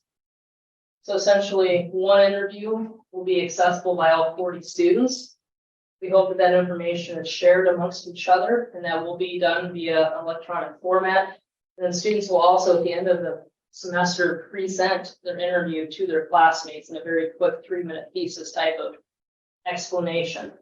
We're hoping to draw themes out of that, and that will help to inform the next 3 semesters of classes. So what we're looking for are folks that are willing to interview with students, provide open and honest feedback, but then also be okay with it being recorded. Because again, the students will bring this back and share it with others. We're not looking to publish this outside of SDSU or our students, but we're really trying to get a conversation going about what challenges you face in rural practice, what opportunities are out there for you, what have you found that works, what hasn't worked. You have associates, what does that look like? I mean, I think there's a whole host of things that can be discussed, and the students will be able to drive the bus on what that looks like. Wellness and well-being will also be a component of that. In our program, we have a dedicated counselor. 25% is to the veterinary program, 75% is to the College of Pharmacy. So we have a professional program counselor that's embedded within our program and our teaching. They'll be assisting in an orientation course, little practice class, and also professional development. So students will have the opportunity to engage sensibly with this individual. Furthermore, also looking at some of the areas of emphasis as far as species goes. I apologize, swine inadvertently got left off the list. I'm not trying to offend anyone. Swine will be up there. But especially I think what's interesting is bison and cervids. Potentially something we can talk more about here in South Dakota and have exposure to. Go out and visit a farm and see what that looks like here in South Dakota when our students return back. They have a little bit more knowledge than other folks might have in those areas. Firmly believe that our strengths of our program lie in our faculty, our facilities, our students, our opportunities, especially in our master's degree program and in research, as you'll see today presented to you. And I want to thank everybody for your interest and engagement with the program. Many of you have come to the table offering support in many different ways, and we greatly appreciate that. I want to continue the conversations to do so. An open invitation, please talk with any faculty that participate in the program. We're glad to engage with you on that. Challenges, opportunities also come with challenges. Hiring the faculty and staff, I think we all know what the environment is right now for hiring. We learned today from SDVMA that there's anticipated 10 additional colleges of veterinary medicine coming online by the end of the decade. There's already a struggle to hire faculty in academia that will only increase as we go along. Are you one of the 10? What? Are you one of the 10 or? I actually don't know what the numbers were, what they're counting. When they say the decade, I would assume potentially since we came online in 2021 that we hit that decade. But I'm curious to learn that as well, because when I heard 10, that I know of a few. 10 seems to be a lot that I have to learn about. Upcoming retirements. Everyone gets the end of their career, deserved retirement, but then that also presents challenges, but it also presents opportunities for finding and filling those next positions. And then curricular changes. As I talked about, we are under University of Minnesota. As required by the SDVMA COE, you must undergo a curriculum review every 7 years. Sometimes curriculum reviews can lead to curriculum revisions. And so we do our best to align the curriculum. However, we also have autonomy in how we deliver some portions of that curriculum. And so keeping that in mind as we move forward, what are the needs of our students? What are the needs of our stakeholders? What's out there and how do we meet that need? So with that, I'm glad to take any questions that you might have regarding the program or anything I talked about today.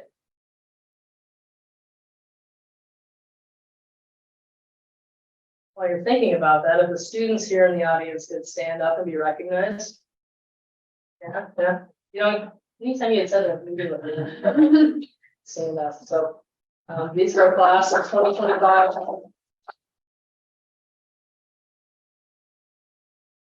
You guys. Any questions? All right, well, I thank you for your interest and engagement. I will be around this afternoon, so if you'd like to speak individually, we look forward to it.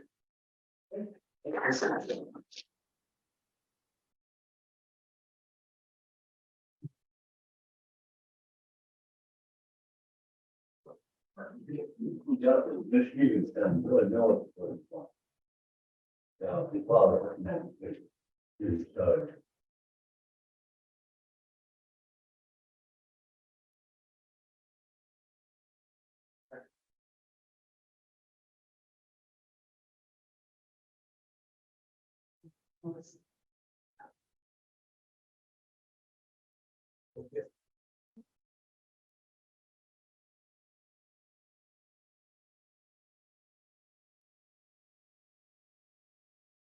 Okay, so next we see some of the results of what we just learned about in the PPPN program. Soon to be doctor, I guess, Maria Asoff is going to lead us off with one of two presentations from students who did completed that MS degree in the program. So let's welcome Maria. Well, thanks for the introduction, Dr. Daly. I guess I don't need to give it myself. Again, just Maria Asoff. I'll be a third-year student heading to University of Minnesota this coming fall. So yeah, this is research that I completed this last year for a requirement for my master's degree. So get started with that. So it's called Evaluation of the Digital Trigostrongyle Egg Enumeration System. So high trigostrongyle and nematode populations in livestock lower production efficiencies that can result in significant economic losses to producers, even in cooler climates, such as in the Northern Great Plains where we live. And modern anthelmintics have enabled producers to limit these issues, these losses. However, growing evidence does indicate that these nematodes are developing resistance to the anthelmintics. So anthelmintic resistance in livestock is progressively becoming more severe across the nation and the world, and finding ways to slow the build of resistance is paramount, as the advancements of these new drugs will probably be outpaced by the parasites. Different strategies recognized to slow the spread of resistance are centered around the idea of refugia. In theory, refugia maintains parasites susceptible to anthelmintic drugs within the population, and then over time will dilute the number of resistant parasites and decrease the rate of selection for resistant parasites. Approaches combating anthelmintic resistance includes leaving a portion of the herd untreated, treating or culling livestock based on egg burden or production rate, or treating with 2 or more anthelmintic drugs with different methods of action.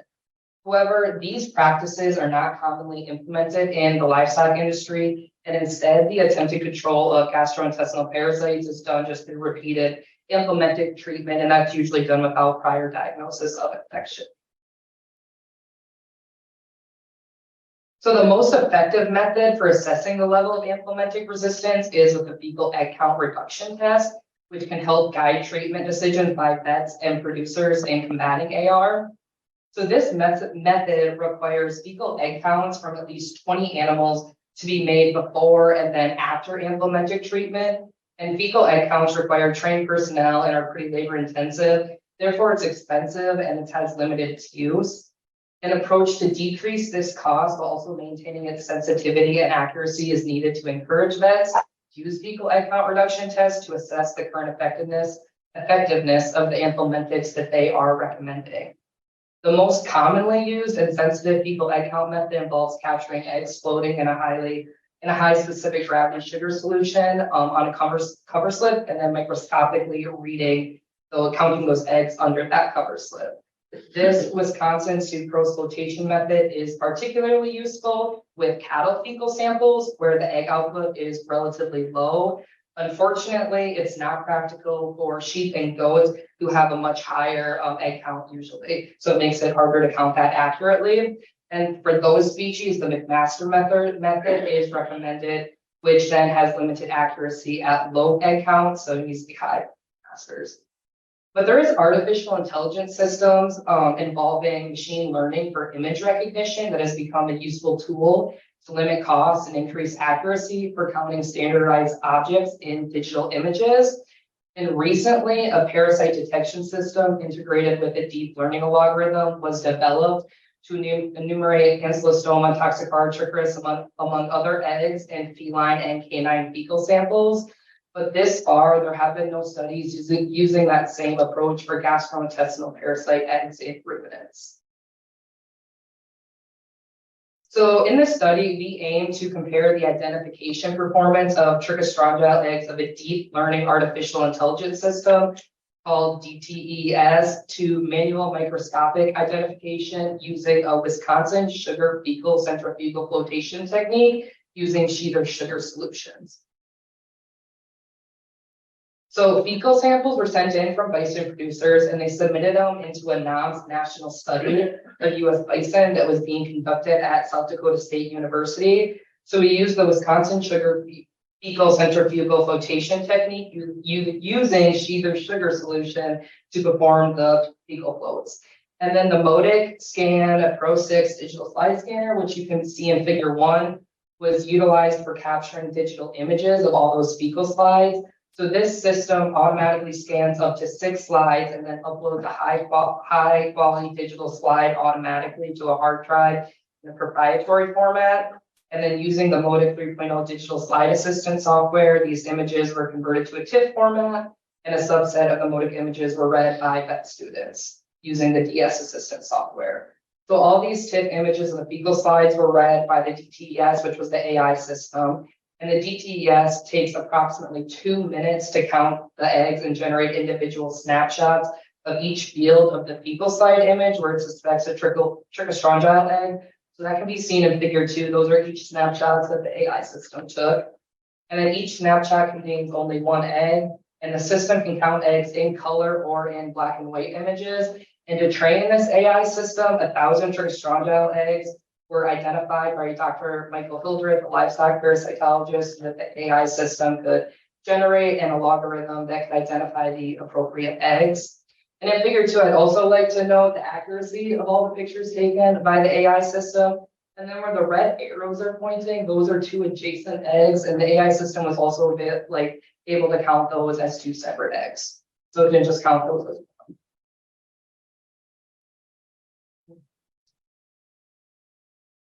So to evaluate the ability of the scanning, analyzing, and counting abilities of the DTES, all fecal slides were manually counted by routine microscopy. So we had 7 second-year vet students at the SDSU PPVM program do that, manually count those fecal egg counts.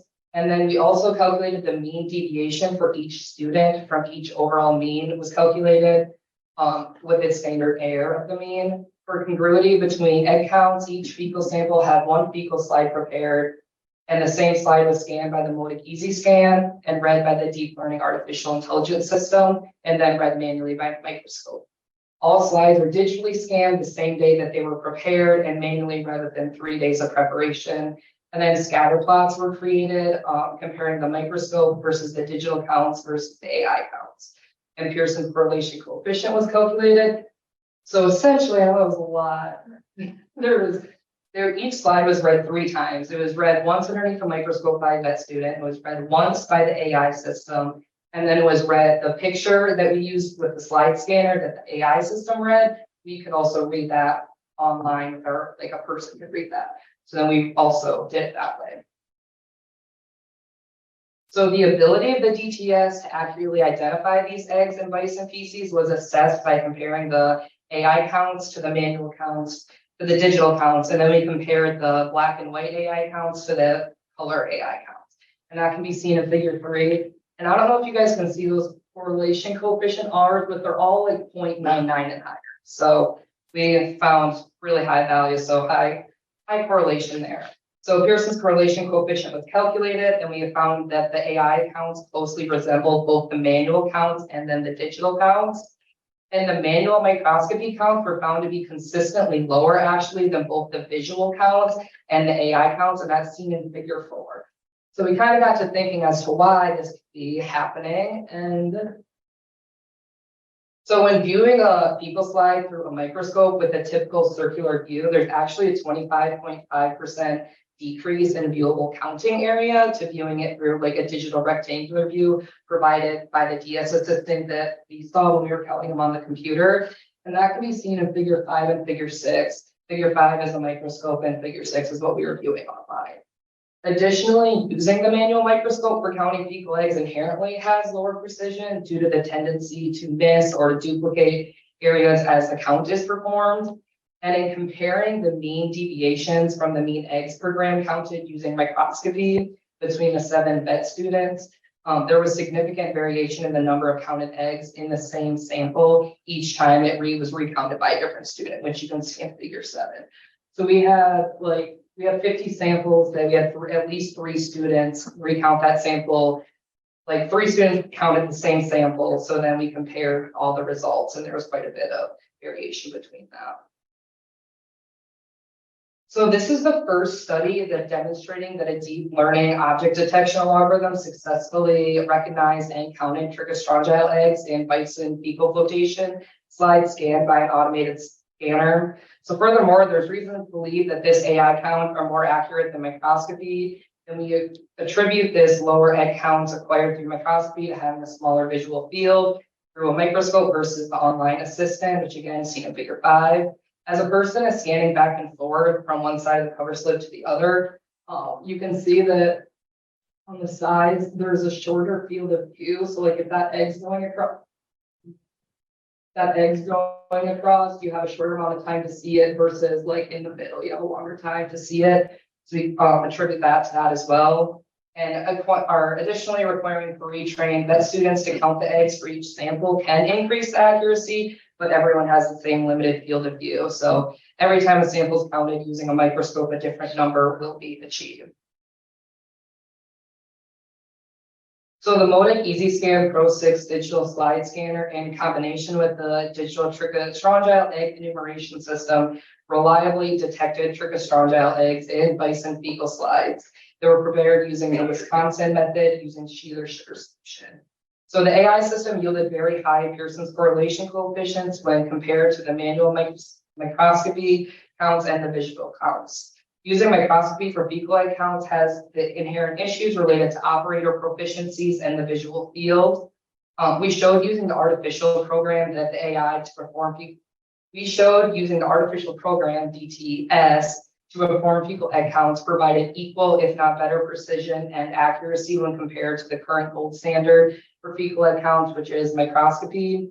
In the future, programs such as DTS could be used to provide accurate, precise, economically sustainable, and easy fecal egg counts and fecal egg count reduction tests, which can be used by diagnostic laboratories to lower resources costs and by vets to guide management decisions in the future. And there are numerous methods to prepare fecal float slides varying in specific gravity and techniques. I believe most practices use like a passive flotation method, and most diagnostic labs or referral labs use a central fecal flotation, which is what we use in this study. So in the future, research can be done.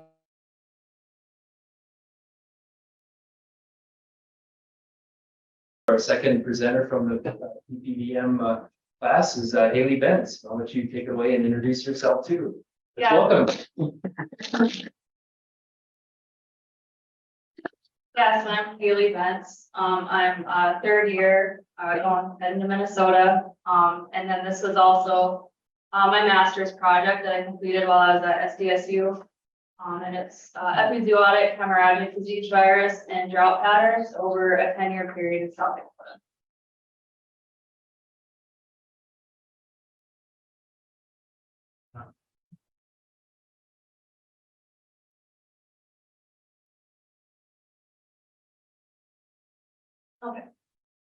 Okay, so today's outline, I'm going to give a little background information on EHD. I'm going to go into some comparison of drought patterns and prevalence, my materials and methods, some cases that I've seen, general discussion, and then just tie it all together. Okay, so just a brief overview. White-tailed deer are highly susceptible to EHD, and it can cause high morbidity or mortality in this species. Cattle typically are not as susceptible, but there are increasing reports of clinical illness. This study evaluates the connection of drought conditions and EHD outbreaks in cattle herds and white-tailed deer throughout South Dakota, utilizing the U.S. drought monitor maps and the South Dakota Game Fish and Parks EHD maps. So what is EHD? It's a viral disease transmitted by the helicoides biting midge. It's a double-stranded RNA virus in the family Reoviridae. It's transmitted to both wild and domestic ruminants. So deer, sheep, goats, cattle, bison, and elk. It's related to other viruses such as African horse sickness virus and blue tongue virus. I've heard blue tongue and EHD used interchangeably. They aren't the same, but they are closely related. But they are clinically indistinguishable from one another.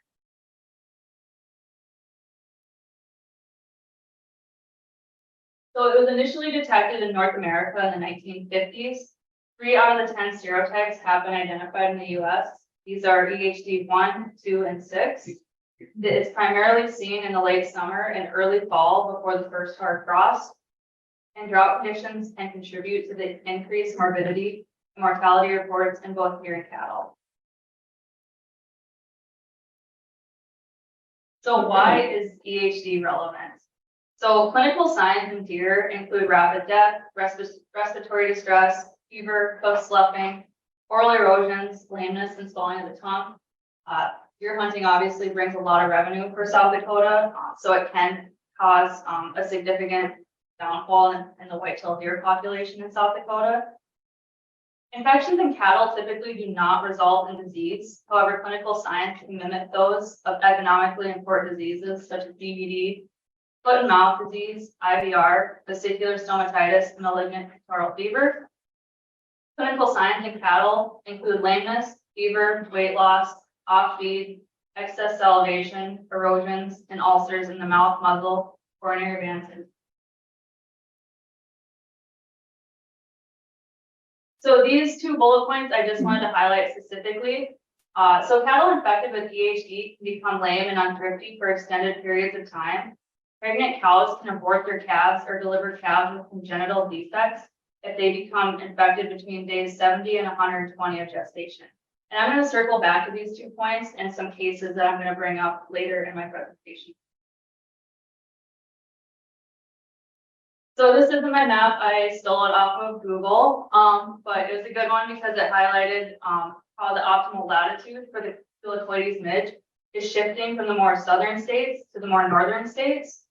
And viral isolates taken from the recent outbreaks from deer and cattle indicate that there has been little to no genetic change. And this suggests that other factors are leading to the increase in severity in cattle infections.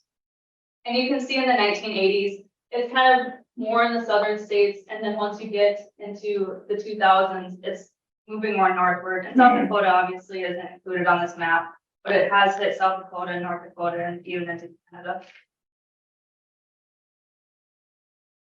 So my material and methods, the relation of drought patterns to EHD infections in both white-tailed deer and cattle in South Dakota were observed over a 10-year period from 2012 to 2021.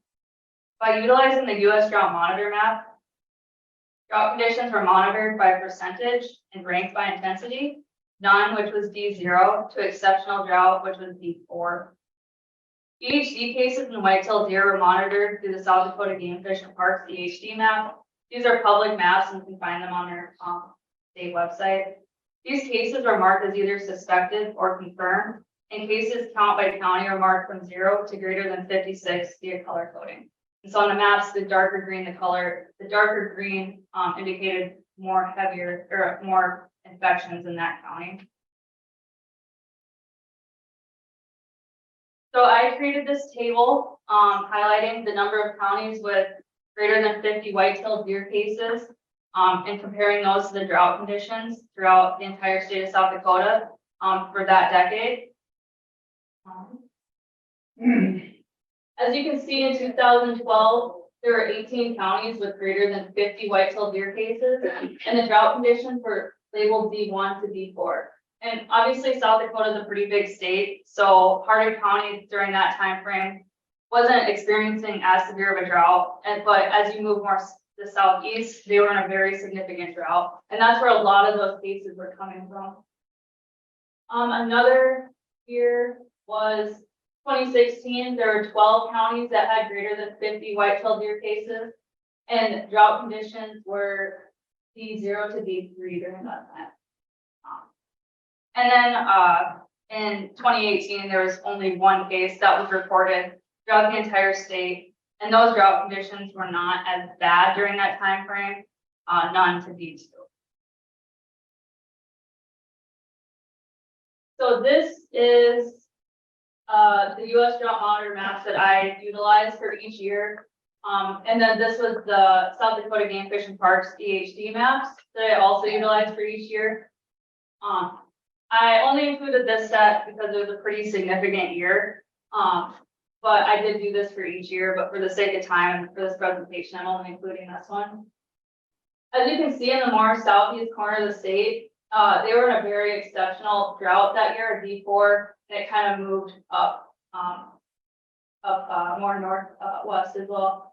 And then these are the infections of whitetail deer cases.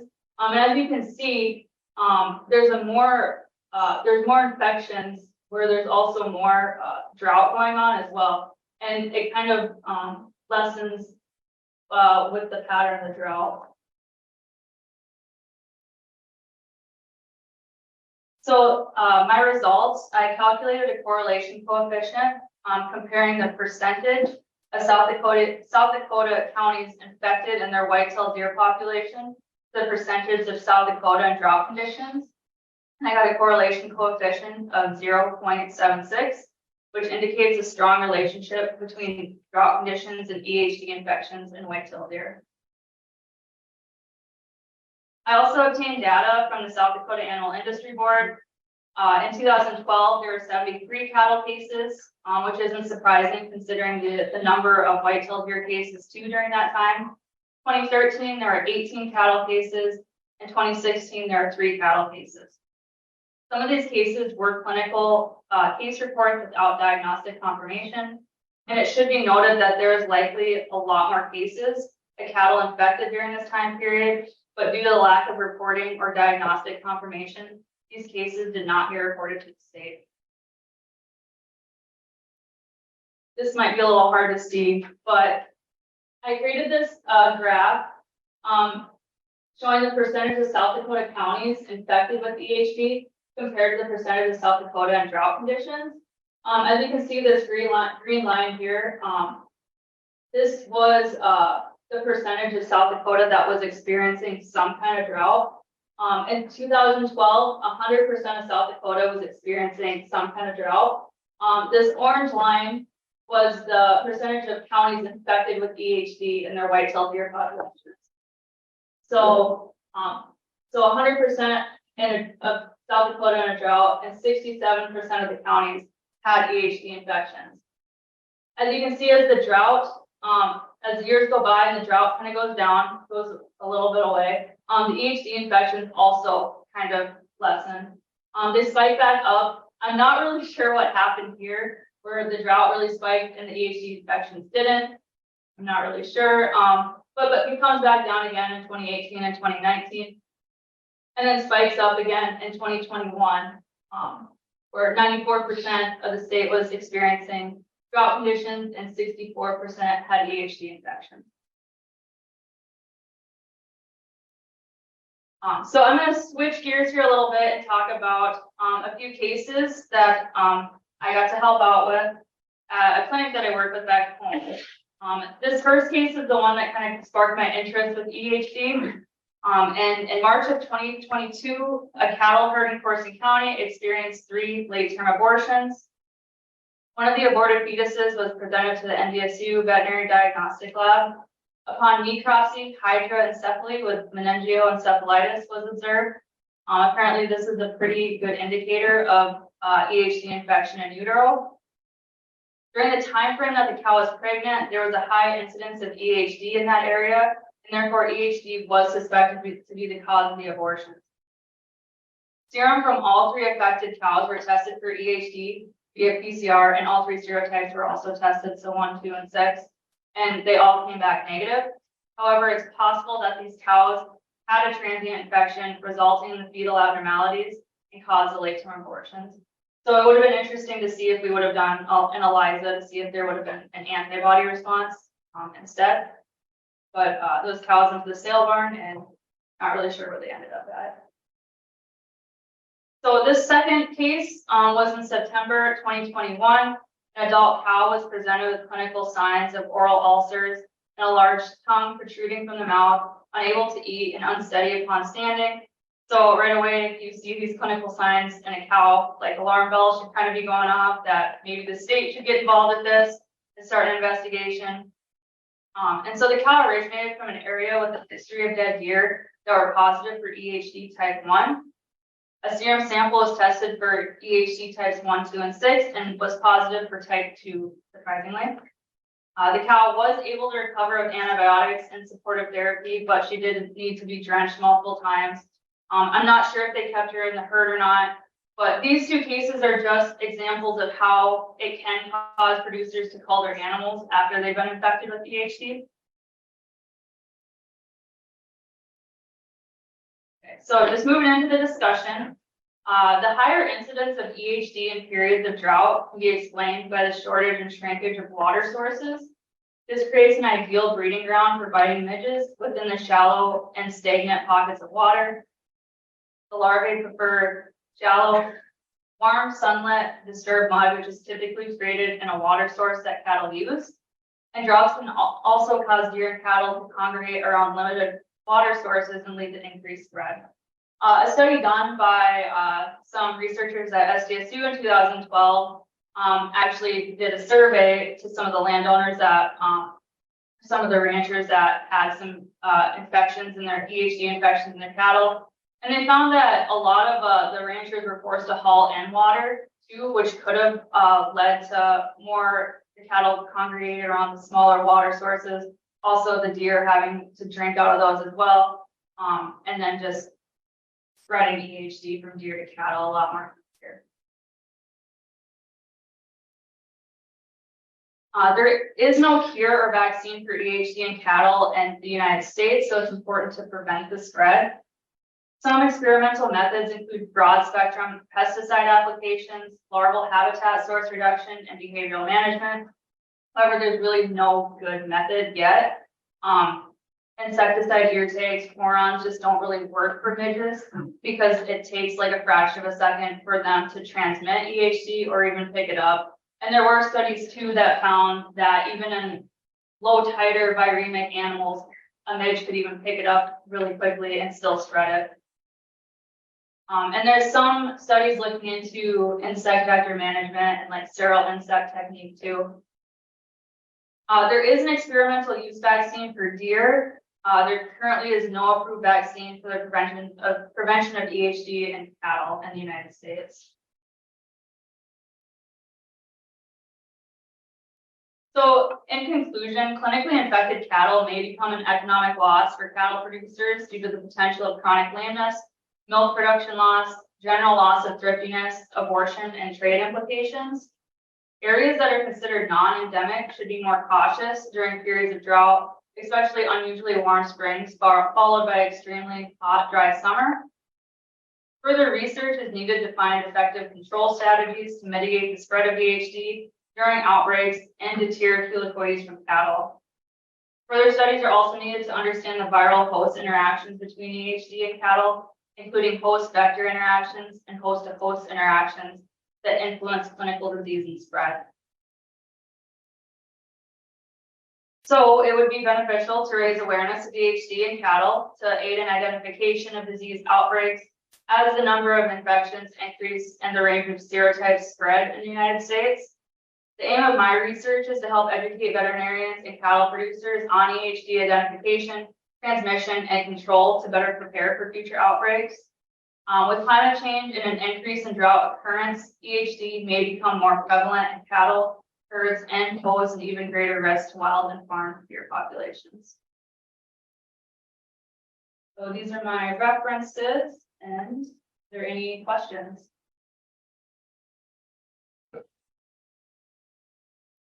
Yeah. Yeah, we saw a huge instance in 2012 around the Huron area. Okay. I remember a particular herd probably had 80 cows, went down there on Saturday noon.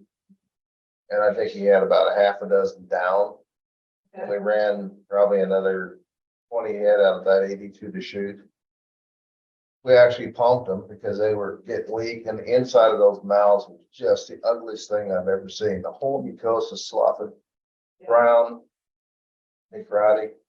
The bags had ulcers on it. The coronary bands, you can see the ulcers on it. I think he ended up losing almost 25% on that herd. And then throughout that summer, once people kind of found out about the disease, they called it deer blue tongue, the producers did. And then they would report 1 or 2 here, and I would imagine probably 15, 20 herds, 2 here, 3 there, and actually it killed them. I mean, there's no chronic about it. They died within a few days. The producers that, the cattle that did live, did they keep them in the herd or did they end up selling them, you know? Well, anything that made it through it stayed, but most of them that were affected that we saw died. Yeah. Yeah. See, that's kind of what sparked my interest too, is because it used to not be that big of a deal. They kind of come out of it. Now they're seeing a lot more mortality. In North Dakota in 2021, they were losing a lot of cattle and even bison now too, and elk, and there's even cases and sheep and goats too. So thank you for sharing that. Any other questions or comments?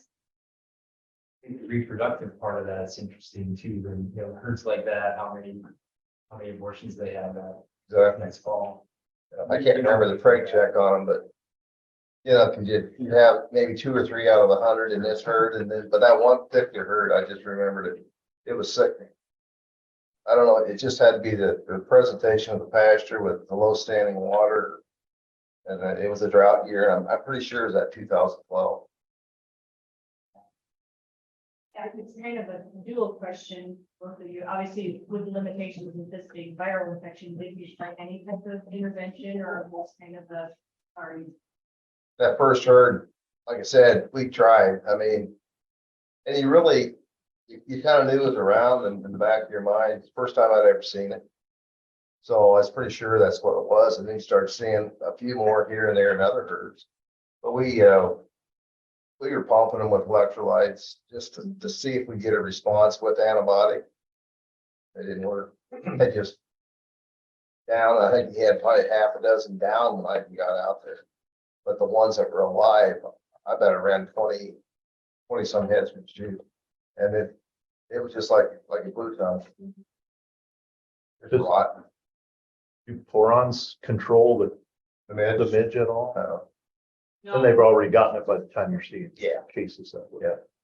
Yeah, they found that porons, the ear tags, nothing really helps with it. They did look into some studies where spreading like pesticide over like the manure. However, that's really not feasible in a pasture setting, and also that's putting more pesticides in the environment too. But yeah, so they're looking into more like the sterile insect technique, a few others too, but yeah, it's really difficult to control that midge. The guys are actually bringing another water source off and then finding that low standing water where they would congregate.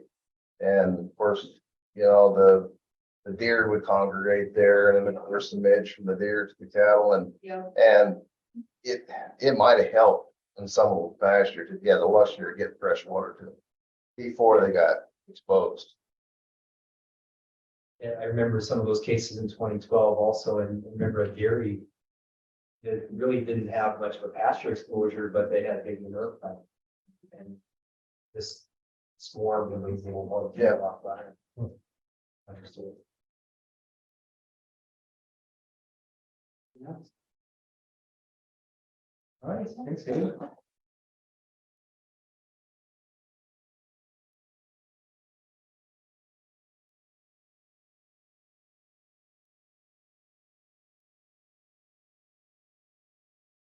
Oh, here's a question, Haley. Are deer believed to be the reservoir of peach virus? Considered white-tailed deer to be the reservoir? Yeah. Yeah. Does it affect antelope also? I haven't seen anything about antelope yet. Elk, but yeah, I haven't seen anything on antelope. So when all the deer were dying of blue tongue, was it this instead of blue tongue? I'm not really sure, cause it's so hard because, you know, with, game fish and parks, they take a lot of, you know, the landowner reports. Well, like you said, they're saying it's blue tongue when really it probably was EHD. Cause even at our ranch, we had tree rows of dead deer and we're like, oh, it was blue tongue, cause nobody really talked about EHD. So. I think a lot of those deer, they got so lame Mhm. that, I don't know if it killed them as fast as maybe cattle, but they got so lame, they couldn't eat and drink and then. Yep. Yeah. Yep. Have been like studies on resistance in populations? No. Cause when, you know, how you have that graph of. Oh, it yeah. was like the drought spiked and Mhm. so did the population at first, but then it dropped before the drought did. Mhm. Would it be maybe because the susceptible population got it really quickly and then resistant population was Yeah. left? maybe? I guess I haven't really came across anything, on studies on resistance. As far as I know, yeah, I haven't seen any resistance yet. We didn't see it. I mean, you don't almost think it'd be like a natural resistance, Mhm. you know, kind of like West Nile when it hit the equine Right. population that first year. Second year, you hardly saw it. Mhm. So I think there's probably something to that Yeah, with that first year being the most devastating. yeah, Probably the deer and cattle. yeah, that'd be something interesting to look into. Yeah. That's a good question. I had that same observation. Yeah. Yeah. All right, anything else? Good discussion. Does anybody know if there's been much, you know, like around here on you guys, really dry this. We were early, yeah, it's rather dry, but we got a lot of rain in July, and I mean, everything was. I was curious. Good. Yeah, well, the skies opened up about July 14th, saved everybody's butts. It's kind of odd, because we live right along Missouri, and there's still hardly like deer somewhere. And, you know, when they lost a lot in Gregory County right across there. But there are deer everywhere there. I don't know if they just had a higher number and more of it, but you know, you'll hardly see one out there. But and I haven't heard there's very still dry. I haven't.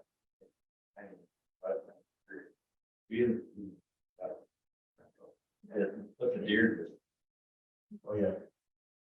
Yeah, the deer population out there first, real heavy, and then you got the two together. You see it, once you recognize it, then the producers kind of got noted that this is what I look for, is an asking now.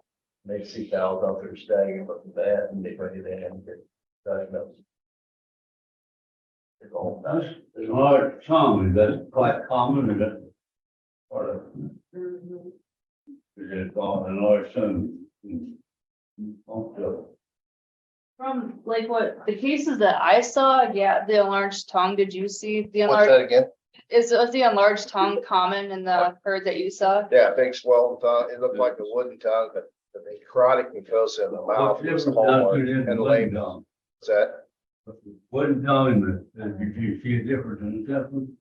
Well, wooden tongue, you want to have the necrosis and the sloughing of the mucosa inside the mouth, like we saw on these cattle.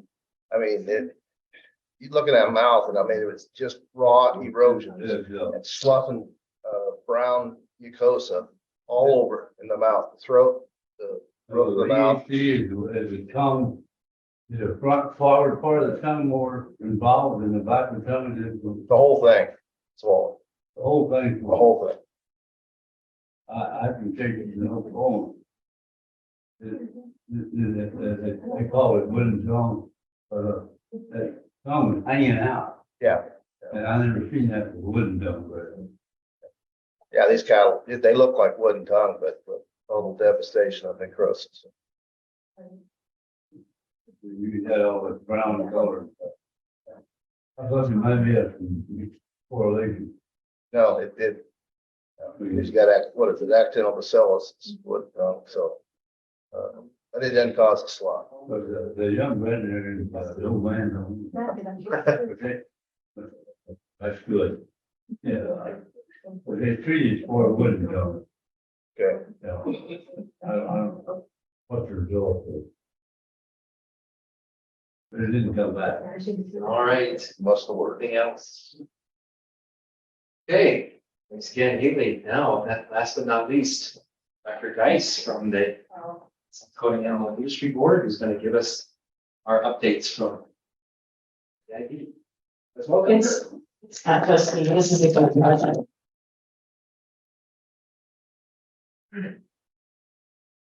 So I'm gonna hand this off. So essentially, Dr. Thompson is usually the one giving the presentation on the animal health updates for the English board, but she got pulled away to another meeting.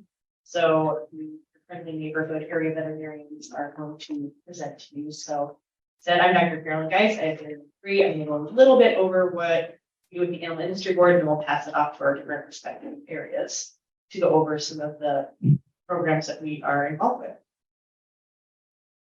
A brief overview, we have the main office in Pier for new folks here. Main office in Pier where we have 7 to 9 folks in the office. That's who most of you would probably talk to if you ended up calling in. I do believe we have a couple of positions right now in the office for some office staff. And then 5 veterinarians, our state veterinarian, Dr. Beth Thompson, 2 assistant state veterinarians who are currently Dr. Mendel Miller, Dr. Todd Tedrow, and the 2 staff veterinarians, which would be Dr. Greeners and Dr. Tammy Anderson. Dr. Tedrow did recently put in his resignation, so Dr. Greeners will be filling that position in the interim while we figure out where we go from there. And then there's out in the field, which is myself and 3 of our other field veterinarians. And we also oversee meat inspection in the states, but there's about 20 or so meat inspectors, and some of those also serve as compliance officers. In case anybody wanted to know where we are all at, there is our map. It is split up based on population, which is why Dr. Wichman has the most territory, because there's not a lot of people out there. But it goes area 1, Dr. Wichman up in the, Dr. Hamrick up in the red, area 2, Dr. Wichman blue, area 3 would be mine in the orange, and Dr. Janice Hallstrom has area 4. So any questions on the animal industry board structure that we have there? Okay, then I believe we go straight to area 1, and Dr. Hamrick will kind of go over some of his program areas.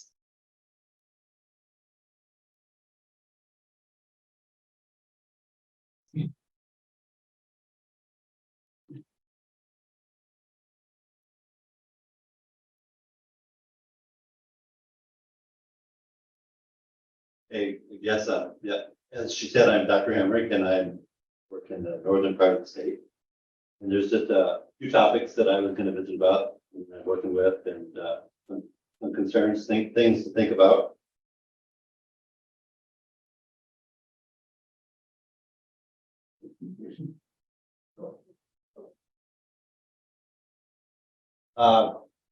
Fortunately, I've not seen any anthrax in the state yet, but I just wanted everybody to, as we go into the late summer here and fall, just something to remind everybody to keep it on your radar. In 2023, this year thus far, there's been 1 confirmed case in northwestern Minnesota. That was earlier this summer, and just within the last month, there's been 3 confirmed cases in North Dakota. So it's kind of in southwest of Grant County, southwest of Bismarck. So our last case in South Dakota cases was in 2022 in September, and it involved 5 cattle herds in Meade County, and I think we have some folks from here that were working with that.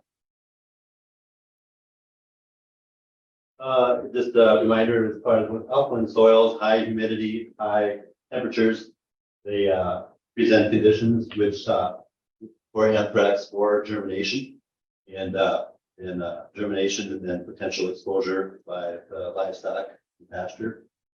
So, things to watch, unusual death losses, high mortality, sudden death like that, should be report those unusual losses that we have on pasture, and just, call, just make sure you get a hold of our office as well when you're investigating that. So, or the veterinary services office, and, so that we can assist with the proper handling of practices, disposal, things like that. And if you have any questions, as far as sample submissions and things like that. Animal disease traceability. Just USDA just put a new program, proposed a new rule. Use of electronic identification ear tags as official identification in cattle and bison. That program was released and was followed by collective comments from the public. And now they're currently working on response to those comments. Once they release those comments again, and then they'll go ahead and have a timeline. We'll go ahead and release the final rule. Timeline for that is not certain when that will be, but potentially could be after the first of the year. And implementation of that new rule will be about 6 months after the publication of the rule. So there could be some new guidelines for EDT coming in the future.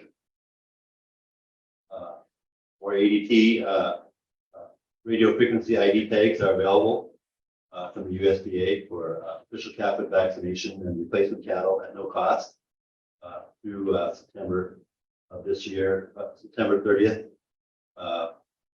South Dakota, and also this week, our office, we have available some funds that we received from a grant through USDA for radio frequency ID tag readers for accredited veterinarians. So if you have need for those tag readers, just go ahead and give our office a call, give Dr. Reader's call, and she can help with it. Finally, we work with swine. There's a newer program called the U.S. Swine Health Improvement Plan. So the acronym U.S. SHIP. And it's a newer program that's development and that's working towards final approval of the USDA and then full funding. But it's a collaborative effort between the industry, state, and federal partners, modeled after the National Poultry Improvement Plan, or NPIP. NPIP is a long-standing program for to improve health, poultry health in the United States, and so you may be familiar with that, but it's modeled after that program. The initial objective of U.S. CHIP is to develop and implement an African swine fever, classical swine fever monitor certification of U.S. pork operations. And there's several different standards that have been adopted by that group, and to better the health of swine and to allow certification of the herds. We at the Animal Industry Board continue to enroll farm sites into the program, and the U.S. CHIP program, similar to NPIP, they have an annual meeting this year the House of Delegates for U.S. CHIP are meeting in September 5th to the 7th in Bloomington, Minnesota. And yes, if you have any more questions about that U.S. CHIP program, let us know maybe afterwards. So, any questions on those topics? Go ahead, head off the mic.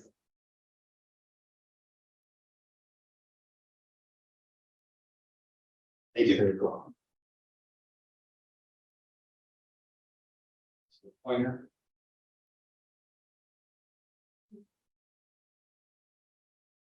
If anybody's wondering, last year we did have some anthrax.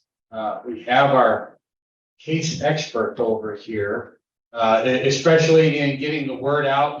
We held a town hall meeting in Red Owl how many people do you think showed up for that dock? About 80, I think, showed up.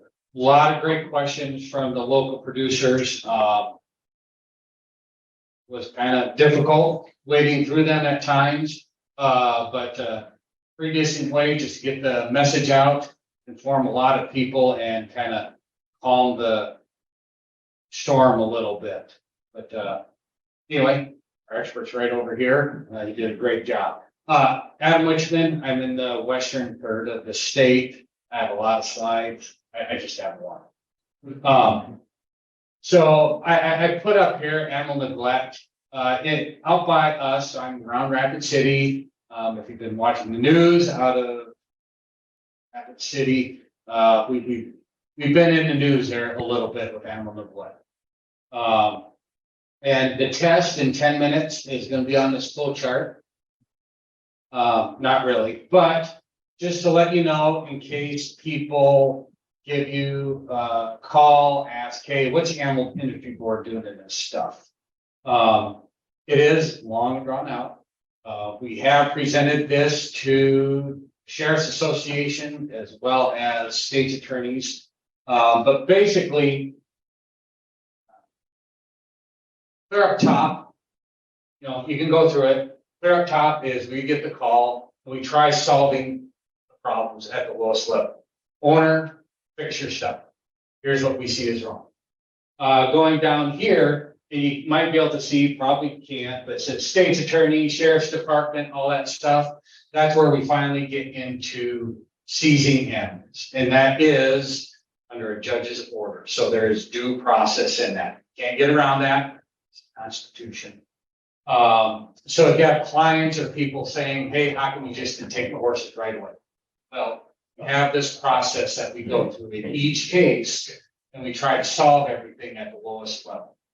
And a lot of times, and I'm telling you folks this, we do send these folks that we interact with, hey, talk to your veterinarian, get a treatment plan, get a feed plan. So if you get contacted by some people that we visit, this is why. If you have questions on it, feel free to give us a call. But just realize that when we approach our animal neglect cases, we try solving at the lowest level. Let's keep the sheriff's department reports out of there.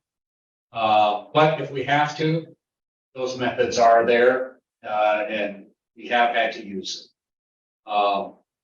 Another word, I put this out at our sale barn meeting yesterday, there's livestock market veterinarians. We do see PETA. They are active in South Dakota. And they do send us and sheriff's departments, very well written, very well documented list of concerns. And realize when that comes across our desk, we do have to look into it. State law, SDCL 40-1. And we have to evaluate everything against SDCL 40-1. We have to do our jobs. We can't just say, oh, this is PETA, shut it off to the side. We do have to look into it.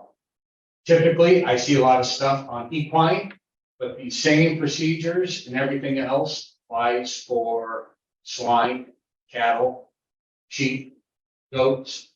So if you're concerned about the way we do things, we do have our board member sitting in the back row there, or, talk to your state legislatures about 40-1. If you have concerns on how that impacts agriculture or people in your practices. But I'm willing to talk offline. You guys have any concerns about this? Just realize, like I said, when we do those neglects, we're trying to involve the veterinarians, the local veterinarians in this process to solve. I don't have a slide, but also in area 2, obviously in wild deer populations, we have chronic wasting disease, and we do have a few herds of captive deer populations under quarantine right now for chronic wasting. Just trying to figure a path out of quarantine for those folks. It's very difficult. It's endemic through most of my area. And I wish I could say I have answers to help keep it out, but right now with captive cervids, I'm not seeing anything. Any questions? If not, I'm going to hand this off to Dr. Geisinger. Did anybody have any questions on that?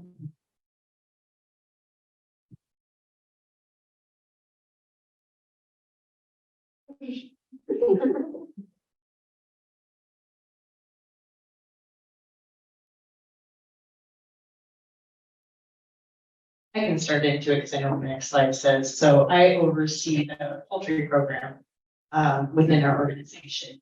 And so obviously a hot button topic, thank you, that we have seen in South Dakota as of late was highly pathogenic influenza, H5N1. We have it up there as far as how many confirmed cases. We significantly dropped, thankfully, this last spring, but we are still kind of ready and prepared in case this fall we start seeing it again. It is fairly prevalent in the wild populations. Mostly our turkey producers were affected, especially right away in the beginning. We started seeing a few more backyard flocks involved. So for those of you who have producers that have poultry, a lot of times what we're looking for is sudden death in there. We also saw quite a few of our pheasant growers last fall as well. And just a little side note, they have actually diagnosed it in cats, not in South Dakota, but in the US. I won't read all of these. These are just some of the symptoms to look for. Commonly, what we saw in our larger turkey producers is the very first sign they saw was decrease in water consumption. With your or poultry, I would bet that they're not monitoring water consumption in their birds. A lot of times with their backyard flocks, it was increased mortality in their flock. So if you have any concerns, definitely give us a call. This is what we saw. This is an actual picture from one of the birds that we saw. A lot of them had looked like wallpaper paste in their mouth on mortality. So pretty nasty disease, but there are some other differentials as well that we saw. There were some that came back as negative for avian influenza. So there are other diseases that will cause some of these symptoms. And we did find some of those as well, but mortality was usually the number one reason we would get the call initially was, well, this is more mortality than we're used to seeing. So any questions on avian influenza? Was there wild birds this spring like there was last year in 2022? As far as, did we Yes. find some dead ones? Yeah. Yes, yep. Actually, I think if Dr. Holstrom has a pretty cool picture, it's right outside one of the barns, it's a dead goose. So, and that was actually, what we tend to see is they're either in a direct flight pattern or they live close to a body of water where a lot of migratory waterfowl live.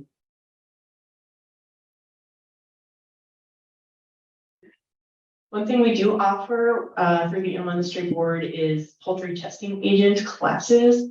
So all of you veterinarians are classified to be able to test poultry for Salmonella pylori, but we can also certify producers to also be able to test for that. So we offer it about once a year. Every once in a while we get enough interest and we can hold a second one.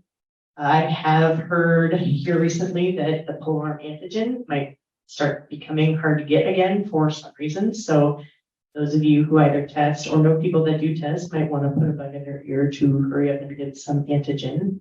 Might be worth doing soon. So if you have anybody that is interested in taking this course, have them give us a call and we can put them on the list.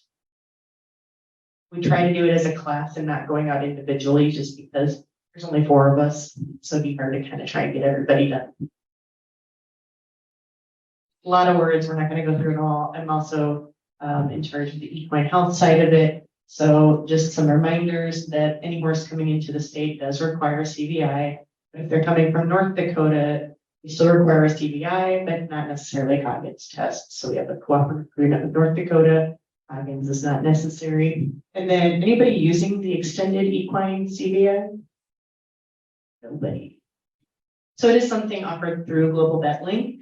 And it's mostly for your guys that are going to a lot of shows, rodeos. It will essentially act as a CVI that lasts for 6 months so that they don't have to come in every 30 days to try and get a CBI if they're going to lots of different locations, lots of different futurities. Some of these folks are putting a lot of miles on with those critters, so it is still the responsibility of the owner to make sure they check in, they log into the system, and they basically put in where they're going, how long they're gonna be there, when they plan to travel. If the animal does get sick, they are supposed to report it to their local vet. They are required to have official ID. And they get checked by the vet. And I'm missing something, but those are kind of, oh, and the Coggins test, they need their current Coggins test. So, and if they don't have a current one and they don't want to test, the system will automatically short date that extended CBI to whenever that Coggins test expires. Any questions on that?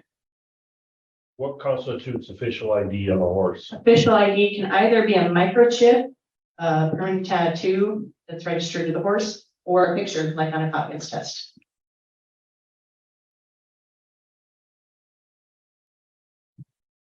I believe that's all I have on my end.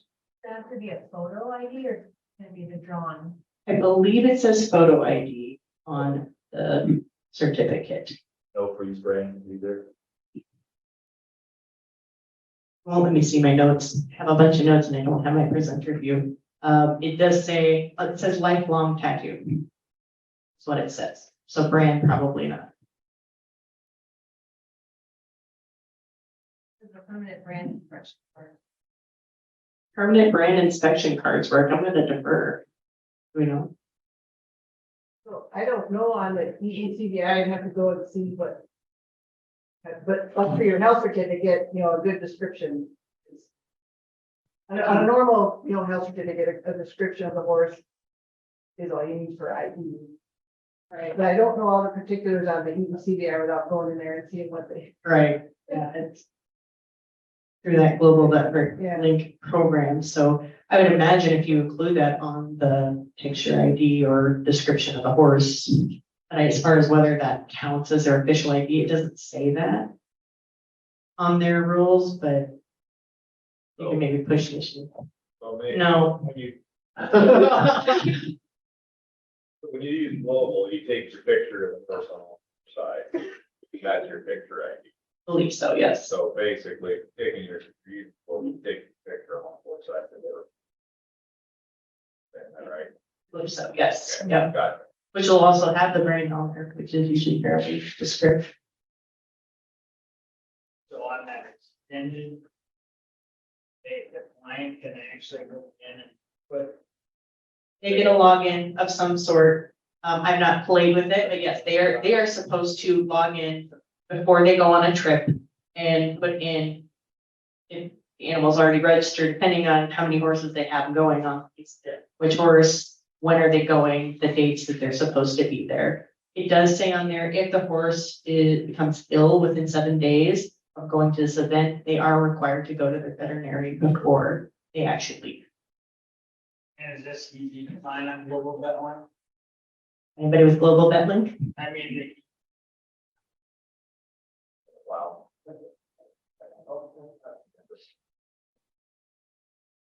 Well, thank you. I just call their own.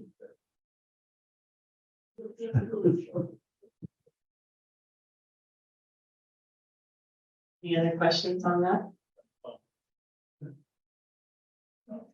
Well, then we turn it over to area 4.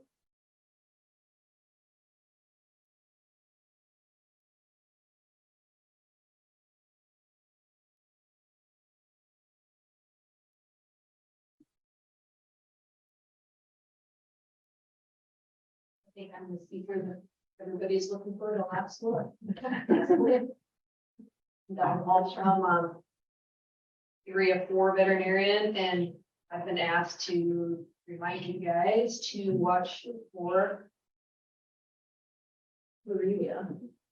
Which I was about that. So I guess what's come across my desk was 6 recent cases in Minnehaha County, 5 cats and 1 dog. And 1 human case reported in Sanborn Counny, and the street being bit by a cat. And also Minnesota is confirmed looking at 7 cats. Possibly 1 dog in Hennepin Ramsey and. So it's out there.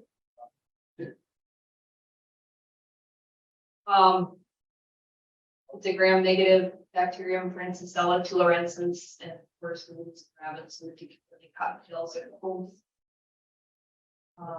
And can survive for a very long. Cats and dogs are the most commonly infected, but I guess you see it more in cats than more your clinical signs, and sheep are probably infected in livestock, of the livestock.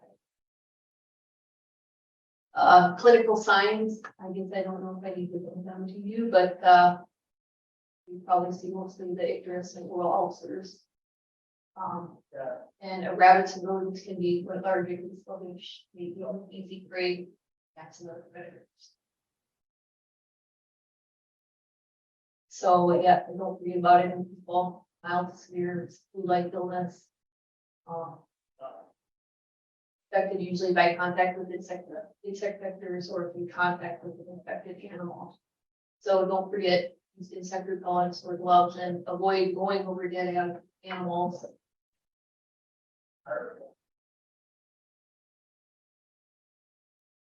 Questions?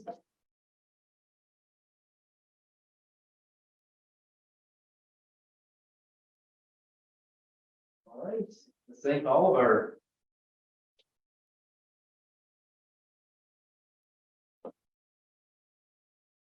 Okay, that wraps up our session for this afternoon. Thanks for attending. Please stay around. They'll be getting the reception going here. 5 o'clock, probably before that. So you can peek in there and see if they're getting ready. That's the president's come and go reception, and at some point we'll be handing off the reins to the new leadership for the SDVMA. But in the meantime, I'll be another chance to have some snacks, so hors d'oeuvres and some drinks. So hope to see you there, and hope to see you tomorrow morning, bright and early at 8 o'clock. Thanks.